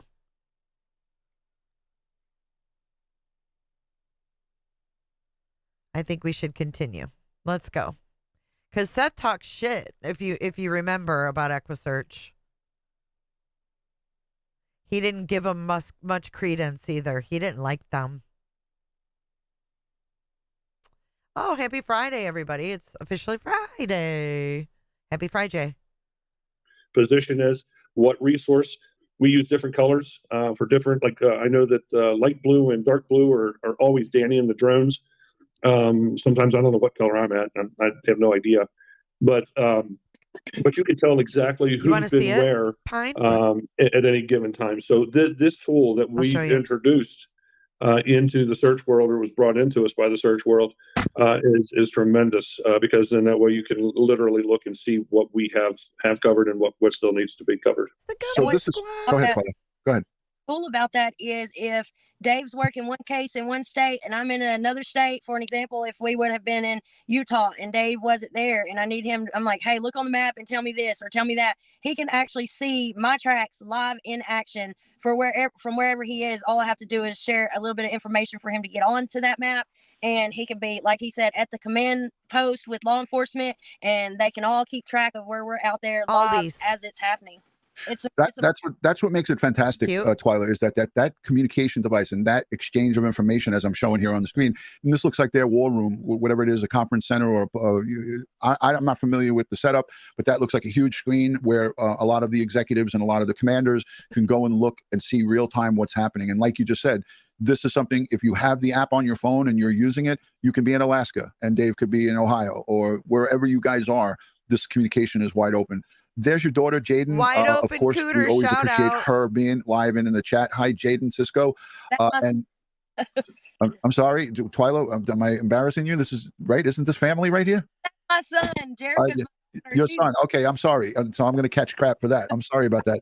Jaden, I'm sorry. Jerica, yes, I know. And Dave, and listen, I always provide laughs for everybody. So Jaden's going to probably when he sees me for the first time, he's going to punch me in my shoulder. Like, Ron, what did you call me? Brother and sister, look, I'm going to come early for chat, interacting with you. And that this is really important, a very big. I wanted to ask you, and this has nothing to do with this, but was this type of technology used in the search for Summer Wells down over in the Beach Creek community, Dave? The drones were definitely used. Drones were definitely used. We didn't use. I don't believe that we used the remote controlled sonar unit down there because all the ponds. Summer Wells. By the time that we got down there, they were already taken care of. So basically, what we were up against was the terrain and the heavily wooded areas with the The next segment is FBI crime scene investigator. Right. And I just want to just say this for the folks who are just tuning in. We are covering the search for Sebastian Rogers by Equusearch Midwest. They were there 1 week ago today. They got into town on Tuesday evening or Tuesday afternoon. They spent all of day Wednesday last week, all day Wednesday, all day Thursday. They searched over 43 ponds and lots of ground searching as well. This is Dave Rader, the Equusearch Midwest director, up in the top left. And down below, the Twyla Cisco is the search coordinator and drone coordinator. She wears many hats, and she's also a mother, as you know. If I can make it up to him. Hey, Ron, can I go into what day one was like for us? Absolutely. I would love to hear that. I would too. So our fearless leader down there in the bottom decided that we needed to get up at 5 a.m. So, by the time we got in and we got everybody situated, it was probably 11 midnight. Had to get back up by 5 o'clock. Didn't even have breakfast. Went to the command center and we went into the command center there that they had the mobile set up, and we got our assignments and everything. And literally we did everything we could during the day. The flights, we didn't take, I don't even think we got lunch that day. We continued on with not only flying, but with the sonar unit. The day still isn't done. We actually had dinner. We broke bread, but then we went back, got showers, and met down in the breakfast room at the hotel. And we literally sat there. Twyla was running the locate for the drones. Marcy was sitting there doing the sonar unit with Genova. So, and then they would actually crisscross. They were, Twyla was looking at the sonar and vice versa.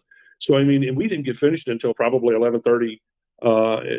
Midnight that night, and then to get up and do it all over again the next day. So I mean, our days are absolutely brutal.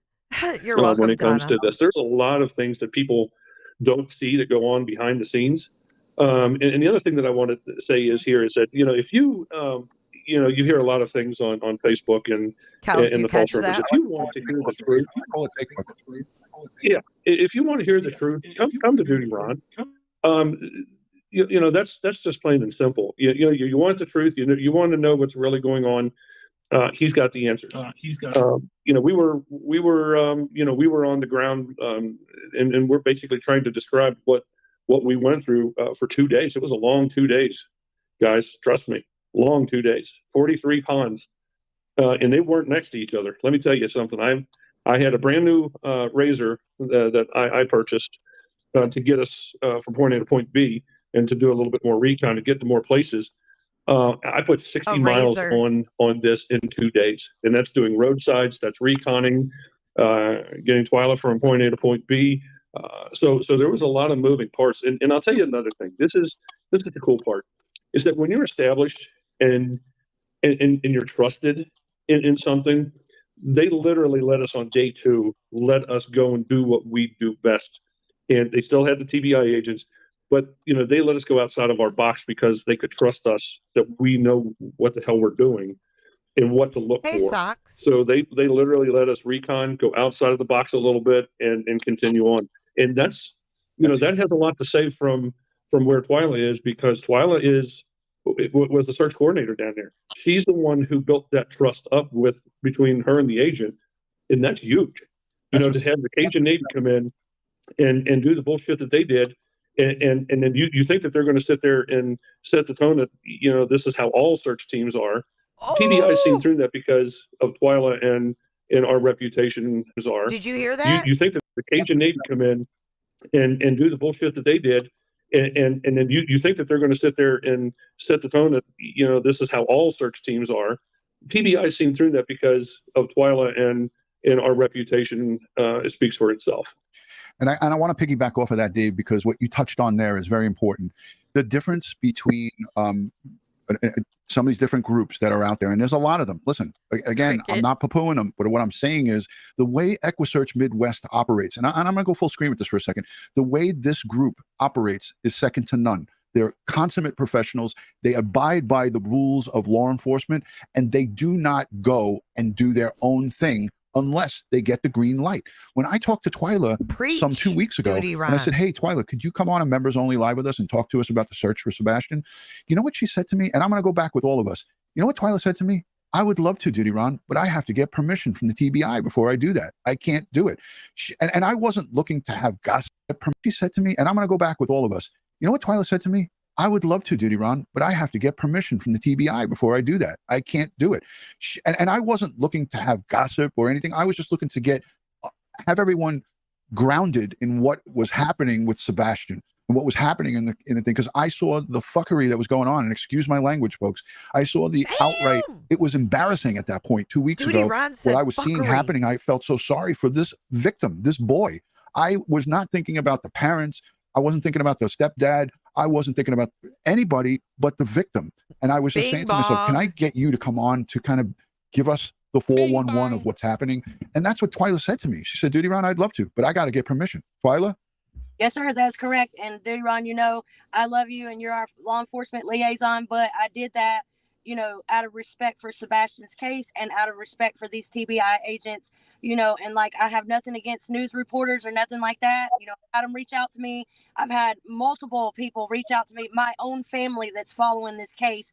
And it's been so embarrassing that my own family has reached out to me and says, are you okay out there? Is people making threats? Are you safe? You know, my mother, my aunt, they're probably in this chat and they were freaked out and worried because everything that was going on. I will tell you firsthand, if you are working hand in hand with law enforcement, and that goes for any organization that's out there, if you are working legitimately hand in hand with law enforcement, there will never, ever be a situation to where you're receiving threats or this, that, and the other. I'm not engaging in none of the bad stuff. I'm just saying, when you work hand in hand with law enforcement has your back and they're going to be there, and all that craziness wouldn't going on. When I have my own family reaching out to me saying, oh my gosh, are you out there searching for Sebastian? Are you okay? Are you getting threats? Like, it's crazy. Like, I'm not knocking any other organization, but when things go like that, it makes it very hard for law enforcement to trust the ones that do work hand in hand with law enforcement. You know, I respect media and everything like that, but I will not do any kind of news, nothing. Duty Ron, you're my absolute favorite in the world. And that was the answer I gave to you. And not because I was being mean or trying to be disrespectful. It's because it was the right thing to do out of respect for Sebastian and out of respect for TBI. And you know that I'm on board with that. Like, I didn't say to you, oh, Twyla, come on, just do it. Dude, I don't even think she freaking breathed with that. Dark Angel, I don't know. You must have said something off topic. I'm not sure. We're trying to keep it on topic, Dark Angel. That's probably why. I trust my mods. They got the steal. If you got timed out, maybe it's on slow mode. I don't know. Because if I did that, then I wouldn't have the best interest of Sebastian in my heart. I would be a jagaloon if I was doing that. So I go with this full screen to the people who are out there that are trying to benefit in some silly way off of the back of a autistic 15-year-old missing young boy. What's disappointing, Autumn? Shame on you. And again, we heard it from Ed Wallace. Equusearch did not get any death threats. They didn't get threatened at all, they said. Not at all. Traveling outside of the country. He talked about these people that travel near and far and use their, loudspeakers and bullhorns and get out on their soapbox and start doing things. Things are, when you guys have law enforcement give you the blessing to go out on your own and start reconning, then you know things are aligned right. They now, like Dave said, trust your organization. They trust your track record. And don't think that TBI and FBI and all of these other agencies, before they commit and ask for you guys to come down here, they look at your history. Yeah, they look at what you've been involved in and what cases you've covered and where you've gone to search. If there is just a little bit of negativity that surrounds your organization, they're going to be like, let's pump the brakes here. We really don't need them that bad. So that's why I'm so proud to be the law enforcement liaison representing you guys. We were able to broker communication between the Manchester Police Department in the Harmony Montgomery case and working now hand in hand with the lead detective. We are going to assist the Manchester Police Department in their search to recover the remains of Harmony Montgomery. And little Harmony. You know, again, these are not folks that just said, yeah, come on in, come on, you're okay. Do you know what the lead detective said to me? Duty Ron, my police chief, Alan Oldenburg, watches you. Our commanding officer, the captain in my unit, watches you. I watch you. And we've seen Dave and Twyla and Equusearch on your channel. We want you guys to come and help us. That's the kind of things, and that's what makes this partnership, our friendship. We are like of Equusearch Midwest, the wins and losses here. Probably in the month of May, once my shoulder's healed up and we're all good. And the money that we fundraise is going to go directly to the many was the two what our funding went for, and the majority of it went for was the 2 drones, and again, in the computer that Twyla has, it's state of the art. It's and then we talked to Shane, we talked to Gene, and we ran it by each other. We had many discussions about this before we pulled the trigger, and that's what we did. Was we bought the M3M for the ground disturbances, and then we also brought on board the thermal, which was a huge purchase for us with the FLIR. In the things that Shane and Gene and again, I'm going to be honest with you, I stepped out of the drone end of this because I can't wrap my head around the technology and how fast things are evolving. And again, I've got the best in the business with Twyla as far as the search end of this, as far as the drone being the drone coordinator.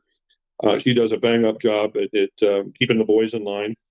and the communication that she has with not only the drone pilots but also with Gene and Shane, and it just keeps evolving. And I think that there's probably within the next week or two, from what I understand, Shane has some big news as far as on the drone end of this, as far as on locate, on what it can do. And it's absolutely mind-boggling that, again, I'm colorblind, and locate runs off of colors, but now they're able to sit there and go into the thermal end of this and run that through locate. And I shouldn't even be speaking of this because it should be this one here that should be talking about that. So our goal is to make sure that we had the technology and we have the right people in place to move forward with that. And I can't think of anybody better that's in this country as far as drone pilots and the communication with the godfather of drones, which is Gene, and our neighbor to the north is Shane, as far as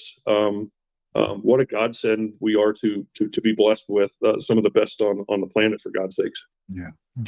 Ron, what he was speaking on just a second ago, and we just recently made this decision, to make it easier for Dave and less stressful, because we're all about taking whatever we possibly can off of Dave's hands, Linda, so that Tony and Danny, of course, to Equusearch, but we're inside of Equusearch. Dave, or longer for me, Tony, these guys, they literally, my director would never put me in a situation to be in harm's way or anything like that. And I think our goal with this is to try to make things as easy as possible for Dave. He can't see color. So if we're, sharing these images back and forth with something that's blue, it frustrates him because he can't see what we're seeing. And what I see is different from Tony and Danny, because this program that Shane's in at night or when it rains, but on that computer, it's like my eyes has programmed over YouTube and on the media. How have you parents? Everybody is looking at them and saying that their stories don't jive, and the stepdad, the mom, and I wanted to ask you, Twyla, I know that you communicate with a lot of these folks, and I'm not going to ask you about intimate conversations or things of that nature, but how closely have you spoken with, if you care to talk about that, with Sebastian's mom, stepfather, father? They're very vocal. Well, I'll say his dad, Seth, is very vocal, is going all over YouTube and on the media. How much communication, and this is what I know that, and let me know in the chat if this is a question that you guys wanted to ask this, how much communication does Equusearch get involved with these families and with this particular family, and where do you guys draw the line and so forth? But answer what you can. I know I might be putting you a little bit on the spot, but what kind of communication? So when we get contacted by the family, most of the time, if we get contacted, Carl, it was an accident. I'm sorry that happened, but it was an accident. You're not blocked. By a family member about their missing loved one, immediate contact with family starts right there. And of course, we refer them over to law enforcement, and law enforcement then has to give us approval, and then we'll talk to law enforcement. Then we go back to the family. If law enforcement calls us in on a case, me personally and Dave also, we always ask. I made sure it was 100% okay with the TBI agent that I'm working with. I'm not going to blast his name out there because I don't want people blowing him up because I know his phone's already going crazy. Hear that? Julia? She's not blasting the TBI agent that she's talking to because she doesn't want him to be blown up. Unlike your dumbass who puts out some forged document and then sends me text messages with said TBI agent's name. This is the difference, folks, between LARPing and real searchers. Julia, not a good searcher. These guys, professional. We always ask. I made sure it was 100% okay with the TBI agent that I'm working with. I'm not going to blast his name out there because I don't want people blowing him up because I know his phone's already going crazy. But I literally asked this agent, "Are you okay? Are you okay with me going in and meeting the mother, the stepfather, the family, the biological father?" And here you got Julia wanting to get into their medicine cabinets, guys. She's asking the TBI, "Are you okay if I meet with them?" Right? Julia's like, I want to get into their cabinets. I want to do a narcotic search. Good Lord above. He was 100% okay with it. I did meet the mother. I did meet the stepfather. I will not give any opinions whatsoever because I'm not going to sit here, judge, talk about them. They're humans just like we are. My responsibility is to try and, as well as my team, to find this child. We're not going to judge. We're not here. Okay. Now, she's right. They're not going to judge and they're not going to publicly say anything. However, Twyla was the one that read a statement from Katie and Chris at the vigil. I think it was like the first outside vigil. She was the one to read a statement from Chris and Katie. So let that sink in. She may not say, "Hey, how are you, lovely?" Let that sink in. They're not going to publicly say what they think, but that action there speaks volumes to me. Like if they really met up with Katie and Chris, would they really read a statement from them? Would they bother doing that? I mean, I don't know. Here to investigate. When I talk to these families, I tell them straight up, look, I don't get paid for what I do. I'm not an investigator. I'm just like you. I just have on a different shirt. I've got on different boots and I'm going out here. Where would you like me to go to try to find your missing loved one? What do you think, where do you think I should go with my team to search? What do you think we should do? I'm not going to sit here and I'm not going to badmouth the mother, the stepfather, or the biological father, because right now, judging them is not what's important. If everybody will take that negativity and dismiss it, share this kid's flyer, keep his name out there, pray and pray and pray instead of giving negativity towards that family. Sebastian may get found and everybody out there may get along. For who knows, maybe, I'm not sure. I'm not going to say this, but who's to say, the mother isn't afraid to go out there and search because she's been threatened. We don't know how we would feel. Did you hear that? Did you hear that? She just got done telling you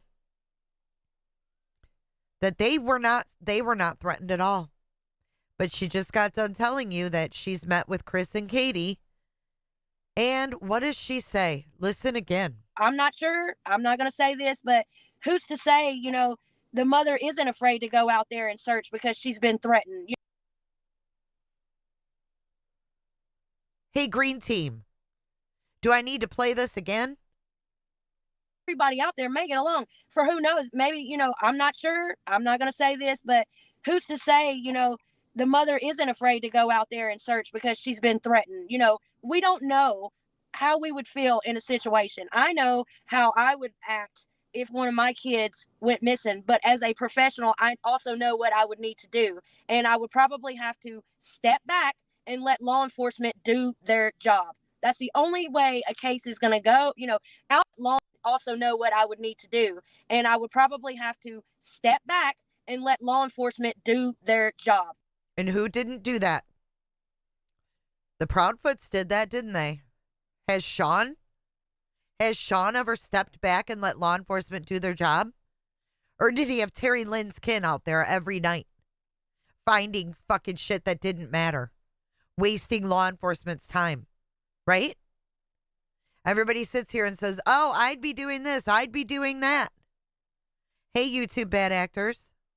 Know how we would feel in a situation. I know how I would act if one of my kids went missing, but as a professional, I also know what I would need to do. And I would probably have to step back and let law enforcement do their job. That's the only way a case is going to go. You know, outsiders may stumble across something and save the day with a missing person, but all this negativity towards these parents, I mean, that shouldn't even be important. What should be important is keeping this child's name out there, his face out there, passing out flyers. To sit here and assume we can do that all day long and we can drive ourselves crazy doing that. But what's important is everybody working together to keep the peace, to try to find this child and bring him home for his family. And if anybody harmed him, that is law enforcement's job, not ours. And I'm going to congratulate and clap it up for you, Twyla. I can't clap because I've got one hand, but that is 100% wholeheartedly. Yeah, boom, boom, boom. Nobody should be trying to investigate these families, these family members, the mom, the dad, the stepdad. Nobody should be trying to figure out what they're up to other than the people who are investigating it. And when you conduct interviews where it goes into that law enforcement realm of trying to find out who's committed crimes in the past and now you're taking, you're a civilian. Now you're taking your role as a civilian. You're taking it one step too far.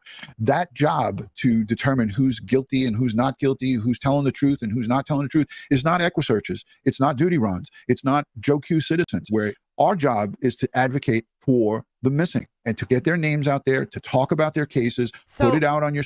Is this true that I'm hearing that someone called her about Seth, or she called someone? Why are people doing this? What's going on? What happened? I mean, not to change the subject, but did someone call her? Or this is all I want to know, basically. She calls someone or someone call her? Because I'm getting conflicting stories here. Social media platforms, but inside that description does not put a detail of interview and interrogation, because we're not trained to do that. You're not going to be going into a court of law and testifying if this person that you're interviewing turns out to be the suspect. So that's the problem. That's where the problem comes in. I will tell you and the whole world and everybody this, and TBI knows this because I've been in contact with him daily. I will tell you that the family was 100% okay with me and my drone pilots or our teammates, whoever was there to assist. I will tell you without a doubt, that family was okay with us literally parking in their driveway and doing whatever business we needed to do while we were there. They were okay with it. They wanted us to park there. They wanted to do whatever they possibly could to make us feel comfortable to help try to find their son. But out of respect for the family, out of respect for Sebastian, and out of respect for that neighborhood that has been strangers everywhere taking pictures and this, that, and the other, we took ourselves away from that area so that it would not draw any kind of attention. Because I will tell you firsthand, when I went over there to that house with our drone pilots, to officially introduce myself and let them know, hey, this is who I am and this is what we're going to do. Mr. Such and Such sent us over here. We're working hand in hand with them.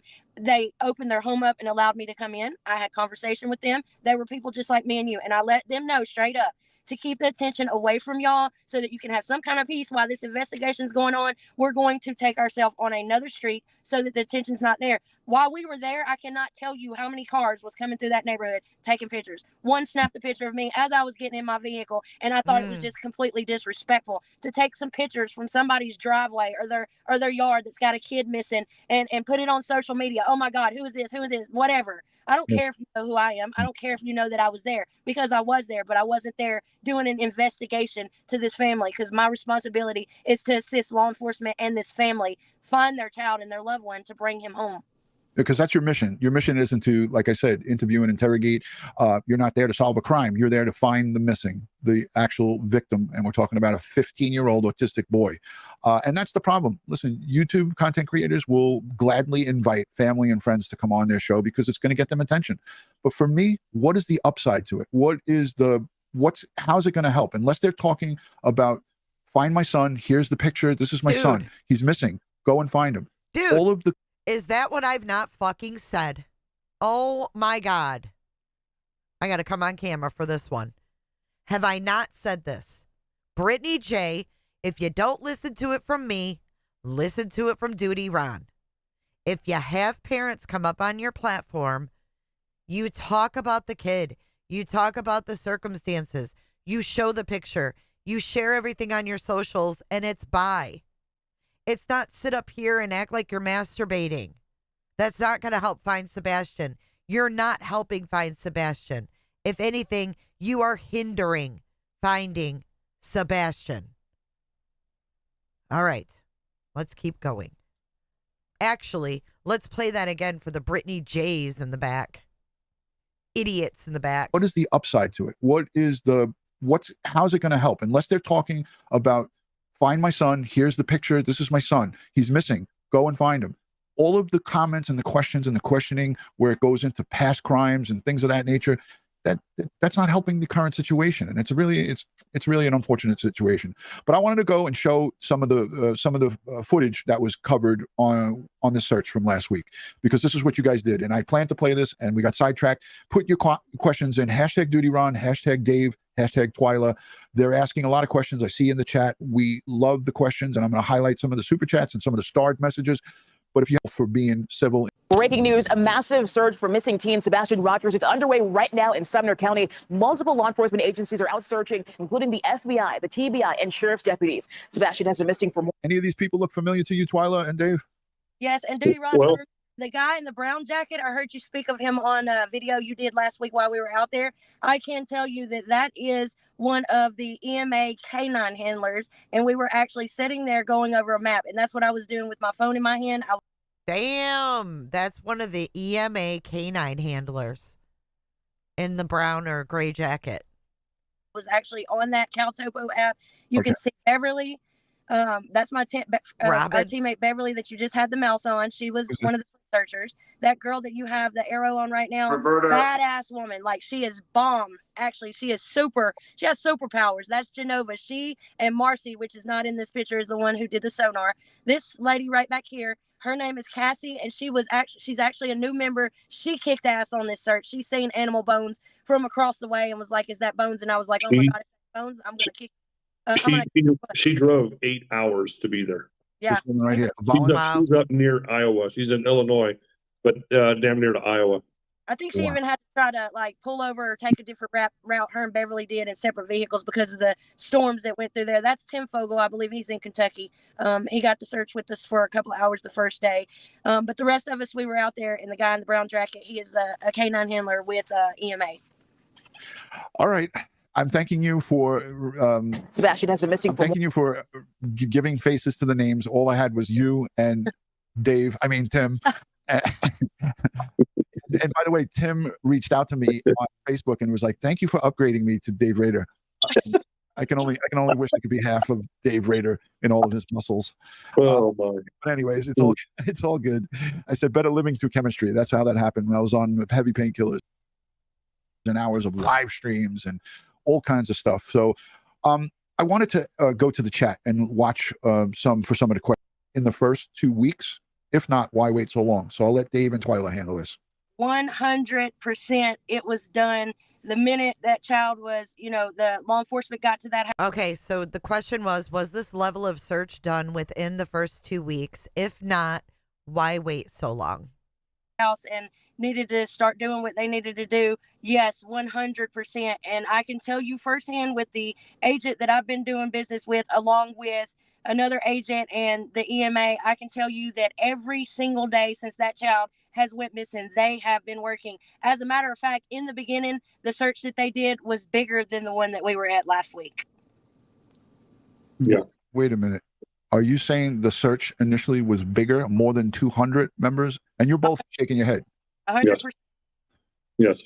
All right. Well, thank you for clarifying that, because early on in this case, there were so many different cases going on. We had Riley over in another part of Tennessee, right? Missing. You guys assist or wanted to assist in that, but you were denied. And I was back and forth with the stepdad, Twyla or Dave. I know that I think you spoke to the dad. Duty I spoke to the mom back and forth with on Thursday night and the stepdad on the Thursday night, right, the night before he was recovered the next day on Friday. And I actually talked to Ryan that morning. I'm confused. about somebody else. That's how things go. No connection, but me personally spoke with a connection with the TBI that actually give me the contact information over for Metro to speak with someone in Metro about us assisting. I do want to kind of make it clear that we was not turned down by law enforcement. We're not going to go into details of how we got turned down because it could have been a simple misunderstanding. We don't know. But I will tell you that we wasn't turned down by law enforcement. But I was given contact information from an official to make contact with the other. We was ready to go. A team that was taxed with searching for Riley, and the family, that was the hardest part. Having the phone call and the conversation with his stepdad and his mother in the car. I was on speakerphone with them, and when I told them that we were turned down by I almost said it, but you guys can do the math and figure out who it was. But it is what it is. You can only offer, and we're throwing darts at a dartboard as to search for another. I kind of brokered a deal with the California authority there in California. Kind of broker the really. It's really good to do hair when it grows back in. 13 is very determined. She is waiting patiently. Then comes from Mama Up with Jeff Whitweiler. So she had a. And you may just get, what's his name, Jeff? Sharing Creation, number 30 months. Much love.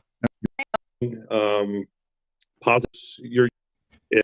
The chapters are not matching what it is. And you see some of the comments, and it just makes you feel warm inside that you guys here tonight, you go through a lot of emotion on these cases. And Twyla, you let it all out on the last live when we talked about Dylan Rounds, his remains being recovered. The emotion, you didn't plan for it to happen, but you were visibly shaken by the recovery of Dylan Rounds' skeletal remains in Lucin. And that was not something that you planned to do, but this is what a community does, is they comfort each other. And Dave, it's like you read my mind, because that's exactly what I was going to talk about our mental health and our well-being. And when you're around doom and gloom night and day, your phone rings all the time. The emails come in. And what are those emails? I need your help. Scenes and evidence collection and the things that Ed brings to the table. I will go because I know we won't be attacked. I know that things that we say isn't going to get took out there and spread and misunderstood and this, that, and the other, because these people here, they're like angels. Y'all say that we're the angels, but in reality, y'all are the angels, because if it wasn't for people like y'all supporting us in a positive way and, putting these comments out here, I go on and I read these comments when I'm having bad days, and I'll put a heart there. It helps up here. So we're not the only ones here that are angels. You guys are our angels, because what you say and y'all being here to listen without, hounding us for questions or give me the inside scoop or this, that, and the other, that means more to us than any amount of money in this world, to know that me and Dave and our drone pilot that he had to get to work, or any of our teammates, Gene, Shane, or whatever, can come on this channel and just debrief with y'all and give you information without it causing a big old, excuse my language, shitstorm. My kids watch this channel. I don't want my kids on here seeing a bunch of BS or garbage from all these people in the comments attacking their mother or attacking my team or my director. My kids want to do this. Dave's had to tell one of my kids, no, I don't want you to go on this search. I don't want this implanted in your head. My daughter that just turned 18, Jerica, that y'all see in this chat, last week she begged me, could she go? I would love more than anything for my kids to go with me, but I would hate for them to mess this up here, because you are not the same. You're not the same. And people like y'all are what helps us get through it. If I see comments on here for Dave, I'll send it to Dave so that it helps. If I just seen comments on here today from a live the other day, and I actually screenshot it and sent it to Dave, because up here I wasn't stable up here. That was the real raw emotions, like Duty Ron said the other day. I can't fake that. That hit right here. It hit Tony. It hit Danny. That's how invested you are in these cases. Your heart is in it. It's not just you're a machine, or you're not a cyborg. You're going there as a human being to search for the missing, and you can't but help but not get attached to it, emotionally. So Duty Ron is our angel. You guys are our angels, and we can't thank you enough for supporting us and just being there and having our back and not trying to destroy us and rip us to pieces. We're comfortable here. Y'all are our family. The world is a better place with Dave and Twyla's and all of the team, the many, many people, and the thousands and hundreds of thousands of people who support you all. So I want to go and reel it back in with Sebastian here. Can these drones search in caves? Twyla, can they? depending on what kind of cave it is, yes, our pilots, I feel confident that our pilots can fly a drone in a cave. We were going to fly drones in something similar, but it wasn't a cave while we were there. I'm not going to speak on what, but we didn't do it. But I feel confident that our pilots can fly in a cave if it's accessible for a drone. And Dave, I want to ask you if TBI or any of the search folks at the command center asks for your help, will you go back down into Hendersonville? What time you want me to leave? Question and answer.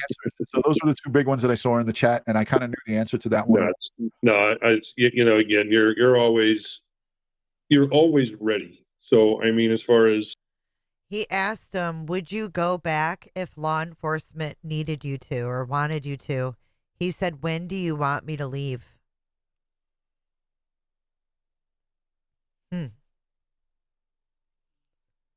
So if law enforcement needed their services, they definitely could use them as a resource, but they're not. That's important to me too. I have her sped up, Feisty.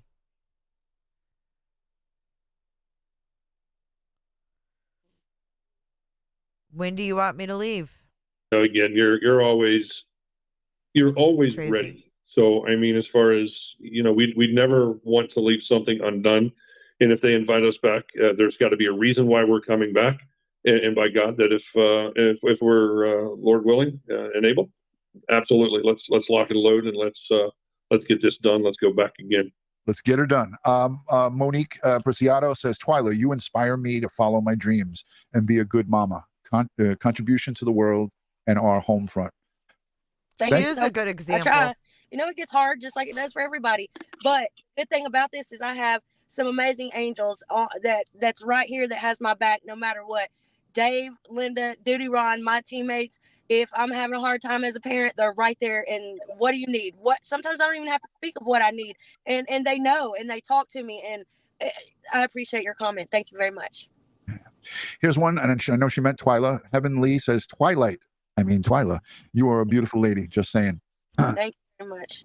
Lots of compliments coming in for the team here. Yeah, these guys don't search unless they're working with law enforcement. I have captions up too to help those out. I want to keep it to questions related to Sebastian. I just don't know what that means to me. Like the fact that they have this resource and they're not utilizing it. The police, I mean. A free resource, right? I mean, this is a free resource. They're not using it. They haven't used it since, as far as we know, I mean, early summer. So do you guys think that means, because I would think if they think he's close, they would have them go. But it tells me they don't really have anywhere for them to go. But what does that mean? Lola Flo, welcome to Cooterville. Come on in and close your legs. What would you guys think?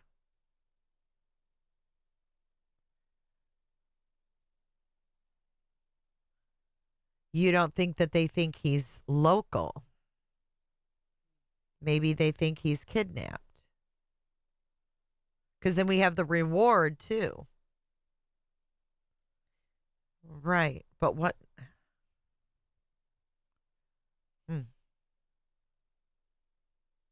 Well, Michael Vaughn's case, they have suspects. So I can't compare that.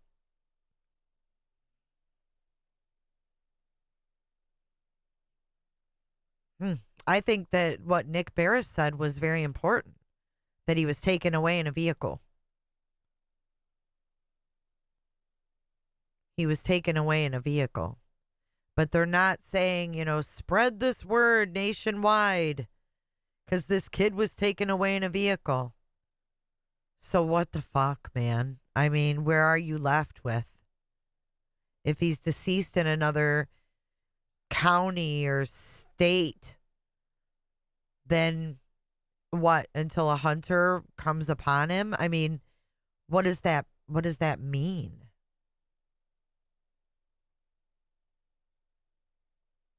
It doesn't mean they know he's alive, though. If they thought he was alive, they would want his face spread everywhere, right?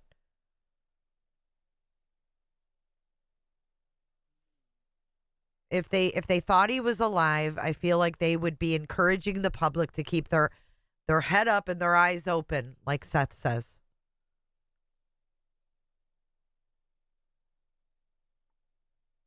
After hearing all of this tonight, I don't have much hope that he's alive. I'm sorry. I don't. 3 days in, Seth's boss was calling him the birth father, and they were talking about recovering a body. Just saying.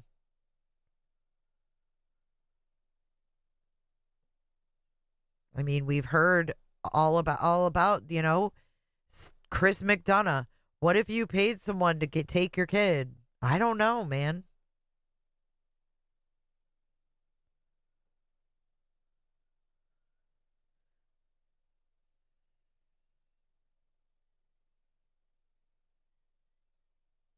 I don't know. I just don't think that, I don't know. It's just wild, man. There's so many thoughts I have. I know that I missed a bunch of them. So let me go back to some of these starred messages. Here's one from Nancy D. She sent in a $5 super chat. She says, why not check Boxer Socks Place? They own property with the family graveyard on it and the house. Question mark. Does anybody know? I don't even know what that is. It's the Bower Socks, and if I understand correctly, that is Chris's parents, but I don't want to say for sure. And to answer your question, Miss Nancy D, we search what law enforcement ask us to search, and you know, picking out, with us being invited in by TBI, we go and search areas based off of their investigation and what in other words, the police didn't tell them to search by the Bower Socks. They would like us to do. Right now, from everything, we know what y'all know, and right now there's no evidence whatsoever of anybody being a suspect, and if any area anywhere needs to be searched, there's no doubt in my mind that law enforcement would put us in that area to search it. Bingo. Yahtzee. D Banks, thank you for being a channel member for 19 months. Wow, long time. Thank you, At Duty Ron and Ed Wallace, for all you do. And I know she means thank you guys as well. Thank you so much, D Banks, for your friendship and your support. Monique is a member for 18 months. Is the search now considered a recovery? Question mark. And are they still hopeful he is alive? And I can answer that because, Twyla, I'm going to let you answer too. But I watched a news report just tonight and I played it here on the show. They still said they are hopeful. Now, this is 47 days starting tomorrow, 46 days as of today that Sebastian has been missing. As the days go on, the percentages drop tremendously. And I'm a realist, and I say this: anything is possible, but is it probable? That is the question. I don't think it's probable, if he's out there without his medication for all this time, that he is still alive. But I do not know. Twyla, I'll let you go on that one. This is the way I look at it. You know, I try to hold on to hope in everything that I do, and I try to hold I want to slow her down. Oh, no, she's on 125. She's okay. She's a fast talker, though. Damn, maybe I can put her normal. on to hope until I She's definitely not Julia, right? Julia like this. we actually come across remains, and I don't want to say if it's a recovery at this point, because there's nothing that leads to the recovery, if that makes any sense at all. And you have to remember, too, that she met with Katie. So publicly being a professional, do you really think that she's going to say, yes, I think he's dead out there? I mean, you got to use your common sense. The lady's not going to say something that's going to upset Katie because they're professionals that are trying to find her son. Nothing that leads to the recovery, if that makes any sense at all. There's no evidence that he's deceased. We don't know. They don't know. They're doing their investigation. And until, you know, I hold on to hope until he's found, whether he's deceased or alive. I'm holding on to hope. Dave? You know, I always go back to the old saying is, we don't know if he was abducted, but look at J.C. Dugard after 29 years. Look at the 3 girls up in Cleveland, Ohio. Look at Elizabeth Smart, 9 months.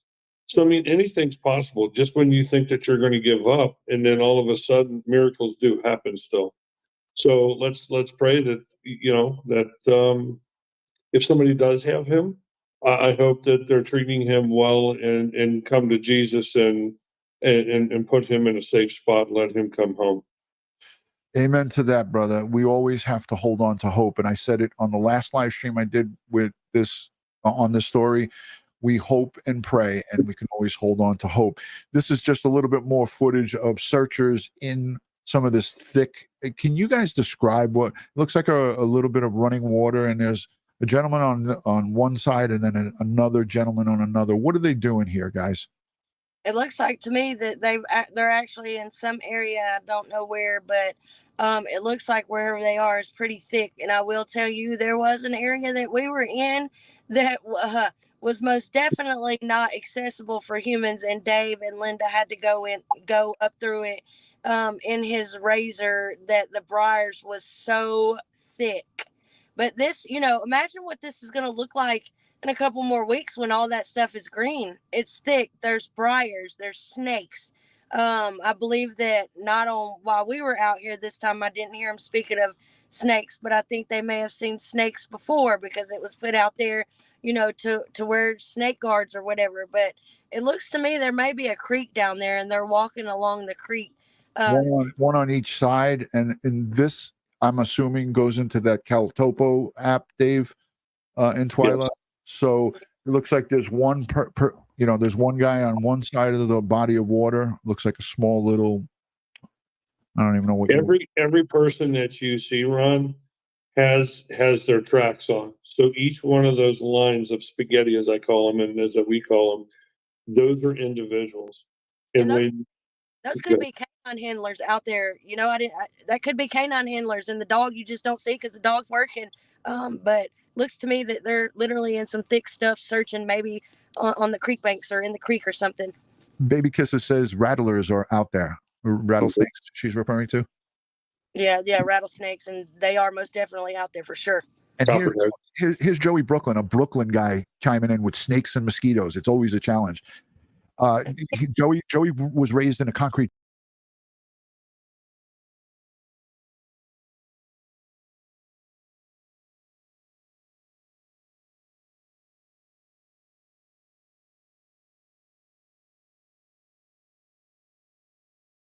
Muted Cooter. Laura Lee, I wanted to read your comment. I really hope so. Usually I'm the opposite, but I have faith for Sebastian Rogers, and that's rare for me. I hope I'm right. And I just want to say I feel the same way. I mean, I hope to God that it's a situation like that. My gut tells me it's not, but I hope I'm wrong. Don't get me wrong.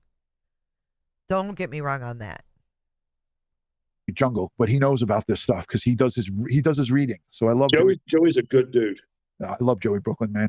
I love Joey. You ask Joey Brooklyn to come out on a cigarette up, and he'd be like, "No judge." This was from last week, and this is some of the this is some of the challenges that you have when you're searching such a wide area and all of the different possibilities. One of these guys could wind up either breaking a leg, getting caught, or falling into the water, having a snake bite, having whatever.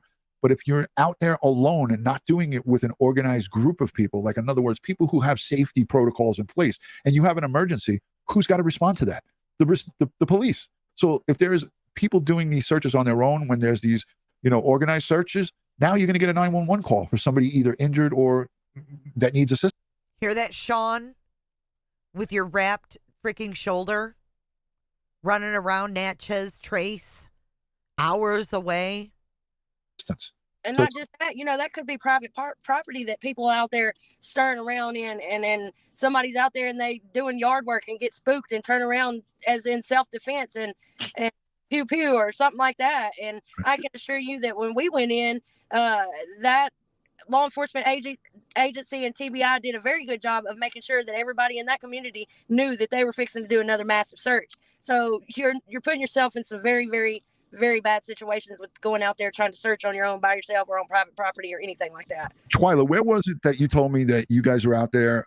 Was it Summer Wells and a black bear showed up, or where was that you were telling me about that? Yes, me and Genova, the girl that I showed you that was in that other picture that run the sonar, we was out reconning, and we went on this little dirt gravel road, just me and her. There's a big old mountain on this side, and then right here was a field. And we was like, is that a freaking bear? And sure enough, it was. It was across the field way over there. and it ended up running all the way across this way, straight right in front of the vehicle. Like They we were saw a outside bear, the vehicle, we y'all. would have been able to touch it. But yes, sir, it was on Summer Wells. We most definitely seen a bear, and we was so like So stirred it was this girl and this girl. Yes, she's badass. She's great. She's been on the team for years and years and years. But yeah, me and her's just driving, two little ladies just driving through reconning, and we see this bear out of nowhere, and we about shit our pants. No lie, we was so torn to pieces. I was like, Dave, oh my God, we just seen a bear. What do we do? And there was hardly no phone service. So I freaking love her. Can you imagine them? These two little ladies. That is some scary stuff. If we wouldn't have been protected and people wouldn't have known where we were, they're not telling what would have happened. I can tell you, she was packing. Yeah, I was just going to say, isn't that the gal that was always packing? On the Summer Wells search, I saw her with the sidearm in a holster, in a pancake holster. She never goes anywhere without her Kimbo. That's her. That was her dirty run. She had the braids on the side. That was her. That was standing there. Well, I want to say this, Genova. I want to meet you, and I want to buy you a drink if you drink. If you don't, I want to buy you a cup of coffee because I love a pistol packing woman. So kudos to you, Genova. Yeah. Let's look at the chat quickly as we close up because it's almost 2 hours. Dave, I know you always look at battery. What are we on? What battery percentage? 63%. So I'm just halfway there. Wow. We will get the. That's Lorraine. They sent. Who wants the free memberships? Free paid memberships? Remember, Mom, please. Yeah. Him and his memberships. And again, the traveling, We're out there pretty early. We wasn't there in the beginning, but we got there. And lots of man hours looking at drone imaging, and you had your Twilight, your drone pilots were boots on the ground there taking imaging. Yes. Early on, how early in the search were your drone pilots down on the ground? I don't want to speak of exactly what day, but we were out there pretty early. We wasn't there in the beginning, but we got there not fairly long after the fact. Okay. All right. So you were there shortly after things happened. Lots of people in the chat saying, hey, I'd love the gifted membership. Again, I'll do another 5 before we end this out. So just keep on flooding the chat. And I'll go with you. You guys go to that Outback Steakhouse and look over there. Was there any need or reason for you guys to do that? Texas Roadhouse. Can you talk about some of the places you reconned that day that you were able to go out and about, or no? I'd rather not us not speak exactly where we went or even in the general areas. But I will tell you that we went to places that was of importance that, we needed to search. And the areas that we also went in was some of the areas that, law enforcement felt like we should do. We did what we were capable of doing while we were there. And we would leave in a heartbeat and go back as soon as they say, hey, we're going to be doing this. Would you like to come back? But I can assure you that we know for a fact where, like Dave says, we know where he's not at. We needed to search, and we just have to continue going until we find that perfect spot. And like I said earlier, we're going to hold on to hope that he's still out there. Okay, Amy. Out there alive. You know what I mean? Amen. Dave, anything that I might have missed as it pertains to the searching? What were your thoughts on the group, the 200 or more members of the service and the volunteers from? Speaking of cooterships, I think y'all need to wake up a little bit. I've got a gift for you.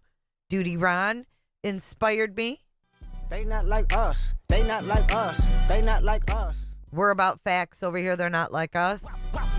That fuck 'em up. I'ma do my stuff. Welcome to Cooterville. We got 5 new cooters coming in hot.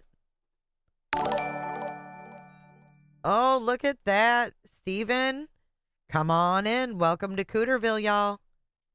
Come on in and close your legs. Coming in hot, just like the fajita. Y'all need to wake up. Wake up. Steven. On the fire and you guys, what was your take on those 2 days that you were there, and anything that we might have missed? No, I mean the outpouring and from the EMA to TBI to FBI to all of the local law enforcement agencies, even the Secret Service was involved in this. For those of you who don't know that, there's one word that I can just leave with the community, and that's saturation. So if you think of saturation, you'll get your answer of what was covered. So, there's, again, I'm going to be like Twilight and not give up what was covered, but all I can tell you is one word of saturation, and one hell of a job for a 2-day event to have those kind of numbers. Law enforcement's being pulled from all jurisdictions and all over the state of Tennessee. That was a massive undertaking, and it was literally flawless. It was well ran, well organized, and everybody was there for the right reason, and that was to find anything that had to do with this little boy.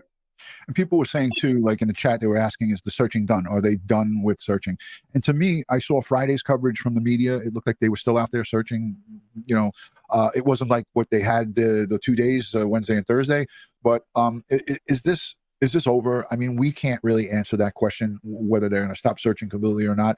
But I would have to say, when they have a need to search, they will be searching. And look, this is now a well-oiled machine. They know how to amass the troops.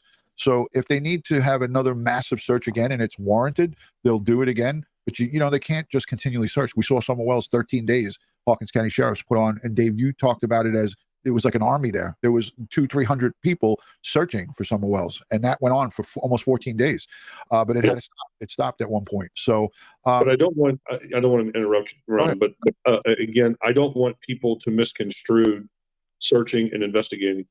There's just because you don't see people out there looking doesn't mean that the investigation has stopped. It goes on absolutely behind the scenes. So they're looking for places to search that makes the most sense. You can sit there and throw a dart at this point in time, but again, when you bring in this kind of manpower, it takes a lot. It takes away from other jurisdictions.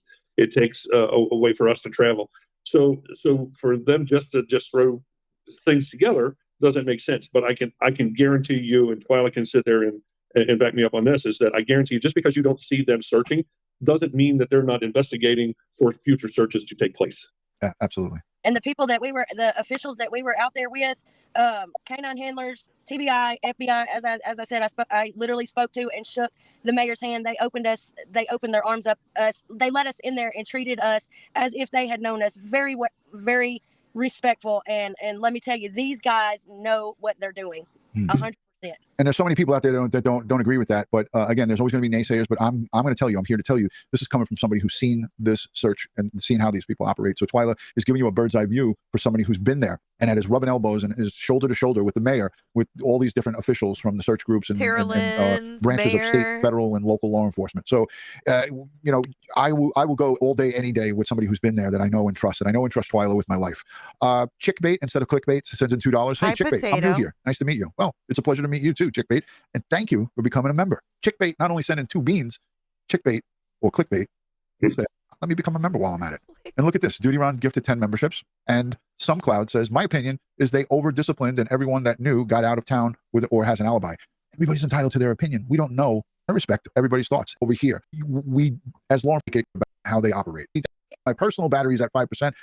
For snuck in gifting 5 members. All right. Holy cow. It's going fast. Holy cow. Thank you, everybody, for doing every kind of members only live. You name it, we've done it. And I want to just continue to show these photographs. And see, this we are going to end this by saying, please keep these courtesy of the TBI. Photos courtesy of the TBI, not photos courtesy of some fucking weird YouTuber who decided to change it to make him look like he didn't have glasses on when he left with his glasses. If the TBI or the Sumner County Sheriff wanted us to know what he looked like without his glasses, they would have put out a picture without his glasses. I mean, ugh. And I want to just continue to show these photographs. And we are going to end this by saying, please keep his face and picture out there. Sebastian Rogers, 15 years young, missing since February 26th of 2024. Amber Alerts are out there and active. If you have information, if you see something, say something. I'll give you for thanks and smile, because it just might make somebody's day. And thank you so very much for being so kind and generous to my teammates and me. And also, thank you for being so kind to my kids while they're in this chat and not putting crazy stuff out there. They're both of 18 now. So just thank you for everything that y'all do for Duty Ron, for our team, and just treat people the way you want to be treated. Keep his face out there, share his fire, and try to stay positive and hold on to hope. Amen. Well said. Dave, over to you, brother. That's kind of tough to follow, but again, if you want the truth, this is the only stop that you'll have the truth, and that's Duty Ron, the community, the family. Again, we're very blessed, and we were put in each other's lives for a reason, and that's to spread the truth and to get information into the right people's hands. And again, if you see something, say something. And again, I can't, for all the missing, it's not just for the Sebastians, but it's for all the missing and all the search teams that are out there and sacrificing time away from their loved ones and putting themselves into harm's way for people that they don't even know. Amen. That's all right. We love what Equusearch does. Thank you guys so much. We are gonna let's see. This is the next one about Sebastian with Dave. But they were literally in people's front yards. So we're gonna save this. This has to be another one because this is like an hour and a half long. So we're gonna do another live. We'll do a part 2, but I want to show you guys what SF has posted on X. Y'all are gonna shit your pants, or no, you're not. Someone is. Someone's gonna shit. This is crazy. I have a hot flash from this. Woo! What is going on? What is going on, SF? What in the Sam hell are they uncovering, right? Because we all look at SF and we're like, oh yeah, he's great, these searches. But you can't forget he's still a private investigator. Right? He's still a private investigator. He's multifaceted, right? So we have 2 hours ago. Let's go show more on this one. Yet another account tied to Seth that is openly promoting CSAM material. This account openly says she was seeking out and then distributing CSAM material. Even though she was wrong and it was not underage women, she believed they were. And she believed she was distributing CSAM material.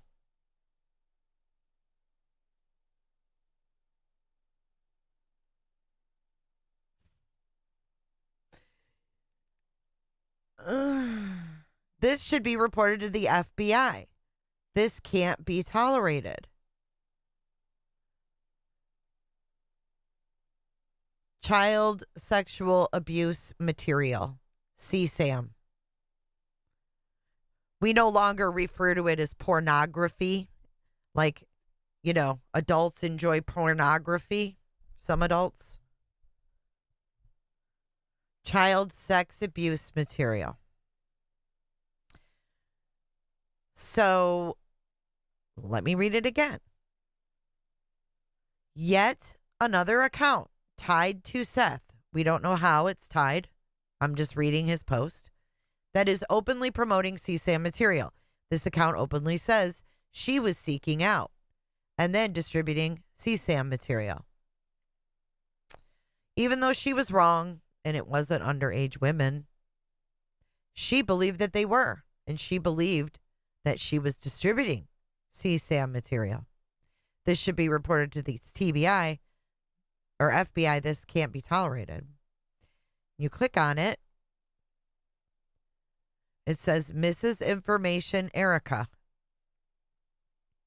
Oh, I believe this is one of BJ's people. They're on his website. He made them public. That's on him. Sharing pics from a public website is not a crime. This isn't a dark website. This is a public website where he takes money for this shit. Take it up with him.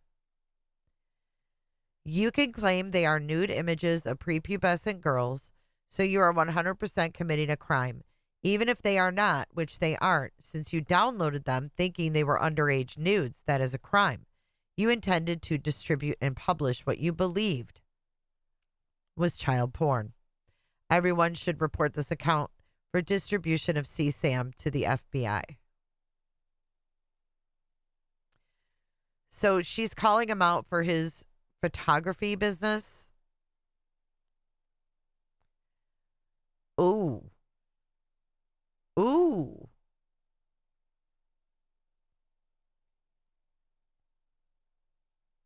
Ooh.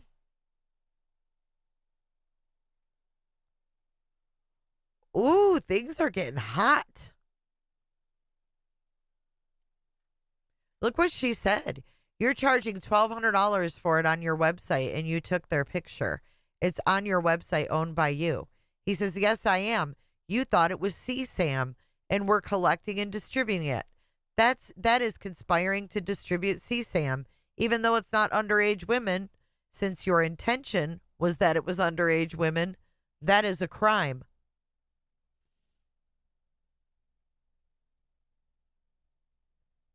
She's the little bitch that was in my Discord, infiltrating my Discord. She's one of BJ's peeps. Whoever she is. She says, oh my God, you're so desperate, it's pathetic. No, the fuck it's not. If anyone committed a crime, it's the sick fuck who posted them to this page and sells them. He says, you are a child porn predator, Erica Hartman. Oh, that's a Bing bang. Oh my God. She was trying to say he was a predator and had underage girls and was selling their photos. But meanwhile, she admitted she thought they were underage girls, downloaded them, and then sent them to people. No, this is B. This is SF, not Seth. This chick is connected to Seth through Brittany J.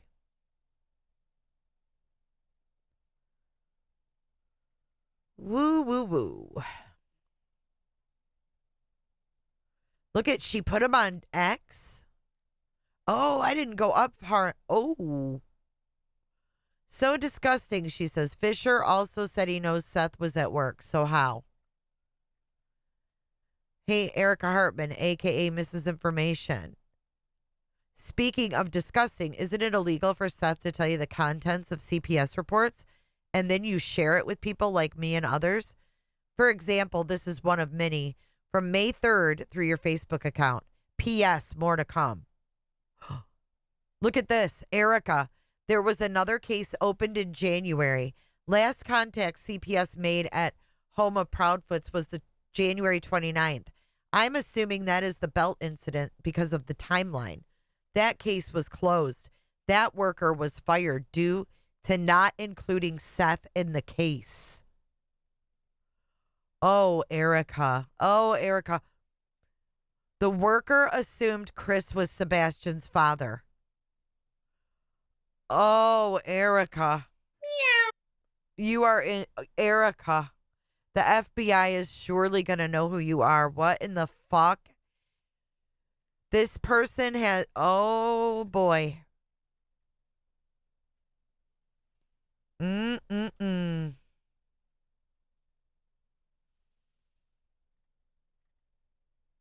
You unblocked me for this? If I was Chris Proudfoot, I would be furious with your work. You actually suck.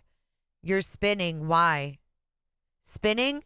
No, I'm just not letting you spin a narrative around my name that isn't true.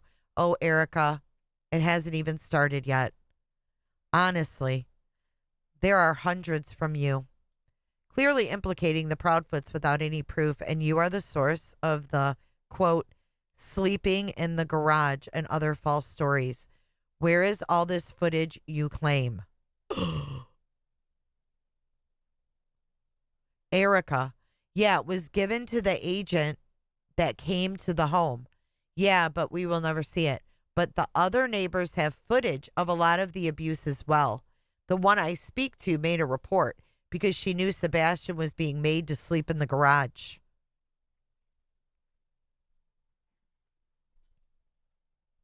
Erica Hartman, yeah, the new CPS case opened in Feb is because the neighbors report of CPS to him sleeping in the garage.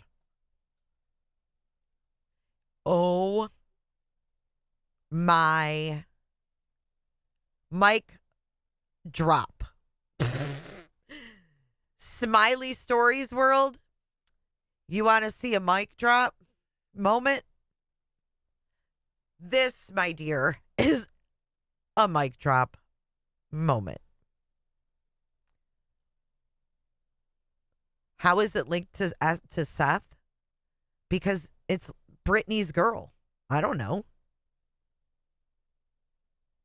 These are all her comments about the Proudfoots that he's showing. I can't read these. They're too blurry. He's just proving how many there are. Implicating the Proudfoots without any proof.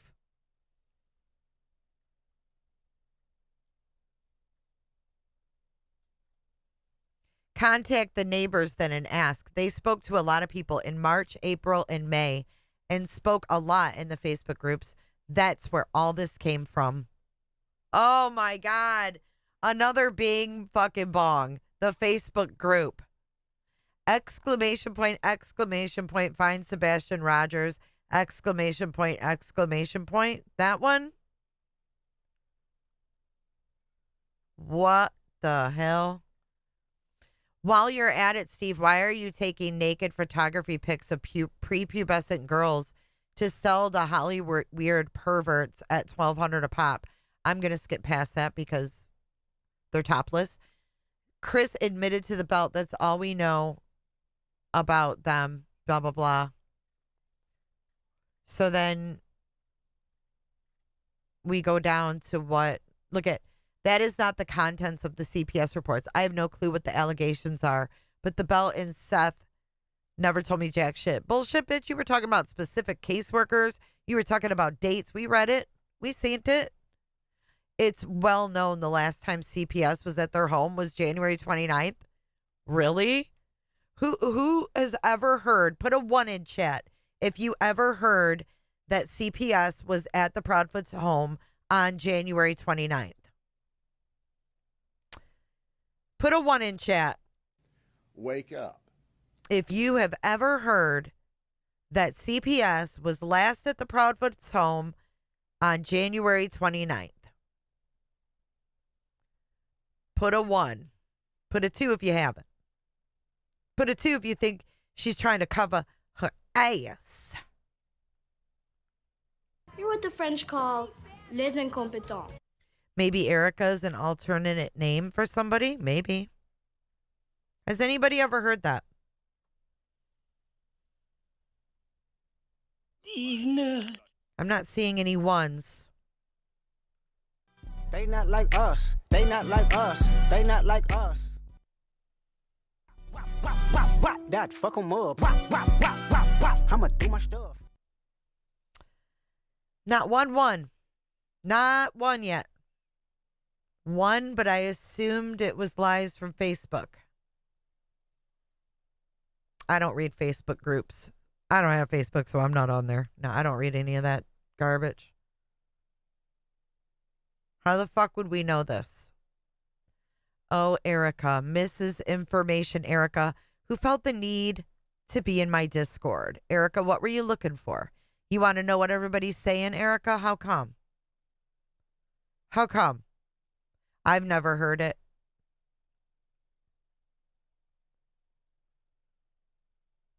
Body's the only one here that's heard that. Sunny Cat and Body. I've just never heard that.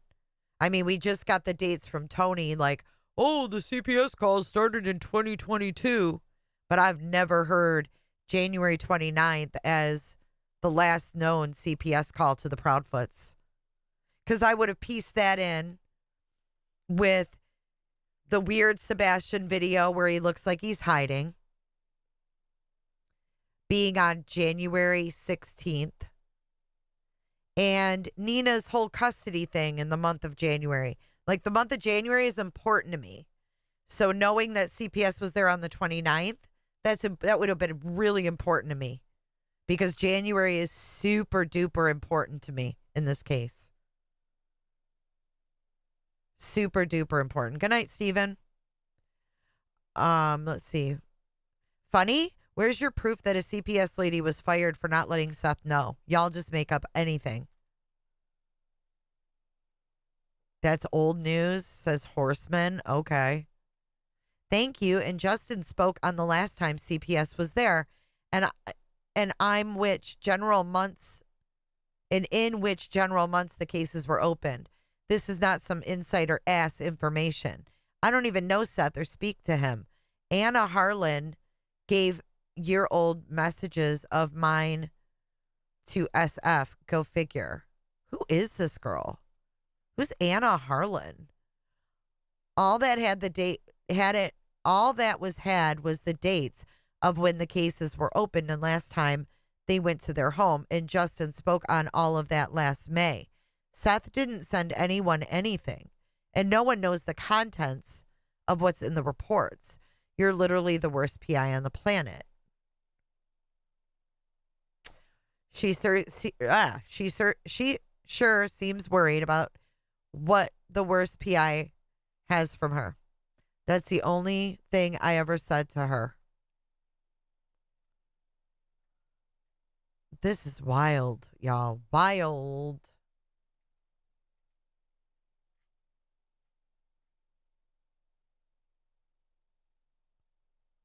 Robert, and the images are now on your device and you are sharing them publicly on the internet. If your claims are true, then you have also just redistributed prepubescent CSAM on the internet. That's illegal. They're on his website. He made them public. That's on him. Sharing pics from a public website is not a crime. And then they go into all of that. Oh my God. This is just nuts. Just nuts.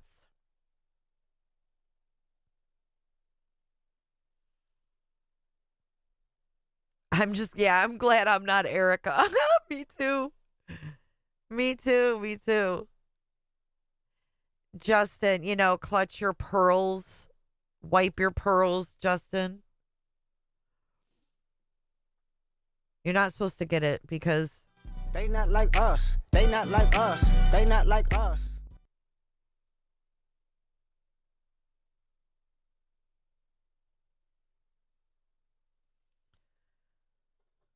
I don't know who the fuck she is, honestly.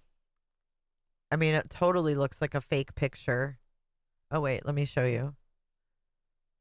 It's like Emmy Joe style picture. Total AI. Total fake picture. She's very patriotic, though, that Mrs. Information, Erica. She's just got the perfect eyebrows, the blue eyes, the dark hair.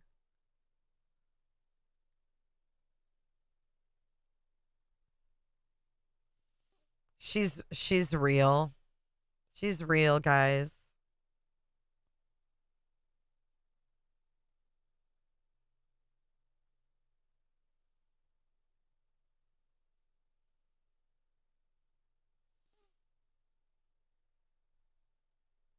Ew, Diddy pearls.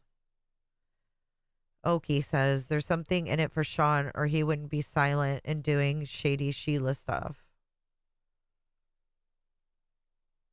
This is Mrs. Information, Erica. She's not in BJ's tonight. She was in my damn Discord. I can tell you that.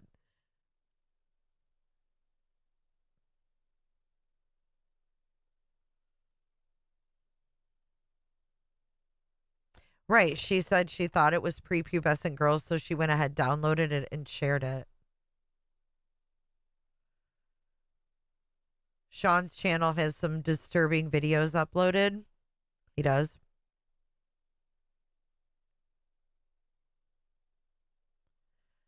Well, we will continue this shiz in the next live. We'll go over the other Equusearch one.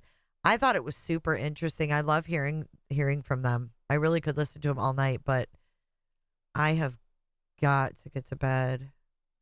But I had another video I wanted to play that was short, and I can't find it now.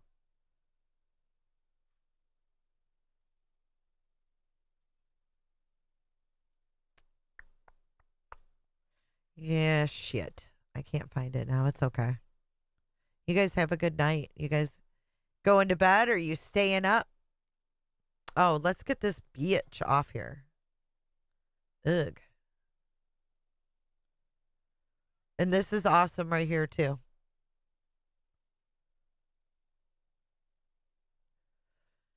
He's always moving and a shaking. So props off to SF. Steven, be safe. Moderators, thanks for being on time tonight. I appreciate you. I think that things are kind of busting at the seams. What do you guys think? Loaded Hot says, sniff you cooters later. Sniff you later. Sniff you later, alligator. Well, I'm going to dance it out with y'all. Congratulations, Bams. I'm going to dance it out with y'all. We will talk in the next one. Until then, see ya. Put a 1 in chat if you learned something new tonight.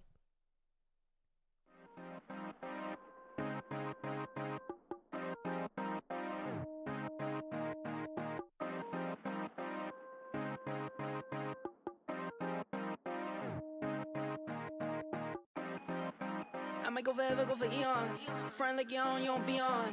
Pull up in the Tesla, Elon. When I was a kid, I was a phenom. When I was a kid, I was a beast.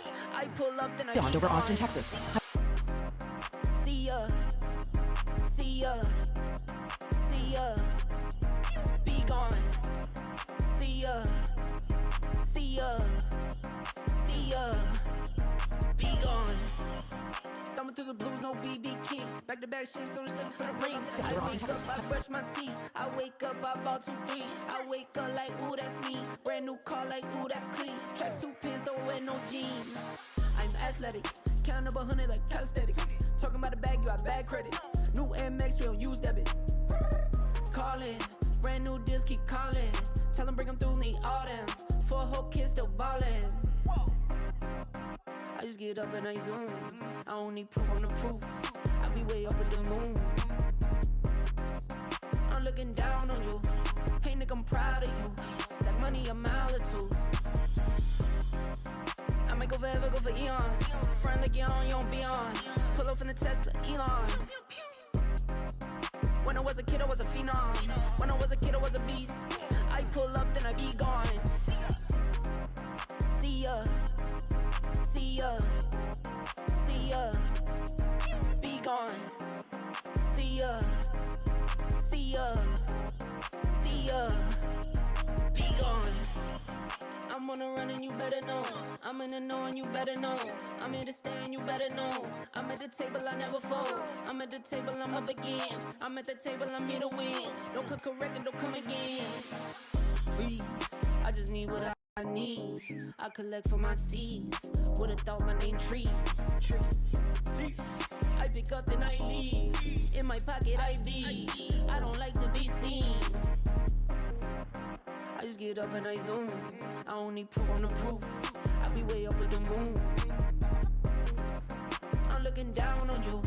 Hey, nigga, I'm proud of you. Stack money a mile or 2. I might go forever, go for eons.